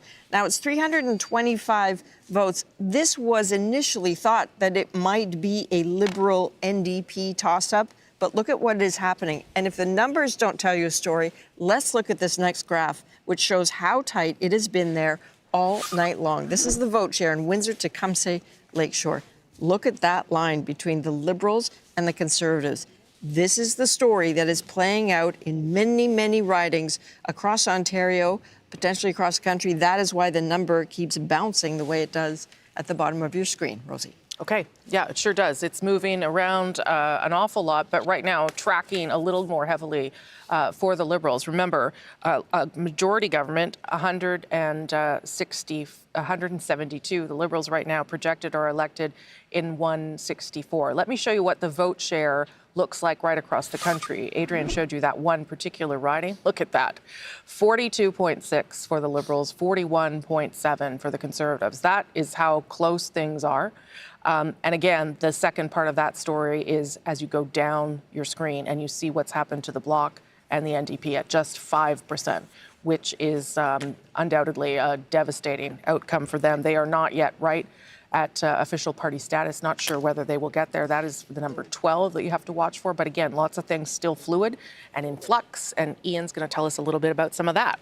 Let's take a look at Vancouver Island. This has been a fortress in the past for the NDP, and a lot of people wondered what would happen to their seats. And you can see here that right now the NDP is trailing in 4 of the ridings that they hold on Vancouver Island, and both the Liberals and the Conservatives are taking the lead there. None of these, though, are projected elected. But let's take a look, first of all, at Victoria. Will Greaves, University of Victoria professor, has pretty well doubled the vote share for the Conservatives in a riding which for a long time has been held by the NDP. I talked to another professor at UVic who said that Professor Greaves got the nomination back when it didn't look like there was really any chance of the Liberals winning. Well, now next year he's not going to teach any students. He's going to be heading to Ottawa. Esquimalt Saanich Suk, Stephanie McLean has gone from being a cabinet minister in the Rachel Notley NDP government in Alberta to displacing the NDP candidate here. This is Randall Garrison's old riding. So, of course, he was an analyst with us earlier tonight. Obviously, the incumbent not running again, but Maya Tate, Mayor Suk, was seen as a star candidate, and you can see she is in 3rd place. Let's take a look at Nanaimo Ladysmith, another place where the NDP support has plummeted. And Tamara Cronus is a lawyer, but on her website, it says you might find her bartending at the Legion, sport shooting, or playing bridge. So a lawyer with a bit of a twist. That's kind of interesting. And yeah, huge lead going on in Nanaimo Ladysmith. Let's look at North Island, Powell River. This is a riding that I think some Conservatives thought they would win easily. And this is a riding that so far the NDP candidate, who is not the incumbent, has managed to hold on to more or less the share that the NDP had last time around. But still, Conservatives in the lead by just over 500 votes, Rosemary. Okay, thank you for that, Ian. I'm going to show a couple of boards myself now to explain a little bit more of the story we're seeing tonight. This is sort of what we call a party summary board, how they're doing right across the country at this stage in the evening. So you can see their vote share 5.5% overall. But look at those numbers on the right, on the far right of your screen. Those numbers down. The NDP is down in every region of the country. And let me show you where some of that has gone by showing you this next board. This is the Liberal Party. Overall, 42.6%. But look at that. Look at what has happened to them on the right of your screen. Up in every single region of the country. And that explains a little bit where we are tonight.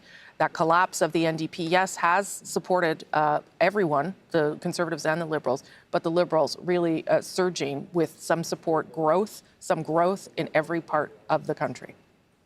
Let's go to David Cochrane. Yeah, Rosie, I mean, the NDP are down by double-digit percentage points everywhere they could go down by double-digit percentage points. The only spot where they're not are the ones where they were in the single digits to begin with. But look, the path to party status was a difficult one for the NDP coming into Jagmeet Singh's third national election. They need 12 seats to get there. It's going to be tough. They have nothing in Atlantic Canada. We know that. They do have one seat in the island of Montreal. Alexandre Boularice was re-elected in the Rosemont-La Petite-Patrie riding. That's one. He's the Eastern Canadian flank. We do have them leading in Nunavut, but I don't believe they're elected yet in Nunavut. But let's look at Ontario. Let's look at Greater Toronto Area. Olivia Chow is the mayor of Toronto. There is not a single speck of orange anywhere to see in the GTA. We go into southwestern Ontario, northern Ontario. That was Charlie Angus's seat. Right now, that is blue on our map. You go into southwestern Ontario. There was an NDP seat in Windsor. Right now it is blue. There was one in London. Right now it is blue. You go further east into Hamilton. There was an NDP seat. Right now it is blue. Their vote collapsed while the Liberals have gone up. The vote inefficiency has created a path for Conservatives in a lot of seats that I'm getting texts from people in the NDP campaign saying this is the consequence of strategic voting. People hurrying to the Liberals stop the NDP from stopping Conservatives in seats where if they're voted held, they might have won. Either way, they have two seats basically in the north and all of eastern Canada. You get into Manitoba, you go into Winnipeg. This was another place where they had three seats coming into this. Right now, Leah Gazan is the last New Democrat standing in Manitoba. She has been elected, I'm told, in Manitoba. In Saskatchewan, they are nowhere at this point in time. You go into Alberta, you go to Edmonton. We already reported earlier, Blake Desjardins had lost his riding of Edmonton-Griesbach. Heather McPherson is leading right now at Edmonton-Strathcona. So that means, really, obviously, no growth potential here. No growth potential here. It all comes down to British Columbia. This is where the core of the NDP caucus was. They had 13 seats in the last parliament from British Columbia. Ian talked about what's happening on Vancouver Island. Well, you know, this is going to be tight. It's already one of the orange seats is flipped blue as the counting goes back and forth. You know, I have described Vancouver Island as the Narnia of Canadian politics. You got green, red, blue, and orange. Nowhere else in the country does that happen, but it's playing out here on Vancouver Island.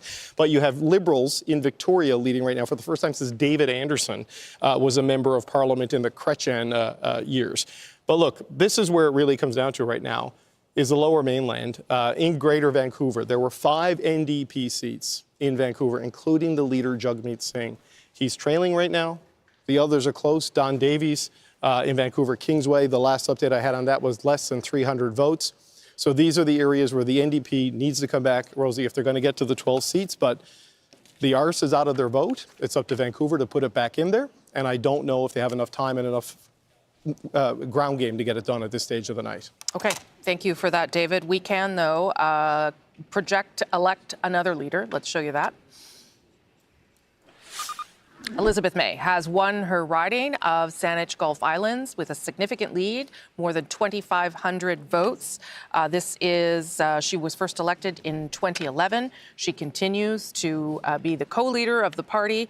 Her other co-leader lost in his riding in Outremont, so we'll see what that means for the future of that party. But right now, only one seat, and it's hers, in British Columbia. She has always been an effective parliamentarian, but obviously difficult when growth continues to elude that party, particularly in an election like this. Chantal Hébert, what are you thinking? I think this is what it looks like when you have a two-party system. Yeah. And the nights get long because it's a one-on-one battle. Yeah. And there are so many contradictions. I keep going back to the riding of Carleton, yes, Mr. Poilievre's riding, which after 40 polls now, he is still lagging well behind. I'm not saying he's going to lose, but you would think they've done well in Ontario. And yet in his riding, this is happening. But the night we're having now is a direct product of the fact that we had a binary campaign. Yeah. And the reason why we're all a bit trying to find our footing. Yes. It's because we've never done an election that's right. night That's right. that was like this one. Yeah. Where none of the usual assumptions allow us to know how this is going to end. Yeah. Yes, we know it's going to end with the Liberal government. Yes. I also believe the advance poll thing and the lack of a protocol forces us to not go anywhere because we don't know where those votes have been counted. And that hopefully will be the last time we will have an absent over the universal word on how you count those votes so that we know what we're dealing with when we see results. Well, and it can be done, right? Because the chief electoral officer issued that special directive for Carleton to begin counting advance votes 6 hours before because they were so long. Again, it is the choice of the returning officer, so that's what they get to decide. I guess the issue is, should they be able to decide that way? I will remember an election. Now I'm really dating myself, where Jean Charest was going to win in Sherbrooke, and it looked like he was about to lose. Oh, the Radio-Canada declared him lost. That's right. Half an hour was lost on burying Mr. Charest, who subsequently won a seat. He won, and I was in Sherbrooke, and they kept saying to me, "Don't do it, don't do it. The boxes aren't open." And that is exactly what happened. The advance ballots got opened, and he clinched his riding. So you know why I'm obsessing over advance votes? Because I lived through that. Yeah. Andrew? Yeah, I have one small concern about that, which is to date, we have not had a lot of conspiracy theories about Canadian elections, that we mark them with a paper ballot. It's hard for people to make funny business out of it. But we did see some people talking about, pens versus pencil, et cetera. And I'm certainly hoping that there won't be anybody jumping on this advance thing where if it comes in a wave at the end and the Liberals improve their seat count, I hope that will not give rise to people saying, well, it was all because there was some funny business with the advance polls. Well, you can use a pen, but they do have special paper, so even if you use a pencil, it doesn't get erased, just so people fact check that. But if you have 7.3 million votes in advanced polls, something's going to happen. Either it's happened or it's going to happen, because that's a lot of people who voted, That's a record right. number, So as I say, for some people, that's going to feed some conspiracy theories. Perhaps, yeah. Althea? Even though I absolutely agree on the advance polls, and we don't know where it's going, but the trickle that you normally see in ridings that the Liberals should have felt confident holding is not there. It is bad news for the Liberals in the 905, and so there's probably a lot of people feeling quite antsy at the moment about the results that they're seeing in Brampton, for example. I mean, it's just so tight. Yeah. It's so tight. And Mark Carney will be the Prime Minister, but there will be a lot of, I think, reaching out to millions of people who did not vote for that party. When I asked him about that on Saturday, I felt his answer was not sufficient, but we were not allowed to ask follow-up questions, so. Yeah, I'm told we're at about 38% turnout. Is that right, where we are right now? So that suggests that there's a lot of ballots that have not been counted. Yes. Yeah. 25% of the vote, right? Advance was 7.3 million people voted. Unless really nobody voted today, which I also find hard to believe, because I was also told 1 million votes had been counted. So the count may be slow. That might be part of the problem. Did we even want to do Churchill? Maybe we and turning into California. And what? We're turning into California, where it takes them a week to count the. I don't think that's happening, but yeah. I know you're taking breakfast orders. Sunny side up. I can get you a coffee. I don't know that I can do eggs yet. I'll get my Uber Eats out if I have to. We'll get you guys sorted. Okay. I'm going to go down to show you where we're at right now as we talk about all these factors that are not allowing us to make any determination on how this night is going to end as we get closer to midnight Eastern here. 161 leading and elected for the Liberals. We've told you they're going to form the next government. We are not confused about that. That is going to happen. Confident in that projection. The second part of the story is what is left there on your screen, at the bottom of your screen. 150 for the Conservatives. That is moving up and down pretty often, that number. The Bloc pretty much holding where you see it around 23, 24. The NDP not getting into the double digits for some time now, and that one green there, Elizabeth May. So that is where the fluidity of the evening is, and as Chantal just brightly pointed out, it is because of this unusual race where we are really talking about two parties fighting it out, as you can see there on the bottom of your screen, that it makes it very difficult at this stage to know how the night is going to end, because all the things that we would normally know during an election simply aren't happening, even when it comes to the share of the vote, which is pretty evenly matched as well. I'm going to go to Ian, who's got some results now. Before I get to the results, I want to say one of the cool things about sitting here is that when David Cochrane uses a phrase that's very colorful from Newfoundland, and I can watch Andrew Coyne's face. Yeah. It was not on camera, but it was one of the most amazing moments of the evening. So good on all of you. I'm here for a good time and apparently a long time. Anyway, that was really nice. Cable. It's after dark, right? So let's go to Manitoba now and start with seat change in the province of Manitoba, where they've been counting for a long, long time. And you can see the Liberals up 2 at the expense of the NDP, though only one of those 2 is elected. The other one is leading. But let's take a look, first of all, in the one they're leading. We've talked about it a few times already. Nikki Ashton has been the longtime we're going to actually start in Winnipeg West. Doug Ailson, ER Doc, who was an MP for this riding and then got beaten by Marty Morantz, has turned the tables on him, and he is going back to Ottawa. I think we're going to go up north now. Yes, we are. Churchill Kiwatanuk-Aski and the longtime MP, Nikki Ashton, is trailing by quite a bit. So we don't have enough information there to declare this riding, but you can see it's a big and solid lead for Rebecca Chartrand, who lost this riding by a small margin to Nikki Ashton way back in 2015. And let's look at the perfect bellwether, the riding in Winnipeg South, which since I think 1988, the winner of this riding is also a member of the government. It happens time and time again, and it's happened again. Terry Duguid is leading, or actually has been declared elected there. Bartley Kivis, our CBC reporter who's done some excellent work in Manitoba covering politics, is with the winning candidate in that riding. Go ahead, Bartley. So, Ian, as you mentioned, Winnipeg South is a perfect bellwether since it was created in 1988. It is only elected candidates from the party that wins, and I'm with one of them right now. Terry Duguid, first of all, when you were thinking in December 2024 about your prospects, and think back to that right now, what would you tell yourself from a few months back? Well, I thought we were always in the game, but it's been a very decisive victory tonight, and I'm very grateful to the people of Winnipeg South and these amazing volunteers that are behind us. So, a decisive victory here, but not a decisive victory nationwide. What do you make of the very close margin here and the fact that you've fallen short of a majority? Well, it was a very hard-fought race. The polls were very, very close all throughout the election campaign. But compared to where we were a few months ago, I think we can be very, very happy about the result tonight. So in a couple of months, if these results hold and you're sitting there in the House and the Bloc Québécois votes with you for the first time, what will your response be to the Conservatives who say this is yet another coalition?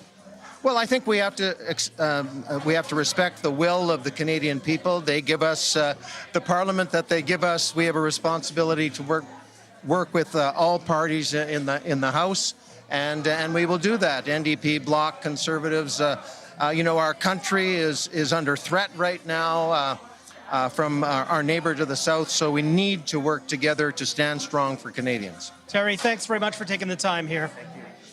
All right, Bartley, thank you very much. And we have the CBC projected that the Liberals will form government, and we have not yet had a projection as to whether that government will be majority or minority. Still a lot of counting to be done. Rosemary. That's right. Okay, thank you, Ian, and good to see our friend Bartley Kivis out there in Manitoba. Catherine, you've got some results. Yeah, we said earlier, Rosemary, that the NDP lost the seat of Edmonton-Griesbach, but they have held on to another seat in Edmonton, and that is the seat of Edmonton-Strathcona. You can see projected, elected, re-elected Heather McPherson.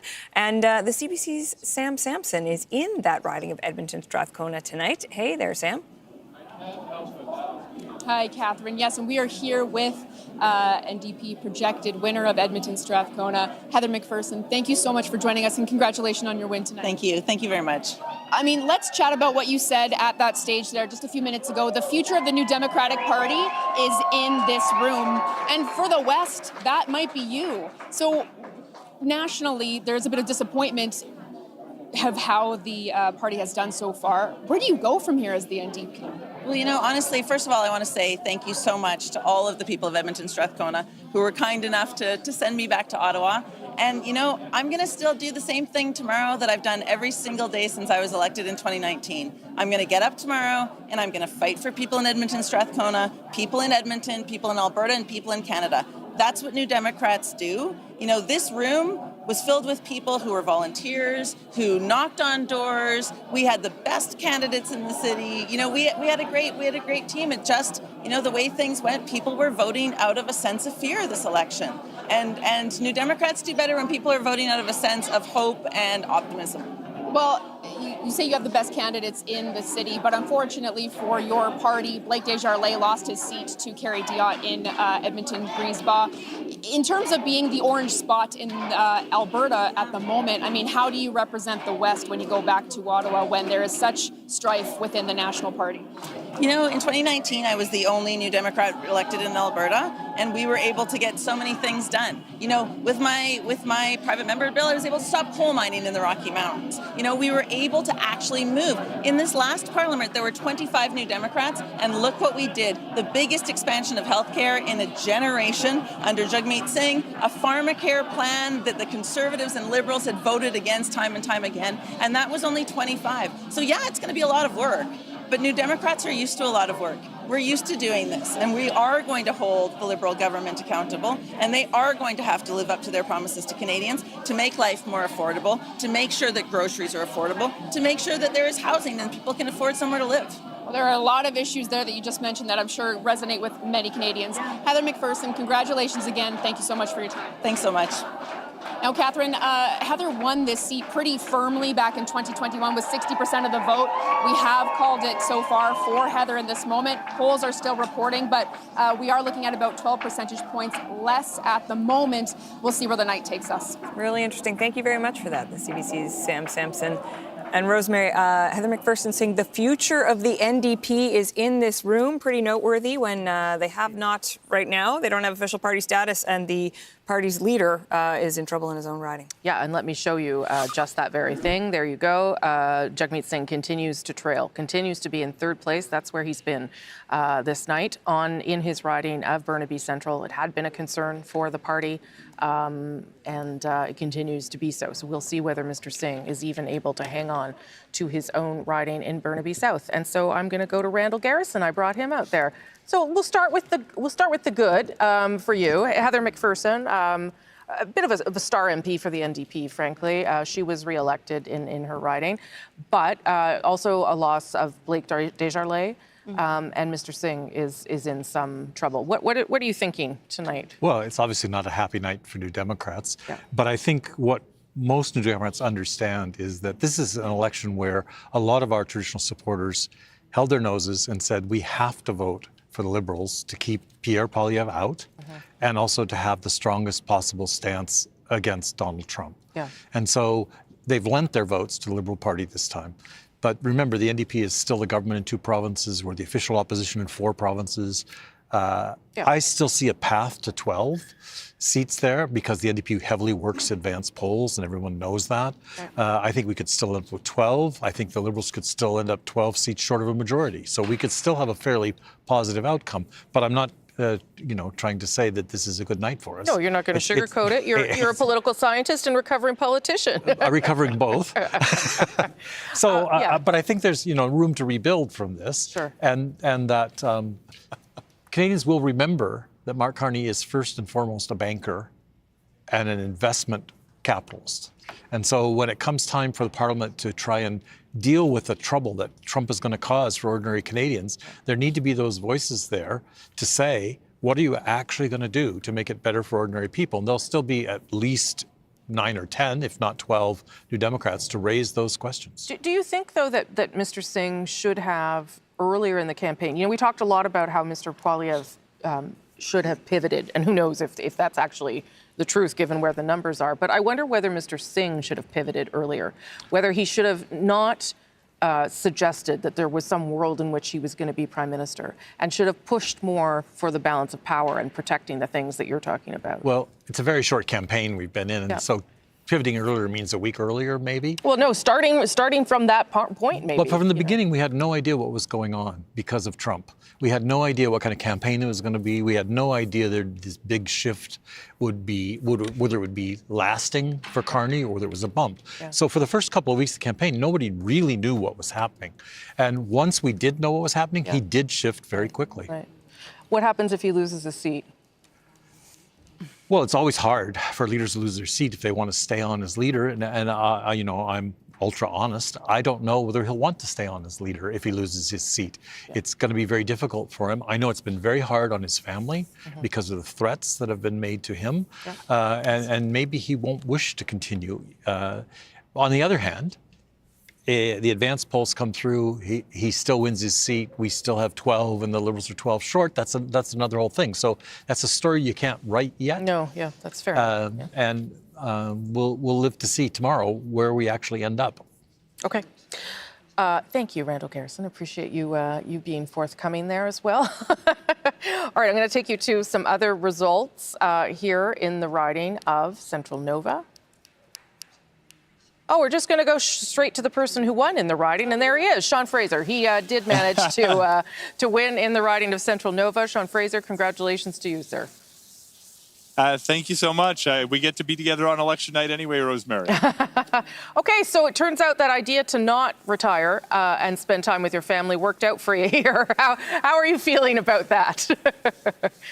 Look, I'm feeling really good about the path ahead. Obviously, it's an invigorating experience to be successful in an election, to have the privilege to represent your community in the House of Commons. My family's actually really excited. We were all together earlier this evening watching the results come in, and this is an incredible opportunity to continue our service. Yeah, and I'm totally teasing you about that. What do you make of what the numbers are so far and the fact that this has been a two-party race throughout this election campaign, and that is reflected here tonight? And we don't know exactly how this is going to end, other than you are forming government. Yeah, look, I'll reserve judgment on the final numbers that come in, but the results we're seeing tonight reflects my experience on the doorstep over the course of the last number of weeks. People were faced with a very clear choice. Who is best to represent Canada in defending Canada, standing up to the threat that we're seeing coming from south of the border? People have very different views as to the appropriateness of one party or another, but that's what elections are all about. More than any election I've been a part of, this was a very clear choice with a clear issue, and thankfully, locally and nationally, the voters have made the choice that I think was the right one. Right, but still not. I realized that the bar, 3 months ago was let's just survive. But as the election went on, it seemed like the bar was let's try and get to a majority. Could still happen, I suppose, but I think it's getting increasingly less likely. A minority government, is that something that you think Liberals can deal with and work with going forward with Mr. Carney, if that's where we end up? Well, look, I anticipate, and you got to keep in mind that the future of the government is not up to political parties, but it's up to Canadians. The Canadian people are always right on the back end of an election, and if they decide to elect a minority or a majority, it's incumbent upon those of us who get elected to work across the aisle as much as possible to ensure that we implement the kinds of policies that are going to serve the Canadian people and the way the Canadian people see fit. If not, you may find ourselves back in an election. But in the meantime, I think we're going to have an opportunity to work in a cross-partisan way to try to defend Canada's interests, in particular in the face of threats from Donald Trump and the United States. And tell me, do you think it is possible for the Liberal Party to work with the Conservative Party? We were discussing it with the at-issue panel. I mean, it just seems, given the way the election unfolded and how difficult Mr. Poilievre was before the election in terms of how he confronted the Liberal government. I don't know how that works going forward. Do you see a path for people to work together in the face of Donald Trump? Look, it may depend on the specific issue. Obviously, one of the things that I heard on the doorstep and something that reflects my experience in the House of Commons, Mr. Poilievre in particular has adopted a very similar style of politics to what we've seen from President Trump. But it's not as though that one person represents the voices of every member of Parliament from all opposition parties. We have the opportunity to work with members of different political parties. We have the opportunity on an issue-by-issue basis to work with many Conservatives as well. I had many opportunities to make friends on the other side of the aisle, including in the Conservative caucus, and we're going to have to leverage those relationships. Canadians do not want us to continually talk about what's wrong with the other party that we may be competing against. They want us to put our ideas on the table and work together to get things done. I heard that message loud and clear in my own community, and it's a lesson I'm going to take back to Ottawa going forward. Okay, Sean Fraser, nice to see you. Congratulations again, and I'm sure we'll talk soon. I'm sure. Thank you so much, Rosemary. Okay, have a good evening. Appreciate it very much. All right, we're talking to some of the people who have clinched their seats today. If any Conservatives want to talk and you've won, happy to put you on as well. Just give us a call. Adrienne, you've got some results. Yeah, well, why don't we do that right now? Let's go to Bowmanville, Oshawa North. This is, if you have a look here, this is Jamil Javani projected elected. This is a seat that the Conservatives have held by increasing numbers over the last few years. You know, it's interesting. The shorthand when people talk about Jamil Javani is that he is very good friends with the U.S. Vice President J.D. Vance. You know, would that make a difference for him, for better or for worse, at the polls? Not so far. He's done extremely well. He is headed back to Ottawa. And let's find out what this night is like for him, because I believe David Common is right there in Bowmanville, Oshawa North. And I think you do have a guest, David. We do indeed, Adrienne. And yes, this is, there have been electoral boundary changes for this election, and this riding certainly among them. But much of it was former Conservative leader Aaron O'Toole's riding. In the by-election following his resignation, it was Jamil Javani who won that. And Jamil Javani winning again tonight. Congratulations, Thank you very much. Yeah, we have a great team here in Bowmanville, Oshawa North. Very excited and happy to bring home a victory. I do want to ask you, Mr. Javani, because you've just spoken to your supporters, a large group that's here at the pub here in Bowmanville, North Oshawa, and you said to them, among other things, that Doug Ford was a problem for you in this campaign. You said that he sabotaged the Conservative campaign. That's your words. You said he was a hype man for the Liberals. Take me through how you see that. Yeah, well, look, Doug Ford just went through an election. I have differences of opinion with him. I don't like how he's managed healthcare or education, but out of respect, we didn't say anything. Federal party, we didn't get in his way. When it was our turn to run an election, he couldn't stay out of our business, always getting his criticisms and all his opinions out, distracting our campaign, trying to make it about him, trying to position himself as some kind of political genius that we needed to be taking cues from. Was it him specifically? Was it his campaign manager, Corey, tonight? Do you see Doug Ford as a problem for the federal party in the outcome of this race? I see Doug Ford as a problem for Ontario and for Canada. I think he's not doing a great job in running this province, and now he's trying to exercise his influence over other levels of government, and it's not like this guy is doing anything particularly well. I mean, you did used to work for him. I did. I'm speaking from experience. I tried to fix problems in this province, and he kept getting in his way and all his goons around him all the time. They wouldn't make anything better, and now we're seeing him because this guy's a political genius because he beat Bonnie Crombie and Stephen Del Duca, and now we got to sit around getting advice from him? No. He has taken the provincial Conservative Party and turned it into something hollow, unprincipled, something that doesn't solve problems. He's glad-handing with Chrystia Freeland, having coffees and lattes with Mark Carney, and I'm sitting here saying we need to be fighting for change and something new and something different, not being a hype man to the Liberal Party. Some would argue that the challenge within the federal Conservative movement is that there are these divisions, divisions that in some ways you're outlining tonight, and that it is the thing that stops or prevents, holds back the federal party from the majority government that it seeks. Do you see that as a possible outcome to some of the fractions and frictions that exist within the federal party? There is a lot of unity from Conservatives across the board. Peter MacKay and Stephen Harper and Jason Kenney, James Moore, all sorts of people who've been part of our movement for a long time, united behind Pierre. There are opportunists like Doug Ford. And I think it's not about ideology or differences of beliefs. It is about some people believing our purpose as conservatives is to be an alternative to what the Liberals offer. And then there are people like Doug Ford who are opportunists. And I reject that outright. Do you have any leadership ambitions? Look, we have a leader of our party right now. We're still waiting in for the final seat counts. I don't know what tomorrow holds. My focus, though, is on all the young people, all the parents, the moms, the dads who came to us and trusted us to offer an alternative, a brighter future. We're going to see that through. We're going to keep fighting. And when the next federal election comes around, Conservatives will earn the trust of more voters, and we will bring home a victory nationally. My last question to you looks at the results. As we speak here right now, 160 for the Liberals, 151 for your Conservatives. This is a lot closer of a race than some had expected. Why do you think that is? Well, look, I think a lot of people misunderstood just the frustration that Canadians felt. All these polls that showed Conservatives far below the Liberals, I think we're missing how many young people saw our party as the party of dreamers and hustlers and strivers and builders. That is our identity for young people, and we are going to continue offering them that vision for Canada.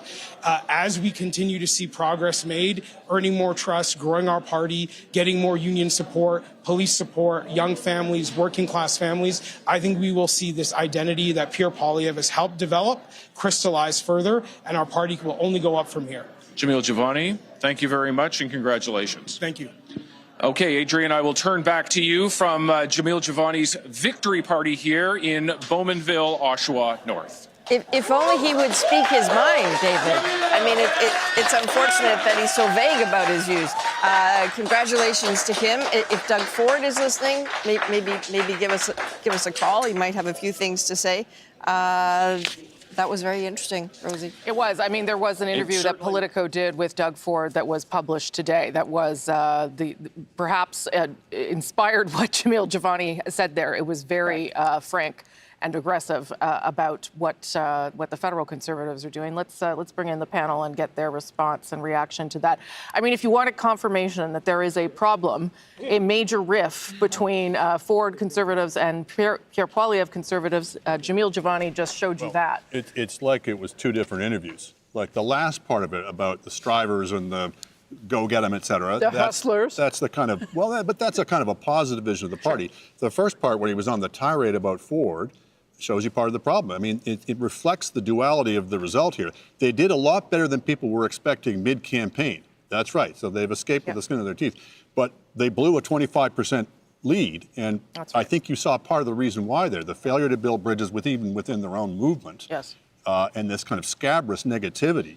I mean, you know, people talk about, oh, well, it's only because the NDP vote collapsed. A big part of the reason the NDP vote collapsed was Pierre Poilievre's leadership and the specter that he presented to, at least to progressive voters. Yeah. When conservative leaders are scary, NDP voters are more likely to listen to the Liberal siren call of you have to vote with us. Yeah, and the favorability for Pierre Poilievre never improved. In fact, I probably did the opposite through the polls, Chantal. But if you're going to run possibly a fragile government, it's good news to hear this interview because you know the Premier of Ontario will continue to be working with you as the Liberal Prime Minister of Canada. That's right. And in the end, bottom line, once we get through this who knows when thing, the next order of business is going to have to be dealing with what's happening south of the border. That's right. And the one relationship that will really matter is that of the Premier of Ontario with the Premier of Canada in those circumstances. Yes, yeah. Having listened to that, you kind of feel relieved that these are not the people who will be knocking at Premier Ford's door. Well, I mean, it does show that if it was a Pierre Poilievre Prime Minister with that kind of animosity between the biggest province in the country, I don't know how that would have worked to take on Donald Trump. I don't know. Maybe they would have been able to patch things up if they were going to form government. But I mean, when there is no need to say things like this tonight. And you wonder whether he had authorization for this. I mean, Pierre Poilievre, as I say, they escaped with skin of teeth, but he should be a chastened leader at this point. He threw away a 25% lead, and it's because of things like that. And if he doesn't learn from this experience, then he's going to reap all he sows. He still, though, I mean, if these numbers hold, the last vote was at 128. He's 150. He may hold the Liberals to a minority. I mean, that will protect his leadership potentially, right? Yeah. The first question, will he be in the House of Commons? Yes. Because I keep looking at those results in Carleton, and I'm waiting for them to find the stack of votes that puts him back on top. Yeah. There are still lots of polls in Carleton that have not been counted. But he has not led that race yet. Oh, he is significantly behind. Yeah. It's not a close race at this point. Yeah. Jason Kenney, we snuck Jason Kenney in there because I also heard Jamil Jivani say your name as someone who is a conservative that he likes and points to as someone who is able to bring people together. What did you make of that? And there is obviously a problem here between Ford conservatives and Poilievre conservatives, and I don't know if it matters, but there's some deep animosity. Well, there are certainly some personal differences, and to state the obvious, I have a firm grasp of the obvious. By which I mean, I think this is actually much more personal than it is ideological or factional. Okay. Every party has certain issue factions and personality factions. In this case, there seem to be 2 or 3 personalities that have really ramped up what I think is an unnecessary conflict that simply needs to get resolved. Yeah. And, I know Jamil, for whom I have enormous regard. He's a incredibly talented a guy with an amazing story. Yes. He has a particular series of grievances. And I just, none of this should have been in the public domain. Let's put it that way. No, for sure. And I agree there should have been earlier efforts to engage get those relationships well settled much earlier. But it's not like there's a huge rift. Most of the people going door to door for federal Conservative candidates in the last 5 weeks were going door to door for Doug Ford's candidates a few weeks before that. And you know what? The Ontario PC critique has been that Poilievre's team doesn't know how to win in Ontario. He's right now over 45% of the popular vote. Mr. Ford won 43% of the popular vote earlier this year. So the federal Conservative campaign is getting a better result, a larger total raw vote count, and a higher share of the popular vote. Yeah. That's nothing to sneeze at. And I think so a little bit of everybody has to put some water in their wine and put the best interests of the country first. Yeah. And maybe the common interests of partisan conservatives somewhere in there as well. Yeah, I mean, I think if Pierre Poilievre had called Doug Ford right from the get-go, the same way that Mark Carney did, he went and had breakfast with him, it probably would have helped. Whether it matters at this stage, I don't know. Well, remember, it's not just Poilievre versus Ford. It's Poilievre versus Tim Houston in Nova Scotia. Yeah. And it seemed like there were a series of candidates who looked like they could be perfectly acceptable and presentable candidates for the party who just didn't fit in with the Poilievre clique. Yeah. I mean, Mike DeJong in BC, why was he not allowed to be a candidate? So, it's one thing, you can have a tent that's too broad and you lose all definition and you don't stand for anything, but you can have a tent that's too narrow and you just wind up defeating yourself. Okay, I want to go to Conservative Party headquarters, if we can. Maybe, possibly. Much, Anne-Marie. Lots of things to keep our eyes on. That's just a look inside the room where, that's what it looks like when you have not won an election and you're waiting to see more. Let's go to Kate McKenna, who's, I imagine, been talking to people and getting a sense of how people are feeling in that room tonight. Kate, yes, they haven't won, but it does look like they have improved over what they got in the last vote. But tell me what people are telling you. Well, what your guest just mentioned about the federal Conservatives doing better in Ontario than the provincial Conservatives did, that's something that the campaign has been going around talking about. That's something that is very much being discussed in this room. And yes, they are losing. They're aware that they're losing. However, they're happy. Well, I wouldn't say they're happy, but they're encouraged by their gains that they've made. They're encouraged by the amount of popular vote that they're getting. But of course, one thing that's hanging in this room is that Pierre Poilievre has not won his seat yet. In fact, he appears to be trailing in his seat. We are hearing that he is set to talk in a few minutes, but they did play the Jamil Jivani interview here. At the same time, obviously, it was on the CBC broadcast, and there was a lot of applause in the room for the things that he was saying. There was a lot of hollering and cheers for the people in this room who feel that Doug Ford's interventions in this campaign were not helpful, and they did not advance the Conservative cause in this very competitive election. So this ongoing rift appears to still be taking place within this party, and we'll be watching to see how it manifests over the next few days. Okay, Kate McKenna, thank you so much for that. I'm going to now go to Ian Hannah-Mansing, who's got some results. Ian. Yeah, well, let's take a look at Greater Vancouver and see how the NDP are doing there in terms of seat change, first of all. So we'll put that up on the screen, I hope, or if we don't, then I will, yeah, there we go. So this is vote change in Greater Vancouver, and you see the Liberals are up. The Conservatives are up. This is a pattern we've seen in other parts of the country as well, and you can see that this is at the expense of the NDP. Now, hours ago, when we looked at New Brunswick, this kind of vote change didn't really affect seats at all, but in Greater Vancouver, it is affecting seats. Let's take a look, first of all, at Port Moody, Coquitlam. This was more or less a three-way race in 2021. This time around, the NDP has plummeted from having won this riding. Bonnie Zerillo is the incumbent MP. You can see she's not only in third place, she's in a distant third place, and it's put the Conservatives in first. Arguably, the progressive vote, the left of center vote, has been split just enough between the NDP and the Liberals to allow the Conservatives to come up through the middle. And take a look at this. New Westminster, Burnaby, Millardville. Peter Julian, one of the mainstays of the NDP for so many years. He's been the MP here since 2004, and he is in third place. And again, easy even for me to do the math between the Liberals and the NDP. If someone had been able to consolidate those numbers on the center left, that would easily win. But in both of those cases, Rosemary, at this point, arguably, it has allowed, once again, the Conservatives to come up through the middle. Now, those aren't elected yet, but it is interesting, and it helps explain why the numbers look the way they do, particularly in BC at this point in the evening. Okay, thank you for that, Ian. I want to go back to Jason Kenney, if I can, just to ask you this question. Shortly, we're going to hear from Jagmeet Singh. That's the little box there at the bottom of your screen. So we're also going to bring in Randall Garrison in a moment so he can respond to some of what Mr. Singh is saying. But if Pierre Poilievre ends up with a bigger number of seats than the last vote, 149, 150, put aside whether he's going to win his riding, where he is still trailing, but put that aside. How does the Conservative Party view that? Does he have the ability to stay? What do you think is going to happen there?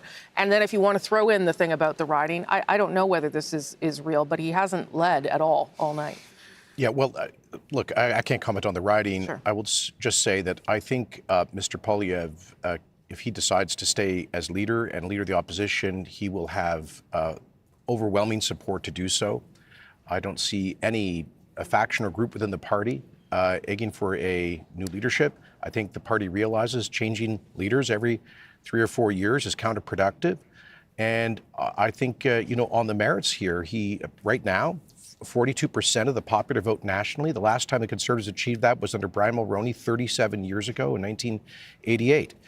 Growth in new cohorts of supporters in a broader Conservative coalition that includes younger voters than typical, apparently doing very well in communities of new Canadians. And one of the most interesting things, I talked earlier about the sort of blue-collar swing that we seem to be observing towards Conservatives. Conservatives are winning in Windsor, Tecumseh, Windsor West, one of the Sudbury seats. We almost won Hamilton. We're competitive in Hamilton Centre. I've never seen that. These are long-time traditional NDP. So the NDP swing was as... I know it's fashionable around here to refer to the progressive bloc. A lot of traditional NDP voters wouldn't regard themselves as on the left. They're for the little guy. Sure. And Pierre Poilievre has been fighting for the little guy. He's broadened the Conservative coalition in that way and picked up apparently at least 30 seats. So, and finally, he has been, in my judgment, the most effective opposition leader in our lifetime. Some might say too effective. Such an effective opposition leader that he became typecast as in that role. Well, and he also got rid of the very things that were going to help him, Justin Trudeau and a carbon tax. I mean, that was his own success brought that to him as well. More than that, look, I mean, I heard my friend Arif here dismissively referring to Mr. Poilievre's three-word slogans. Look, he created the issue matrix that has been dominating Canadian politics for the past 2 years around affordability, the cost of living, housing, immigration, much of it represented, yes, by the carbon tax. He's also taken some principled and courageous positions. I think he took on the Liberals on their class warfare baiting on the capital gains tax increase. I believe he's the only leader who in French and English pointedly opposed the Quebec Bill 21 law against religious symbols in Quebec. Did somebody else? No, don't go there. No. He didn't. He actually has fudged whether he would intervene in the Supreme Court on it. So I heard his clear opposition to it. So my He point, says he's opposed to it, but he doesn't say But what he he would would do do about about I it. think he ran a substantive campaign. He set up the issue set. He helped to defenestrate Justin Trudeau. And he's got the best result for a Conservative leader since 1988. Okay, and I take all those points, and they're excellent points, and I'm going to let Jagmeet Singh speak in a moment, except that wasn't the bar. The bar was 25 points ahead, and you were going to form government. And you're telling me no one in the party is going to be angry with him? Oh, there's going to be a desire for sure for a retrospective. And I think any leader after this circumstance should show some humility, should take a step back. And I think the important thing is, does a leader have the ability to learn and to grow? I think we've seen him modify his tone, his approach, his issue focus over the past several months. I think that demonstrates such an ability. He'll have to demonstrate that to the party, but I don't see anybody gunning for his job. Yeah, I'm not saying his leadership's in any trouble, but he needs to reflect on why he's not going to be prime minister tomorrow, because a large part of it was the leadership. The leader was the biggest liability for the party. The strategy that the party pursued, at least for the first part of the campaign, was clearly wrong. He bears responsibility for that. So he should clearly have to answer some questions to the party. it's also very dangerous to take for granted for both the Liberals and the Conservatives that the NDP weakness in this election is something that will be permanent. On the contrary, I don't know what Mr. Singh is going to say, but at this point, it's not really hard to imagine that it could be stronger with a stronger leader than it has been over the past 3 elections. Althea? Well, the ridings that you mentioned are three-way races, that they're not, that the Conservatives got in through the middle because of the progressive vote splitting. But I get your point, especially in the 905, where I think Pierre Poilievre did a really good job, especially on the crime stuff. I think the reason that he's going to have trouble, whether or not he wants to stay, is the interview that we just saw with Jamil Javani. That aggressive tone really does not sit well with a significant chunk of the caucus that has been reelected.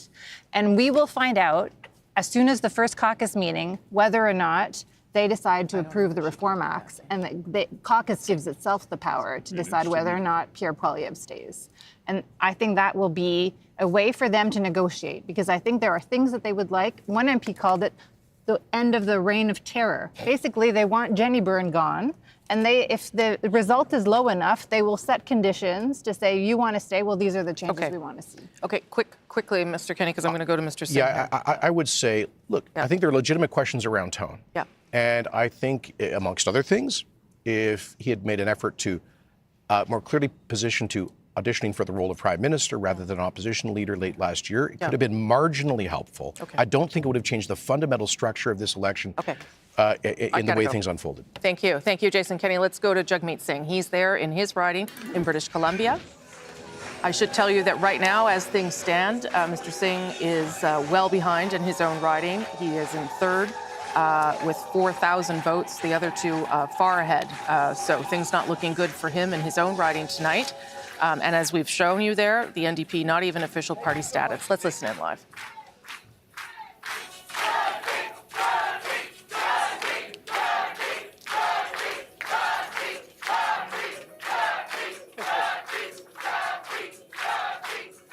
Thank you, thank you, thank you.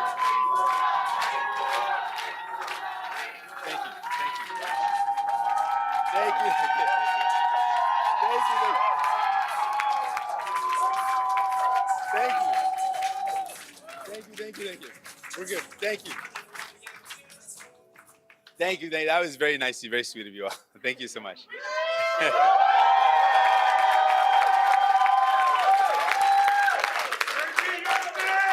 You're gonna get me all choked up here, guys. Got to keep it together here, folks. Thank you very much. The love is amazing. I appreciate y'all. Big thank you to Suzanne. She's been with us from the beginning. Huge thank you. Appreciate her so much. Thank you. Thank you. And all of you in this room, you guys poured your heart into this. Thank you so much for everything you've done. You're amazing. We love you all.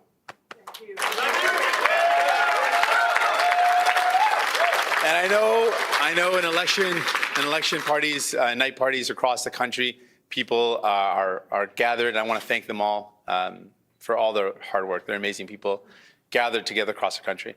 I want to take a moment to congratulate Prime Minister Carney on his victory. He has an important job to do to represent all Canadians and to protect our country and its sovereignty from the threats of Donald Trump. Tonight and every night, all of us here, we're on Team Canada. We want Canada to thrive, and we're going to continue to fight for Canada.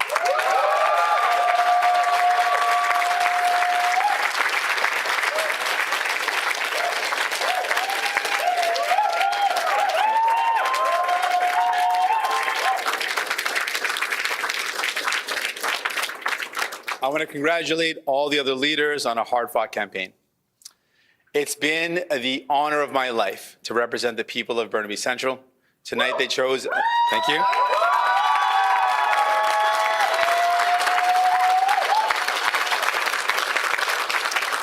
Tonight they chose a new member of parliament, and I wish them well as they continue to work hard for this community. Obviously, I know this night is a disappointing night for New Democrats. We had really good candidates that lost tonight. I know how hard you worked.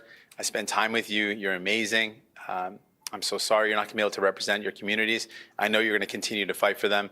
I know on how many doors you knocked, how many family dinners you missed, how many nights your kids went to bed without you there to tuck them in. I know it was a tough sacrifice, and I just want to thank, and we can get a round of applause to every single candidate that ran for us. Thank you.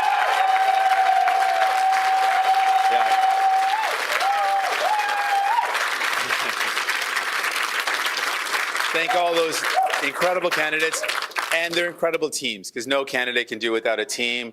The volunteers, the staff, thank you to all those candidates and their incredible staffs. One more time.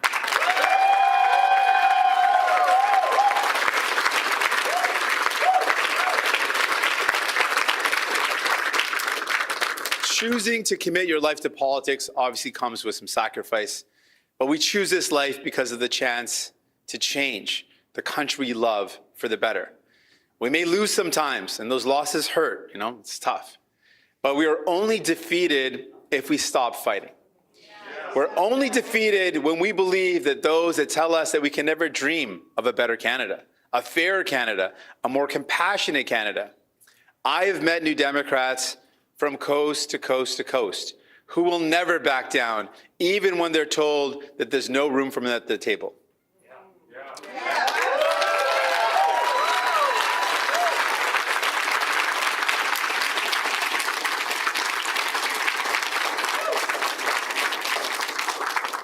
We make room for everyone because we believe that there is enough wealth in Canada for all of us to live the life that we deserve.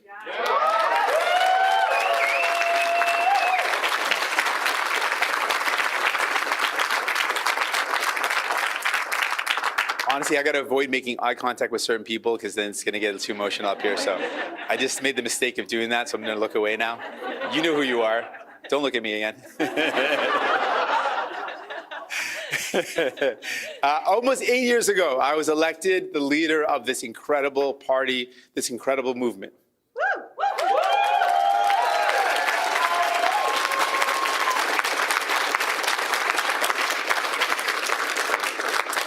I've worked really hard to be worthy of this trust, to live up to the legacy of our movement. Hold on a sec here, guys. Thank you. One more sec.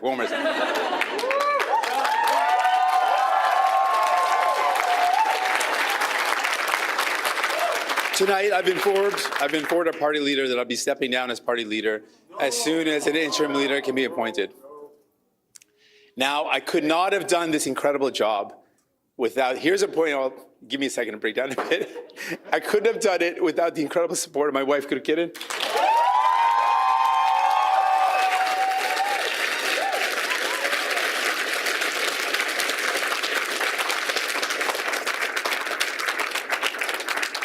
She has been my rock. She's been my foundation. For the past couple of years, I've been regretting that I didn't thank her on the night of the last election. So this is my opportunity to make up for it. She has literally been my rock. I couldn't have done this without her. She's backed me up and supported me.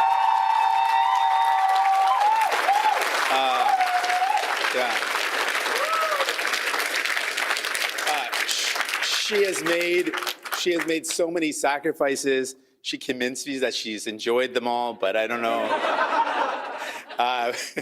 But she's amazing. I'm just so thankful. Thanks for being on this journey. I'm gonna give you a hug. Hold on.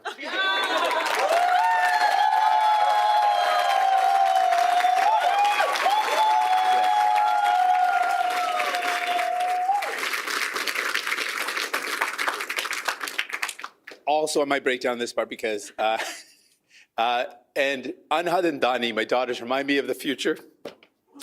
God damn it, that we are fighting for.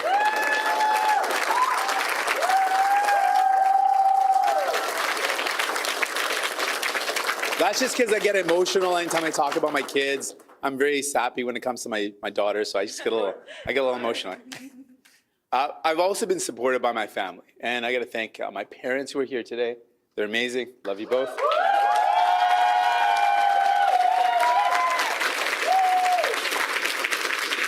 My brother, I wouldn't have been on this journey without my brother. So big shout out to my brother, Kratin.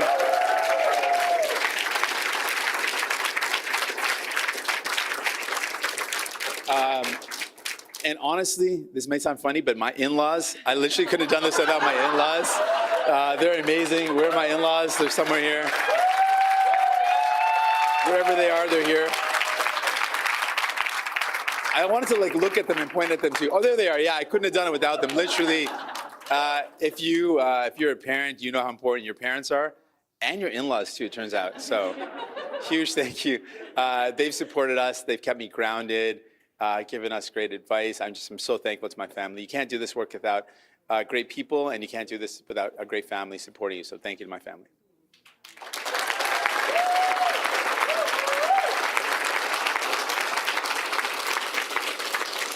I'm spilling my water and everything. It's getting a little bit, I'm trying to be graceful here, folks. I also want to thank my NDP caucus. This is a team that together we brought historic change for people. We brought real change to the lives of Canadians.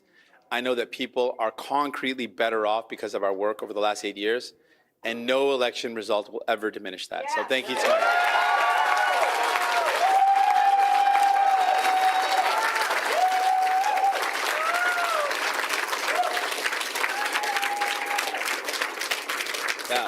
my caucus, honestly, I'm so thankful to them all. We did some incredible work together. Seriously, every one of you, thank you from the bottom of my heart.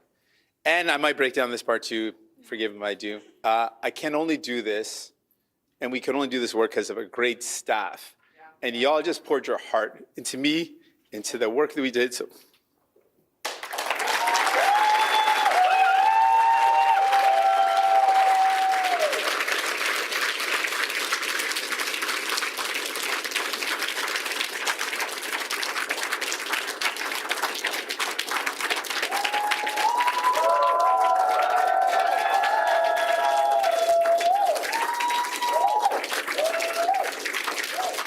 it's a good thing that there's water here. This water is very strategically placed for me, so it's very, very lucky that I have. I might need a couple more glasses, so just if anyone can help me out on that, that'd be great.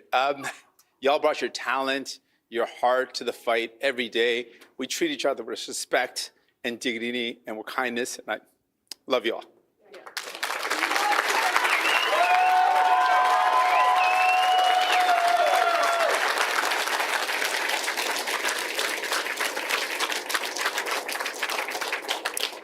All right.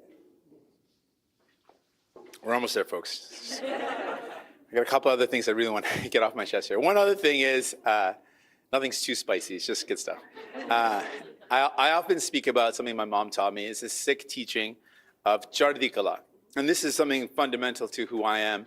And it means, the words break down. Chardi means rising and Kala means spirits. And it's something that it captures a big part of who I am. And it's the idea that in the fight for justice, in the fight for fairness, in the fight that we fight, we want to have optimism in the face of struggle. We want to have a defiant optimism. It's like this eternal resilience. And this is the spirit that I carry tonight. Obviously, I'm disappointed that we could not win more seats. But I'm not disappointed in our movement. I'm hopeful for our party. I know that we will always choose hope over fear, and optimism over despair, and unity over hate. New Democrats literally built this country.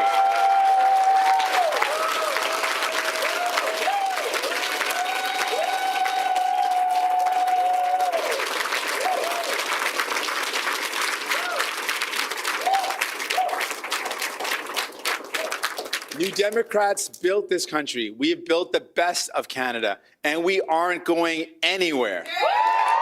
Thank you so much. Love you all. You're amazing. Merci infiniment. Appreciate it so much. Appreciate you all so much. Thank you. You're amazing. Love you all. Every one of you. You're amazing. Thank you. Thank you. Thank you. Okay, that is Jagmeet Singh. Conceding, first of all, his own riding of Burnaby South, where he continues to be in third place, and announcing that he will step down as leader as soon as a new interim leader can be chosen. He was the leader of the NDP since 2017. Marina von Stackelberg is in the room there. Marina, obviously a very emotional room, and I must say, a very gracious speech by Jagmeet Singh tonight. Yeah, this was really the worst case scenario for the NDP. This idea that Jagmeet Singh would not be able to hold on to his own seat, that there would be severe losses for the party, which is how this is panning out. You know, throughout this campaign, one thing that we heard from supporters and from his team was that a lot of progressive voters that would have voted for the NDP were scared. They were scared of a Trump. They were scared of Trump. They were scared of a Poilievre majority. And so they were going towards Mark Carney's Liberals. And, you know, the party tells me that they feel like if they would have had a bit more time to explain to people that this would cause vote splitting. This is what we've seen is several, you know, big name NDP MPs potentially or actually losing their seat because of vote splitting. The party clearly saw this was a potential issue. They actually started a whole campaign about it here in BC, saying vote for NDP to prevent Conservatives from getting seats. So obviously this is a huge loss for this party. One staffer I spoke to earlier today, we were talking about the potential outcome, said for her, it was something that no matter how it shook up, they had helped to get dental care. They had made dental care happen. And for them, that was something they were going to hold on to. That was something that the NDP pushed to with just 24 MPs in the House of Commons. But obviously, this leaves this party in really the worst situation.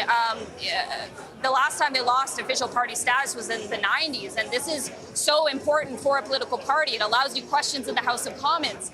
It allows you, to be in committees, to get staff. And so where this party ends now is really going to be the question.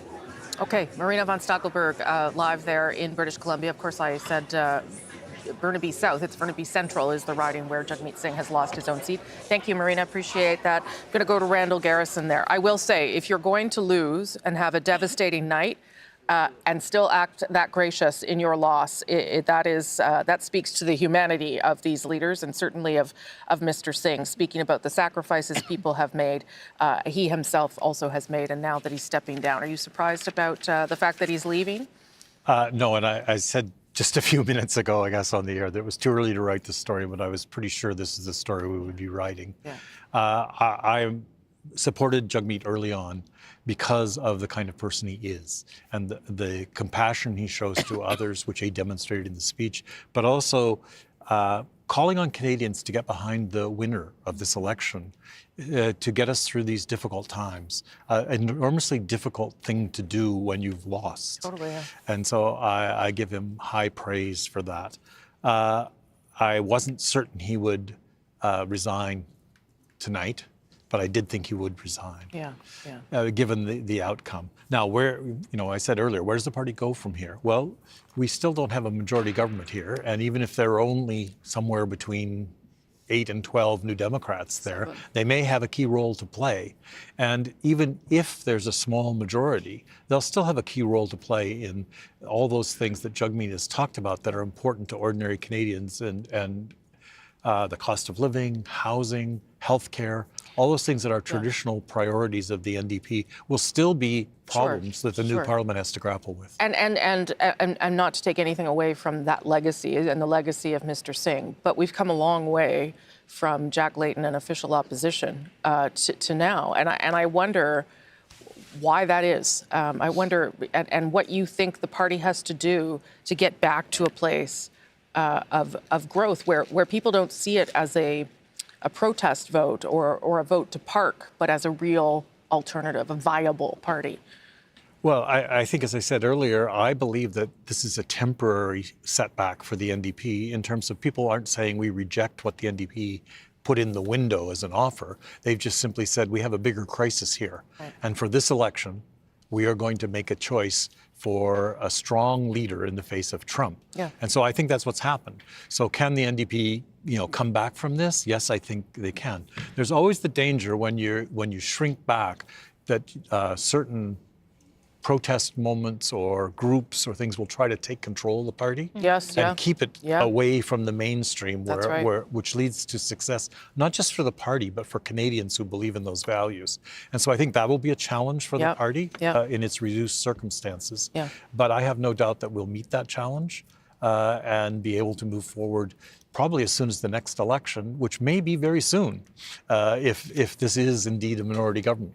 Randall Garrison, thank you for coming all the way from British Columbia to help us with our coverage. I know it's not fun to have a disappointing night and have to talk about it, but you also were very gracious.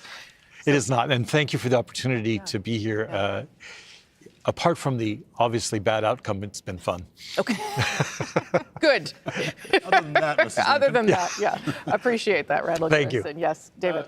Rosie, I'm just getting word from the Liberal campaign that Mark Carney intends to speak in the next 30 minutes. So we should hear from him in the next 30 minutes or so on wherever this is going to end up tonight. Okay, and there on the bottom of your screen there in that small box is Pierre Poilievre's headquarters, the Conservative headquarters. We are going to hear from him in just moments. And there he is with his wife, Anna Poilievre, who has been by his side throughout this campaign, really a vital part of the campaign to try and get people's support and to show a more personal side of him. Let me show you where Pierre Poilievre is in his riding of Carleton at this hour. Remember, unusual things going on in that riding because of the longest ballot campaign. There are 91 people on the ballot, but Pierre Poilievre has not led once in the course of this evening in his own riding. And the Liberal there, Bruce Fanjoy, is ahead by more than 2,000 votes. So that is something to watch for sure. Not calling anything there, but not very encouraging for Mr. Poilievre tonight. Let's listen in. Merci. Merci, Thank you. chers Canadiens. Dear Canadians, Je vous aime aussi. I love you too. Thank you, thank you, thank you. It's with profound gratitude that I stand before you today at the moment of this historic election. Because only in Canada could the story that Anna and I bring to the stage be possible.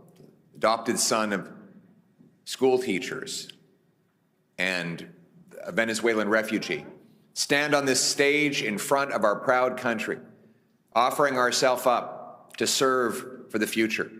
After millions of people have shown up and marked their X, spoken their voice, and exercised their democratic rights. We could not be more proud. We could not be more grateful for the opportunity the Canadians have given us.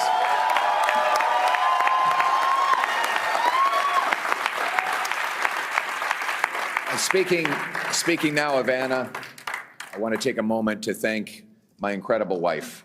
She's been by my side. She's my rock. I love and cherish you and our little ones more than you'll ever know. And I could not have done any of this without you. Thank you so much. I love you.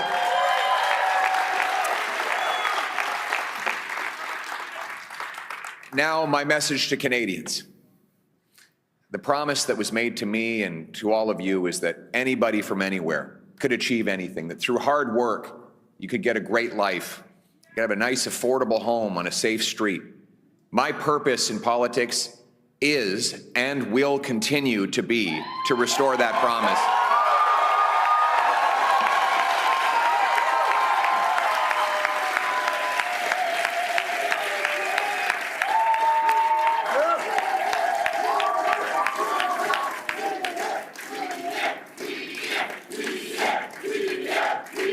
Thank you.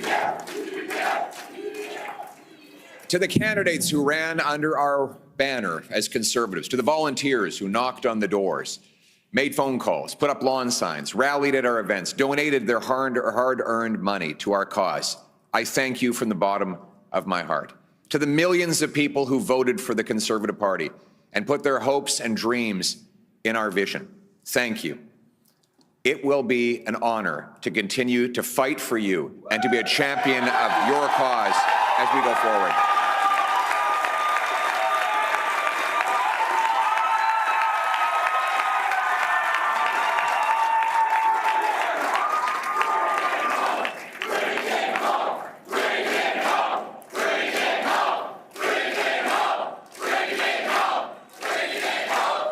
It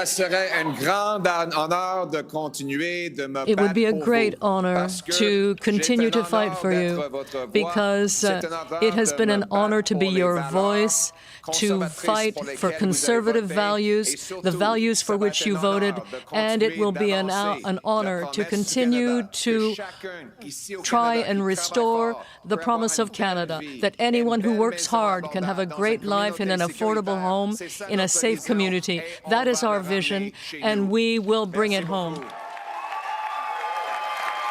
To my fellow Conservatives, we have much to celebrate tonight. We've gained well over 20 seats. We got the highest share of vote our party has received since 1988. We denied the NDP and Liberals enough seats to form a coalition government, meaning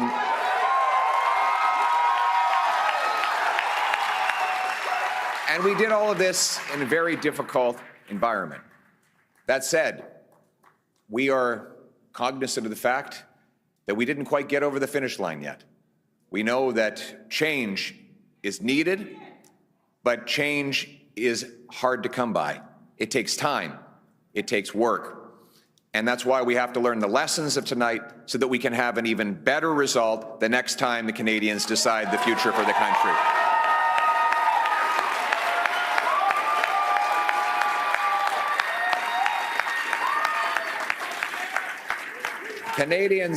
Canadians have opted for a razor-thin minority government, a virtual tie in the vote count. So I would like to congratulate Prime Minister Carney on leading this minority government. We'll have plenty of opportunity to debate and disagree, but tonight we come together as Canadians. We will do our job. Yes, we will do our job to hold the government to account. But first, we congratulate people from all political backgrounds on participating in the democratic process. And as I said, while we will do our constitutional duty of holding government to account and proposing better alternatives, we will always put Canada first as we stare down tariffs and other irresponsible threats from President Trump. Conservatives will work with the Prime Minister and all parties with the common goal of defending Canada's interests and getting a new trade deal that puts these tariffs behind us while protecting our sovereignty and the Canadian people.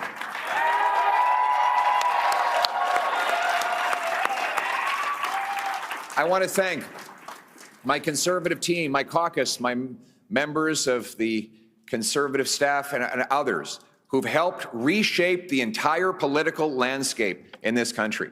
Conservatives have achieved major breakthroughs tonight.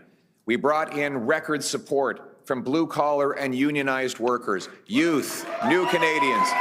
We gave voices to countless people across this country who've been left out and left behind for far too long. We won the big debates of our time on the carbon tax, on inflation, on housing, on the drug crisis, on crime.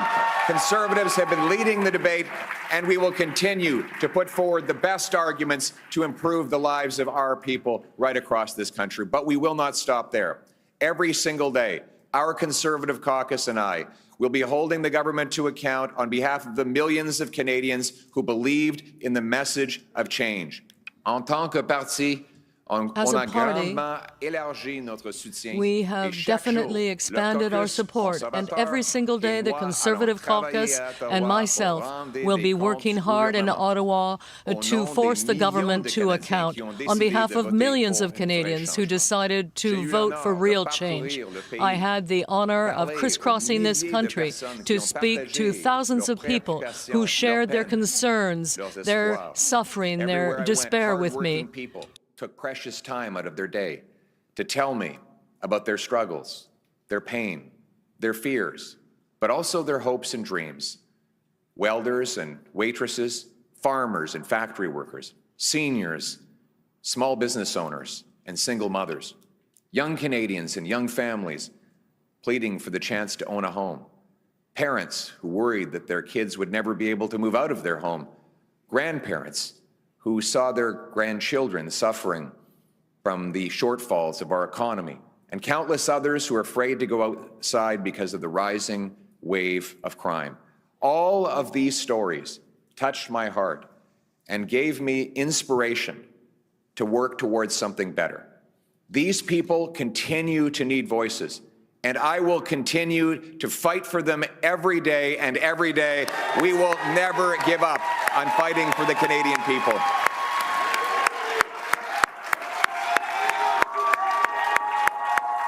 Thank you. We hear your stories. We will carry those stories with us into Parliament. We will not forget the people for whom we work and for whom we fight every day. Now, I know that some of you might be disappointed that change did not get over the finish line tonight. Change takes time. Most of all, it requires that we never give up, because our people and our country are worth fighting for.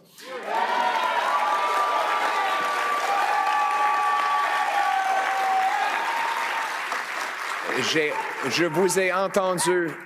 I heard you, and I carried your stories with me throughout this campaign, and your stories will remain with me as I fight with my Conservative team to defend you and to advance your interests. To those who desperately need change, I know that you're disappointed. Change is difficult and it takes time, particularly because we must now never stop. The people of Canada deserve that we continue to fight for them. Who voted for other parties. And so, my message tonight, for the single mother working 2 jobs but still has an empty fridge and an empty bank account, for the young people who despair at never being able to afford a home, for the seniors on fixed incomes whose savings are eroded by inflation and no longer feel safe in their local neighborhood parks, for those who are now living in fear and terror because of crime, for those worried about losing their jobs because of unacceptable tariffs from the United States of America, for all of those who feel left behind and forgotten, my message is one of hope. Change will take time, but we will fight for that change, and we will deliver that change, and we will never give up on fighting for the great Canadian promise that anyone from anywhere can achieve anything, that hard work gets you a great life in a beautiful house on a safe street protected by our brave troops under our proud flag. Canada first, Canada always. Let's bring it home. Thank you very much, Canada. Merci beaucoup, Canada. Yeah, we fight for what's right. We're wild and we're free from the mountains above us. And all you can see is more than just a place where freedom roams. It's our home.